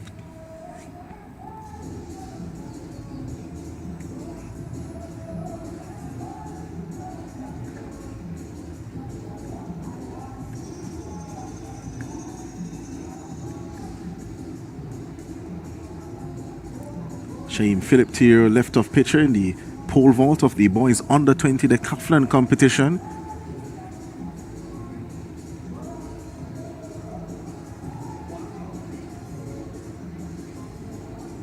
Bar goes down again for Costa. She'll have one more attempt at that height. Not sure how old Costa is, but she looks as though she has some potential. I think she's 18 this year, 17 at the moment. So has another year remaining in the event.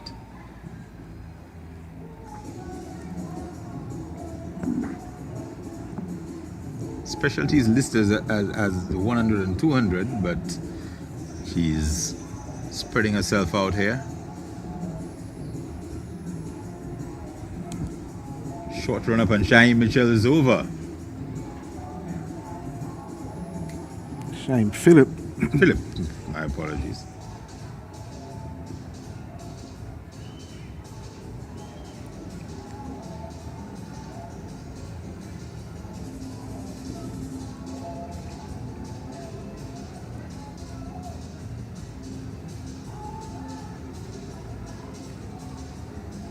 That's it for Costa's competition. Ends with a best clearance of 1.53 meters. She got 655 points as a result of that.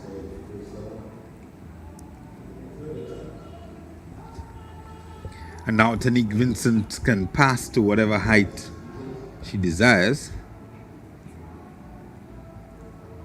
It's among the listed heights. So she can move up to 159 or just go straight to 162 or all the way to 168. Oh, so close there.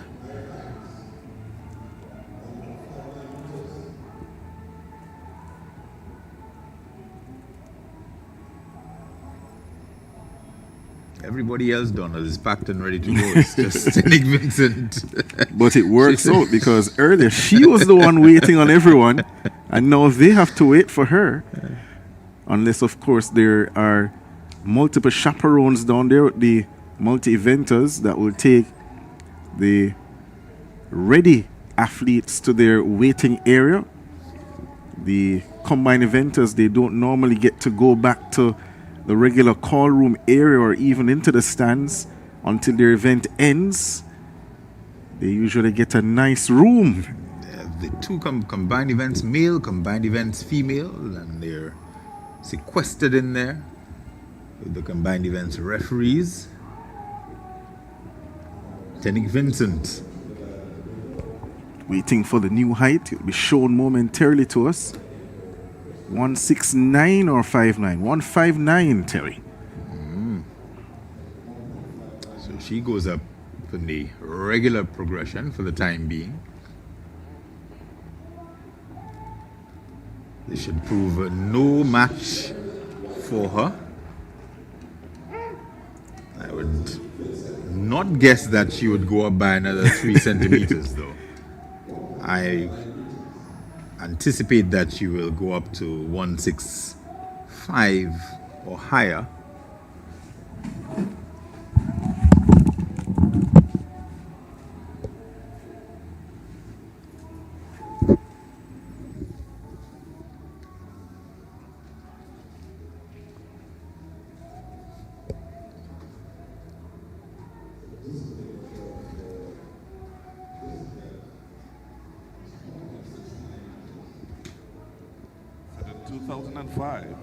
By Tenik Vincent. She actually holds the event record.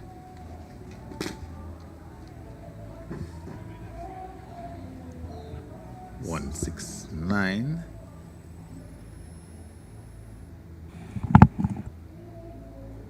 She's going up to 162. So she's continuing the progression. Walk in the park for her. She's over 162. 165. Building that slow rhythm to get up to that 169, which would equal the record she would have set last year.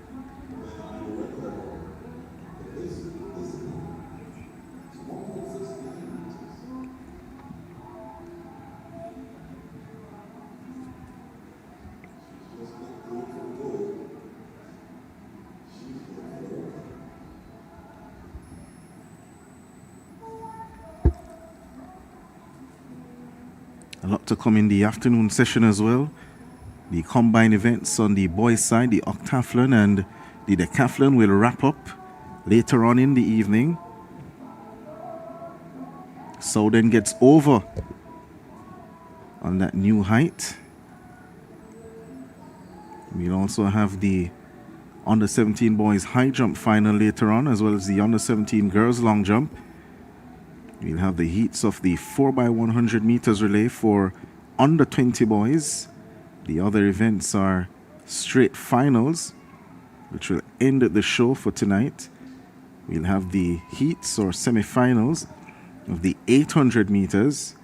The under 17 girls, the under 17 boys shot put final will also be on the cards. We saw the prelims of the 400 meter hurdles earlier. The finals will be later on this evening as well. So to the boys under 20 javelin throw final, the under 20 girls long jump final, the 3,000 meters open for girls, and the 3,000 meters under 17 for boys, as well as the high jump for under 20 boys will be on the cards. And as I mentioned, we end with the 4x100 meters relay. So a lot of action mostly in the field later on this evening. We do have some very interesting track finals as well. The 3,000 meters for the girls and the under 17 boys, and of course the sprint relays. Vincent now passed her season's best 160, but she's well capable of going into the high 160s and even low 171s. So the increments now up to 5 centimeters. Or is it still 3, Terry? Still 3. Got 165 now. The boys should be at 315 in pole vault.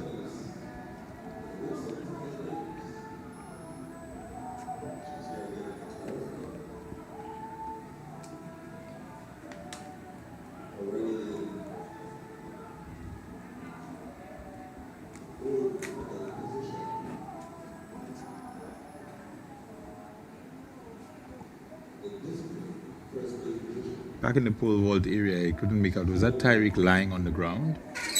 Couldn't make it out either.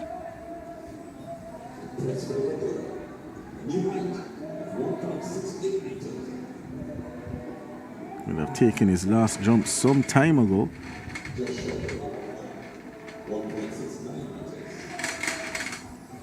Seems the Vincent twins make themselves comfortable wherever they are.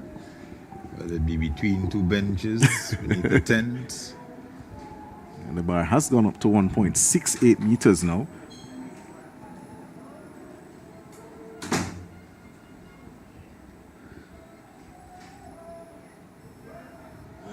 Still has not even troubled that bar, really.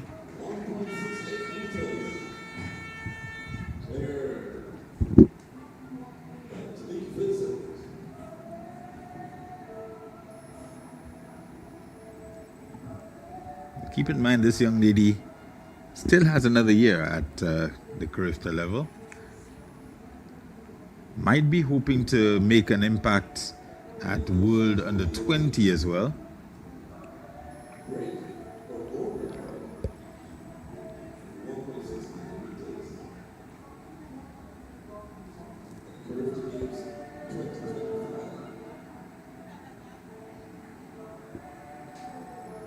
Philip gets it.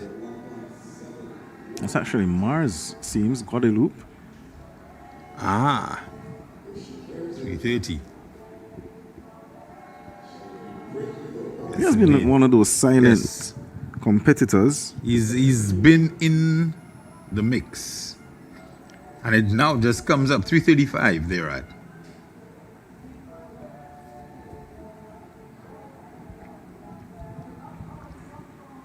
Well, she's going to attempt an event best, Terry, in the high jump. That would be 1.71 meters.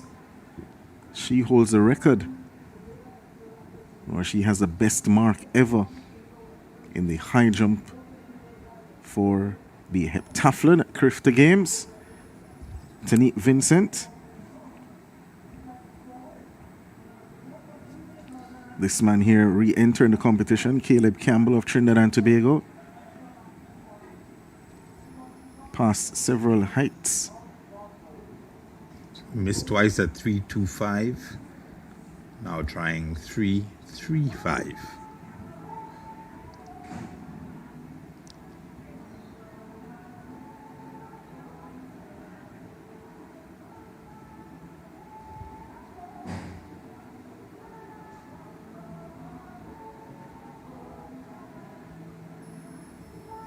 Oh no, very untidy.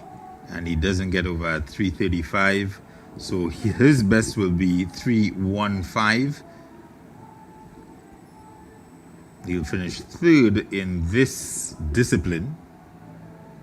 Souden remains alive. And Souden has cleared 325. The second time of asking came in a bit late. So he started at 285, passed at 295, cleared at 305. And then needed 3 tries at 315 and 2 at 325. But he's in the bronze medal position and looking to see if he can steal a march on Caleb Campbell, who is in second. And at the same time, Tanique Vincent will be going first attempt at 1 meter and 71. That's 1.71 meters. Doesn't get it. Not at the first time. Goes into the bar.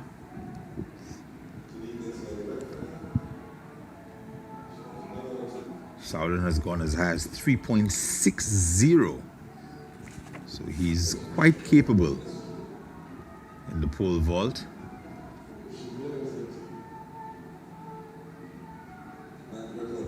And is clear. 335.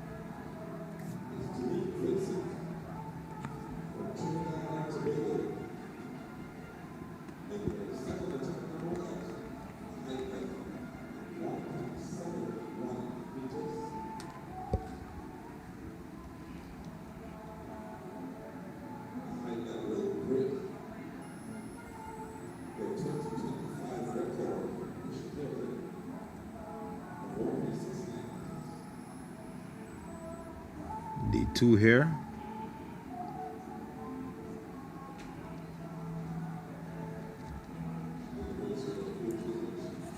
Of the Decathlon. Campbell apparently does have one more try. Caleb Campbell.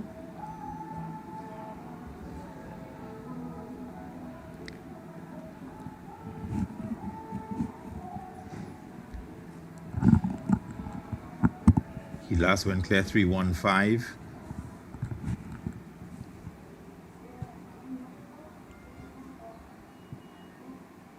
Makes it over 335. So he keeps pace with Southern. Southern, as I said, quite a capable man in the pole vault. 171 the height in the high jump, and she's over. That's a new event best mark for the Carifta Games. And most importantly, she continues to rack up the points. That's now 867 points by virtue of her clearing 1.71 meters. Tanique Vincent of Trinidad and Tobago, the defending champion in the Heptathlon competition. She's going to have a word with her coach to see, do I go higher or do I end it here? Coach showing her replay of her jump. The bright smile on her face, quite happy with herself as she should be in clearing that new event best.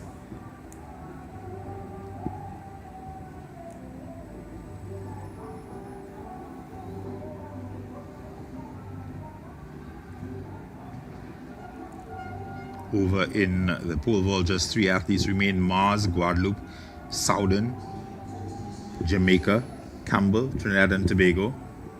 Go up to 3.45 meters.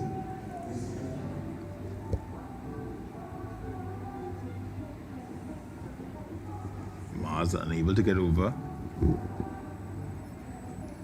1.74 would be the next height for the high jump heptathlon.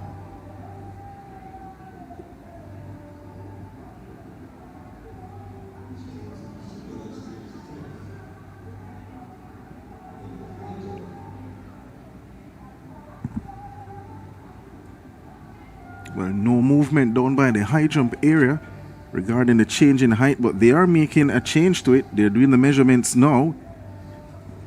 May go up to 174, 175.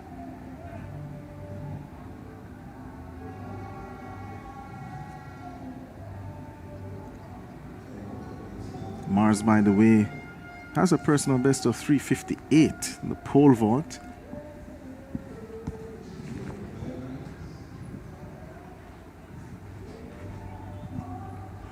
Vincent deciding to take a short rest again.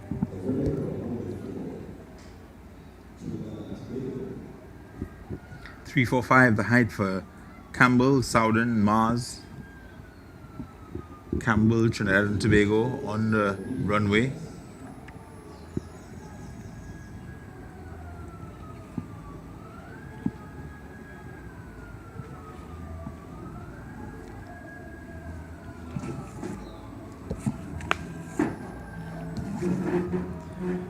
Still doing some measurement down by the high jump area to confirm the new height.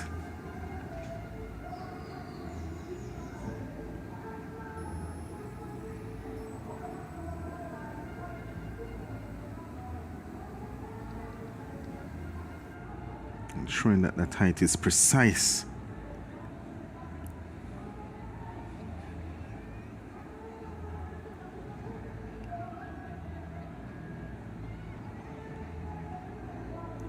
Oh my, he gets it on the first time. Campbell over 345. First time of asking. He'd be delighted with that clearance.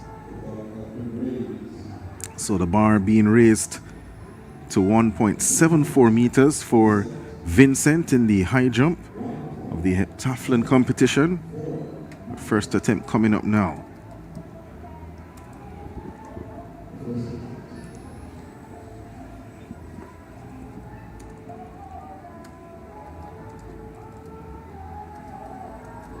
Bar goes down on her first attempt.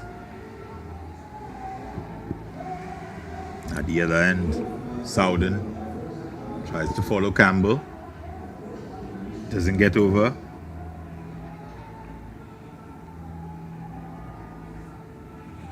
So that clearance at 1.71 meters for Tanique Vincent equaled her personal best in the high jump.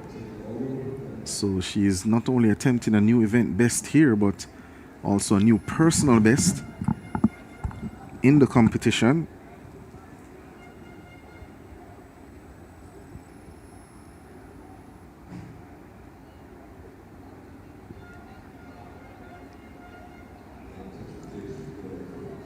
She amassed 4,796 points at the Trinidad and Tobago Carifta trials this year.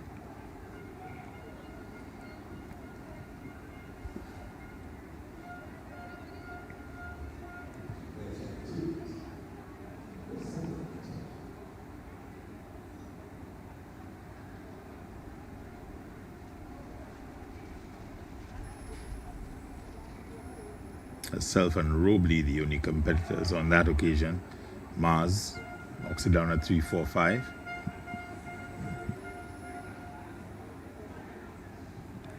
Vincent about to take her second attempt at 1.74 meters. Bar goes down again. Much closer than the first effort, Terry. Yeah, went into it a little bit.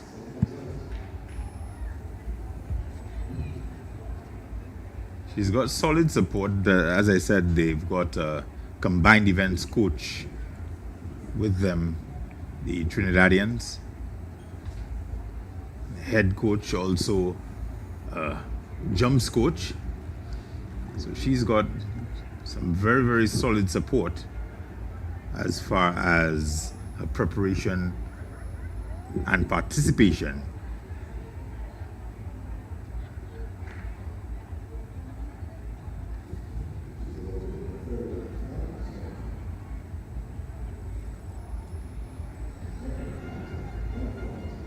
Ooh. The pole there just wobbling a bit before. Yes, didn't cooperate.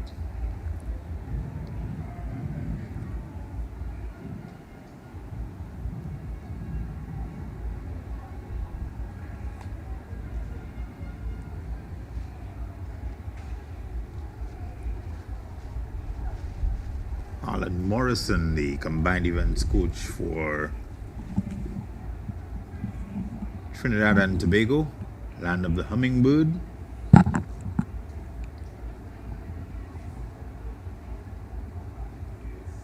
Giving some specific instructions there to Vincent.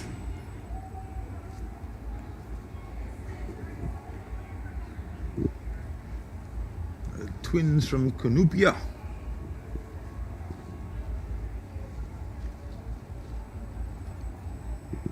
So she'll have another try at 174. Mars goes at 345.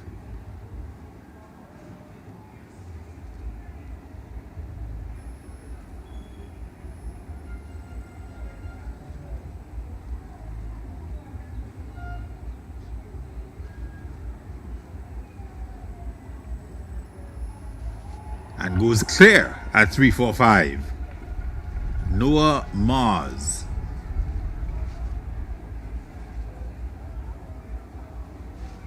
Came in down in 7th place but will be looking to climb the rankings.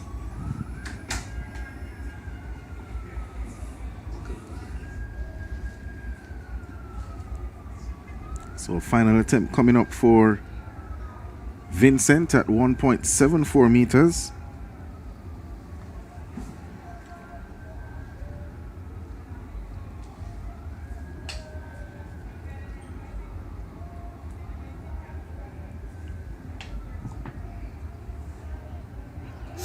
Ooh, fortunate for her, the bar goes down.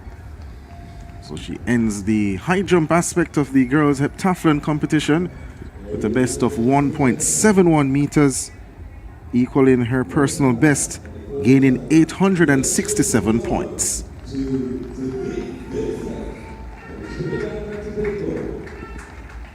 Saudi not much better an attempt this time, did not have as much difficulty the pole as he did prior.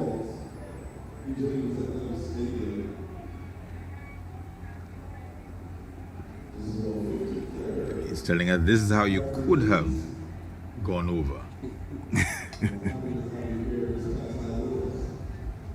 At 1.71 meters, 867 points. She's in pretty good shape.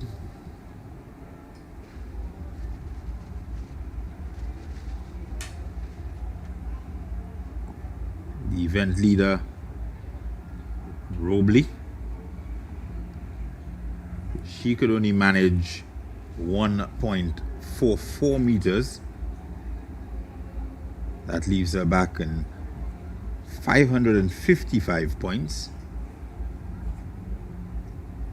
So Vincent nearly doubling her point total.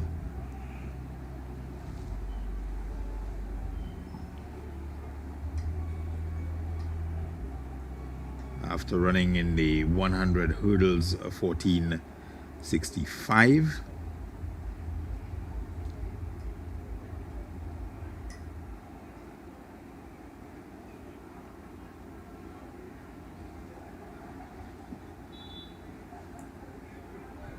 Going 1.71 in a second event. So already 1,755 points for that young lady.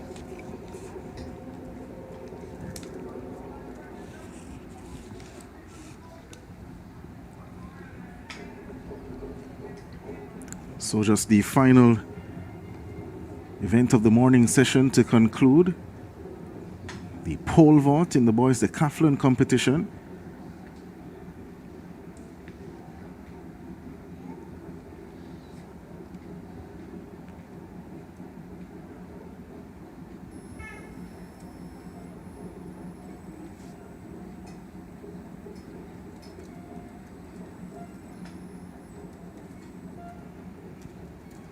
And just to confirm, persons were asking, the under 20 girls 400 meters final from yesterday.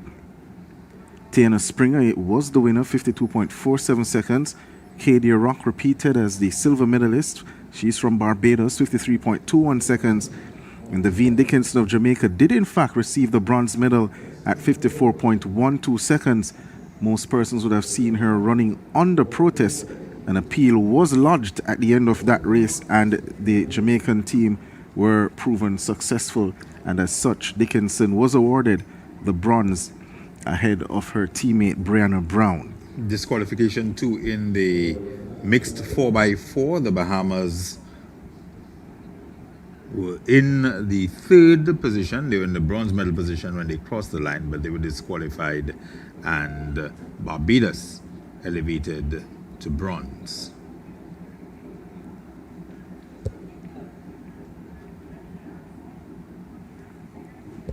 Understandably, most teams, when they come to run this event at the moment, running national records, national junior records.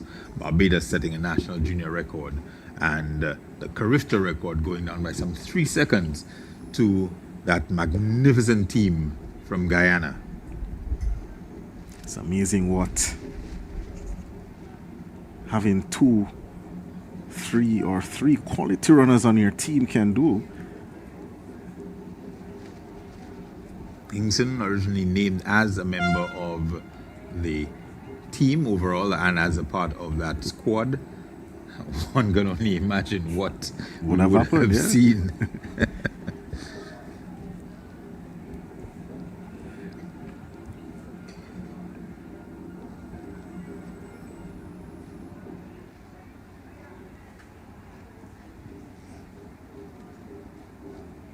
So Campbell takes his time.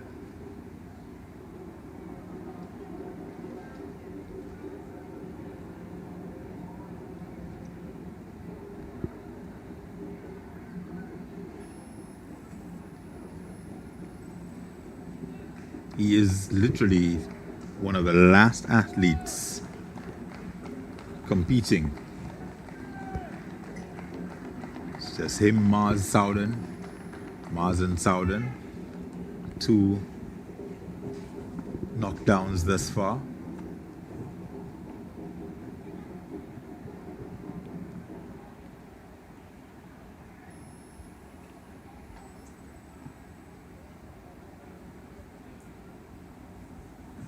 Didn't quite get up the pole.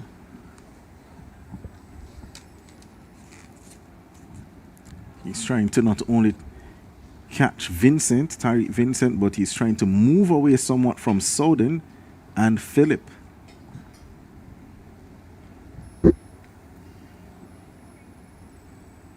Yeah, he'll want to create just a little bit of distance between himself and Souden in particular. Souden currently in 3rd.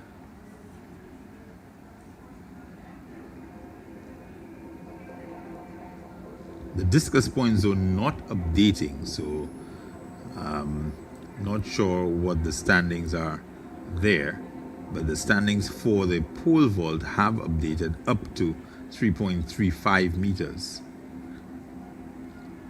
So as at 3.35 meters, Campbell in 2nd place, Souden in 3rd. Mars down in 7th, but he won't get into the medal mix.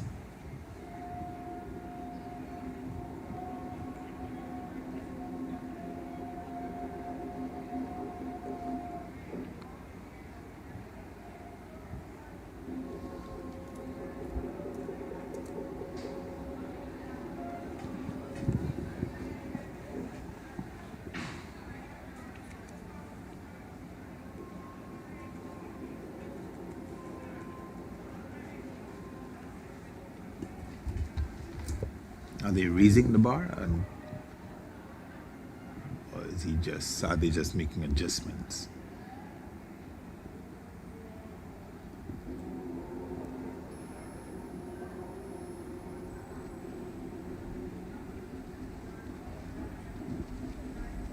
Yes, they are in fact raising the bar. So looking for a bit of space, a little bit of breathing room as they go into the last couple of events. Javelin throw in the afternoon session, and then everybody's favorite, Donald, 1500 meters. Where lactic doesn't happen at the end but at the start.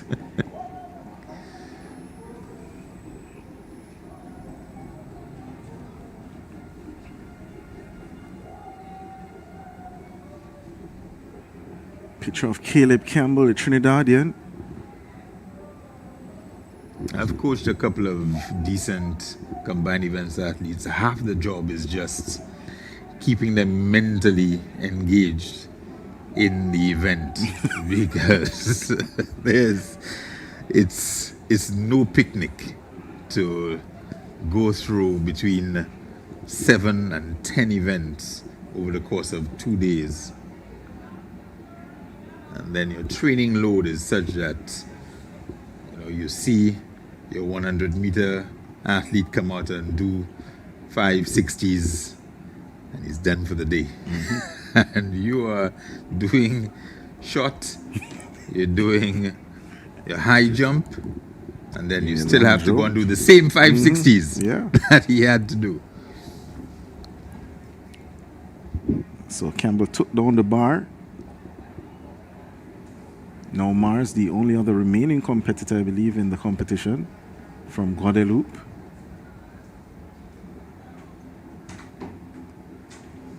Interestingly, the last two major events that I've been at, the Olympic Games in Paris 2024, the Tokyo World Championships, Sundays always seem to catch me doing the decathlon pole vault competition.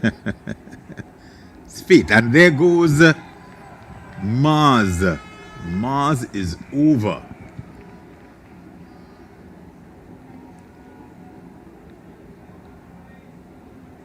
You would need a big clearance though for him to get anywhere close to the medal positions. Although again, we don't know where he finished in the discus throw. Discus throw. I think I may have that. Let me have a look. It's not in the official results.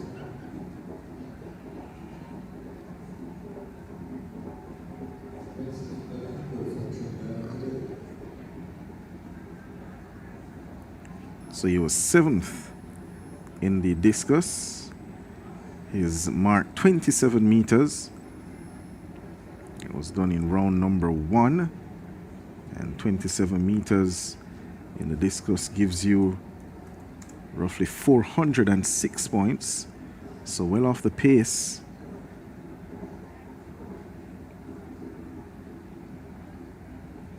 For Noah Mars.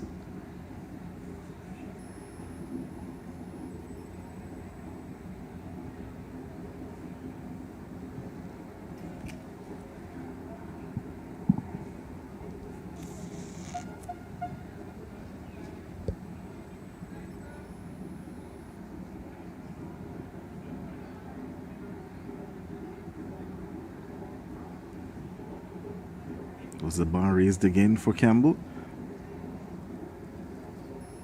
Yeah, so they've updated the individual result for the discus, but they've not added it in to the decathlon as yet.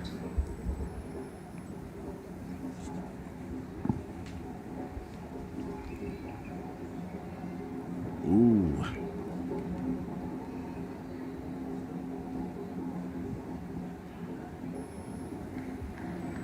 So that's it for Campbell. He ends his competition. So the question is, will Mars continue in the competition?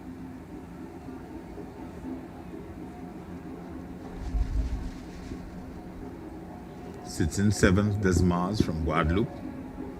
Campbell, on your screen right now, is in 2nd. Lost a little bit of ground in discus throw.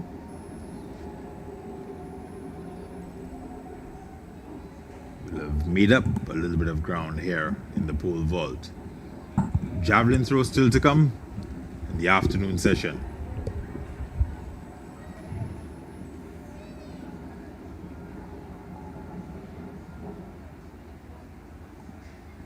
Mars looks like he'll be going again.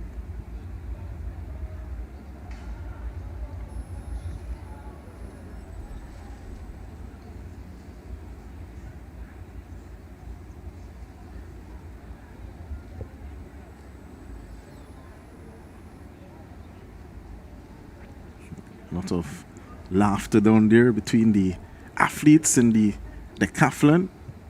Has to be. You with these guys for 2 days. You're coming down to the end. You may never have met any of these guys before, but you're spending 2 days together. Yeah. By the end of the Carifta Games, they might have a decathlon WhatsApp group going. Yeah, absolutely. If they didn't have that from last night, boy, how's your ankle feeling? Yeah. You're good? You're ready for tomorrow? I would be very surprised. And these young people, they will have had all of these things put in place. So they have communicated. I met a couple of folks earlier who were here with their kids from Anguilla and Antigua and Barbuda who competed in the Carifta Games, and they tell me they remember me watching them in the Carifta games however many years ago. Made me feel old, but that's okay. That's all right. Lyndon Victor, saw him a little while ago working with the Grenada team in the combined events. I remember fouling him when he was a teenager. He's forgiven me, I think. Was it a legitimate foul? That's the question. It was. He troubled the bar. The bar kept moving. He hopped off the mat and ran away, but the bar kept moving and fell. So he wasn't thrilled about it, but he took it in good spirits. And now he has grey in his hair, which is not too pleasant for me. One of the great champions, of course, of Caribbean track and field, Lyndon Victor, has won medals at the Commonwealth Games and at the global level. He's gone on to great things. His brother Kurt Felix, two great Grenadian champions.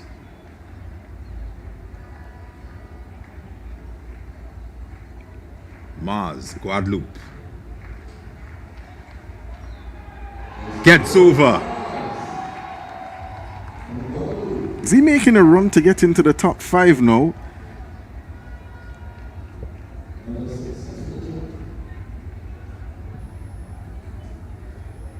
So just as Tanique Vincent did in the hep high jump, he's now telling the rest of the lads in the decathlon, I'm going again, guys.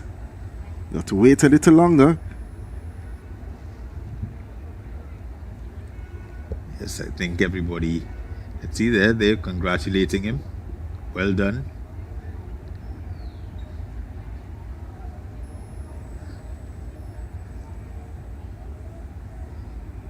Might even get some coaching tips from his fellow competitors.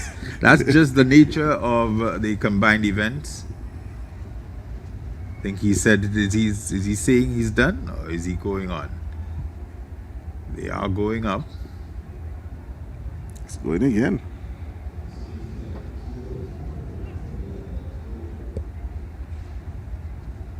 So we await the new height of the bar.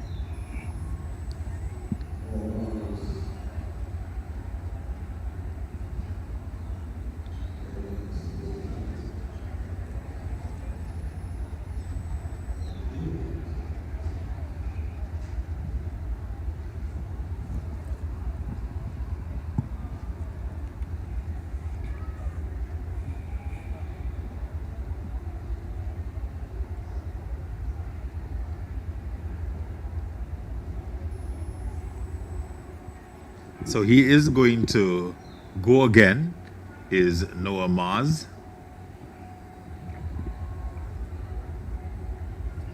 He's at 3.35 meters. That's 11 feet. We've seen, of course, the prowess of that man, Mondo Duplantis. Sets the world record every time he gets out of bed, it looks like. It's what, 16, 17 times now that he's set the world record? Yeah, it's a lot. I think someone made the joke that the Puma and accountants were very relieved at the World Indoor Championships. That for once he just went out there and got his gold medal and went about his business. No world record for once. But yes, he keeps the money counters at Puma very busy. World record bonus. I would have taken that out of his contract by now.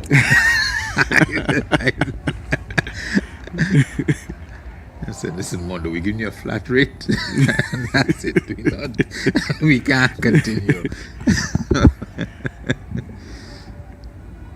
Unfortunate there, Mars. And I say unfortunate, but he has won this event. He's leading by no small margin. in this event has perhaps moved up a spot or two.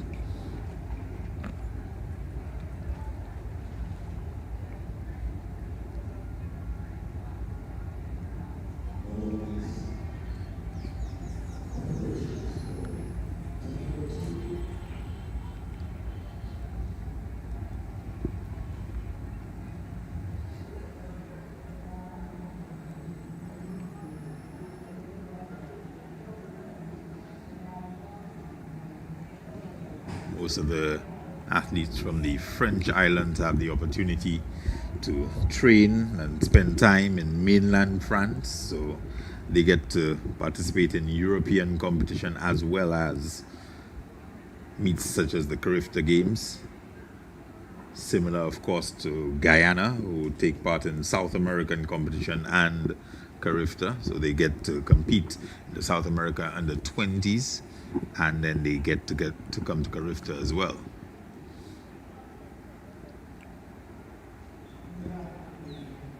Two more attempts to come at this height for Mars.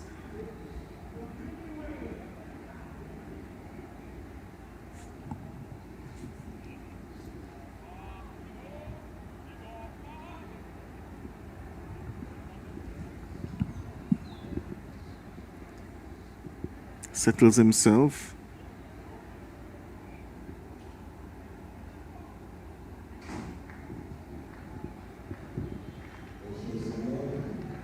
The loudest claps will come from his fellow competitors, his rivals.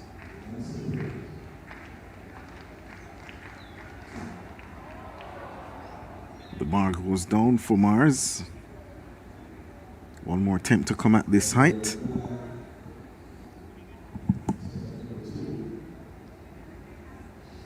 Doesn't have the classical build for pole vault.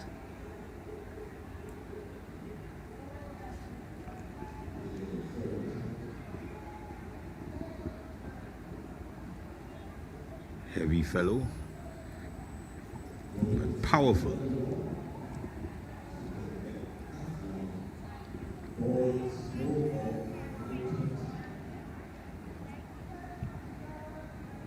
So earlier in the piece, Mars would actually have won the shot put. Didn't do particularly well in the 100-meter dash and long jump. Both of them he got 9th, but he won the shot put with 13.08 meters, was 5th in high jump, 1.76, and 9th again in the 400. This morning in the hurdles, he was 8th, 16.66, 7th in the discus throw, 27 meters, and now he has won the pole vault. So a bit of an up and down competition for him, and not necessarily in complementary events, because you would have expected after winning the shot that he might have done better in the discus, but instead he's come out on fire in pole vault. Last competitor in the field on the second day, morning Easter Sunday. I think it was a little bit hasty there, needed to just get a nice extension. Doesn't get it, but he does win this event and gets some valuable points, which could put him in contention for a top 5 finish. I rather expect that he might have a bit of acumen with the javelin as well. Based on his build as well. Man from Les Abîmes. So that does it for our coverage of this morning session. Quickly, Abel Mills getting that gold in the under 20 girls shot put ahead of Peyton Winter of Trinidad and Tobago and Malachy Lampert of Jamaica. And that was the first final that was on hand in the morning session. In the boys long jump under 20, Carlin Archer, 7.68 meters, got the better of the defending champion Michael Andre Edwards, Archer of the Bahamas, Edwards of Jamaica, and Joshua Williams of Bahamas, giving Bahamas 2 medals in that under 20 boys long jump final. And in the 400 meter hurdles. We saw some semifinals there as well as the 200 meters. To wrap things up with the combined events that we have seen today, we'll resume our coverage at 3:30 p.m. local time here in Grenada for the afternoon session. So on behalf of my colleagues Terry Finisterre, Leslie Smith and Clyde John, I'm Donald Smith saying take care of a good lunch, and we'll be back at 3:30.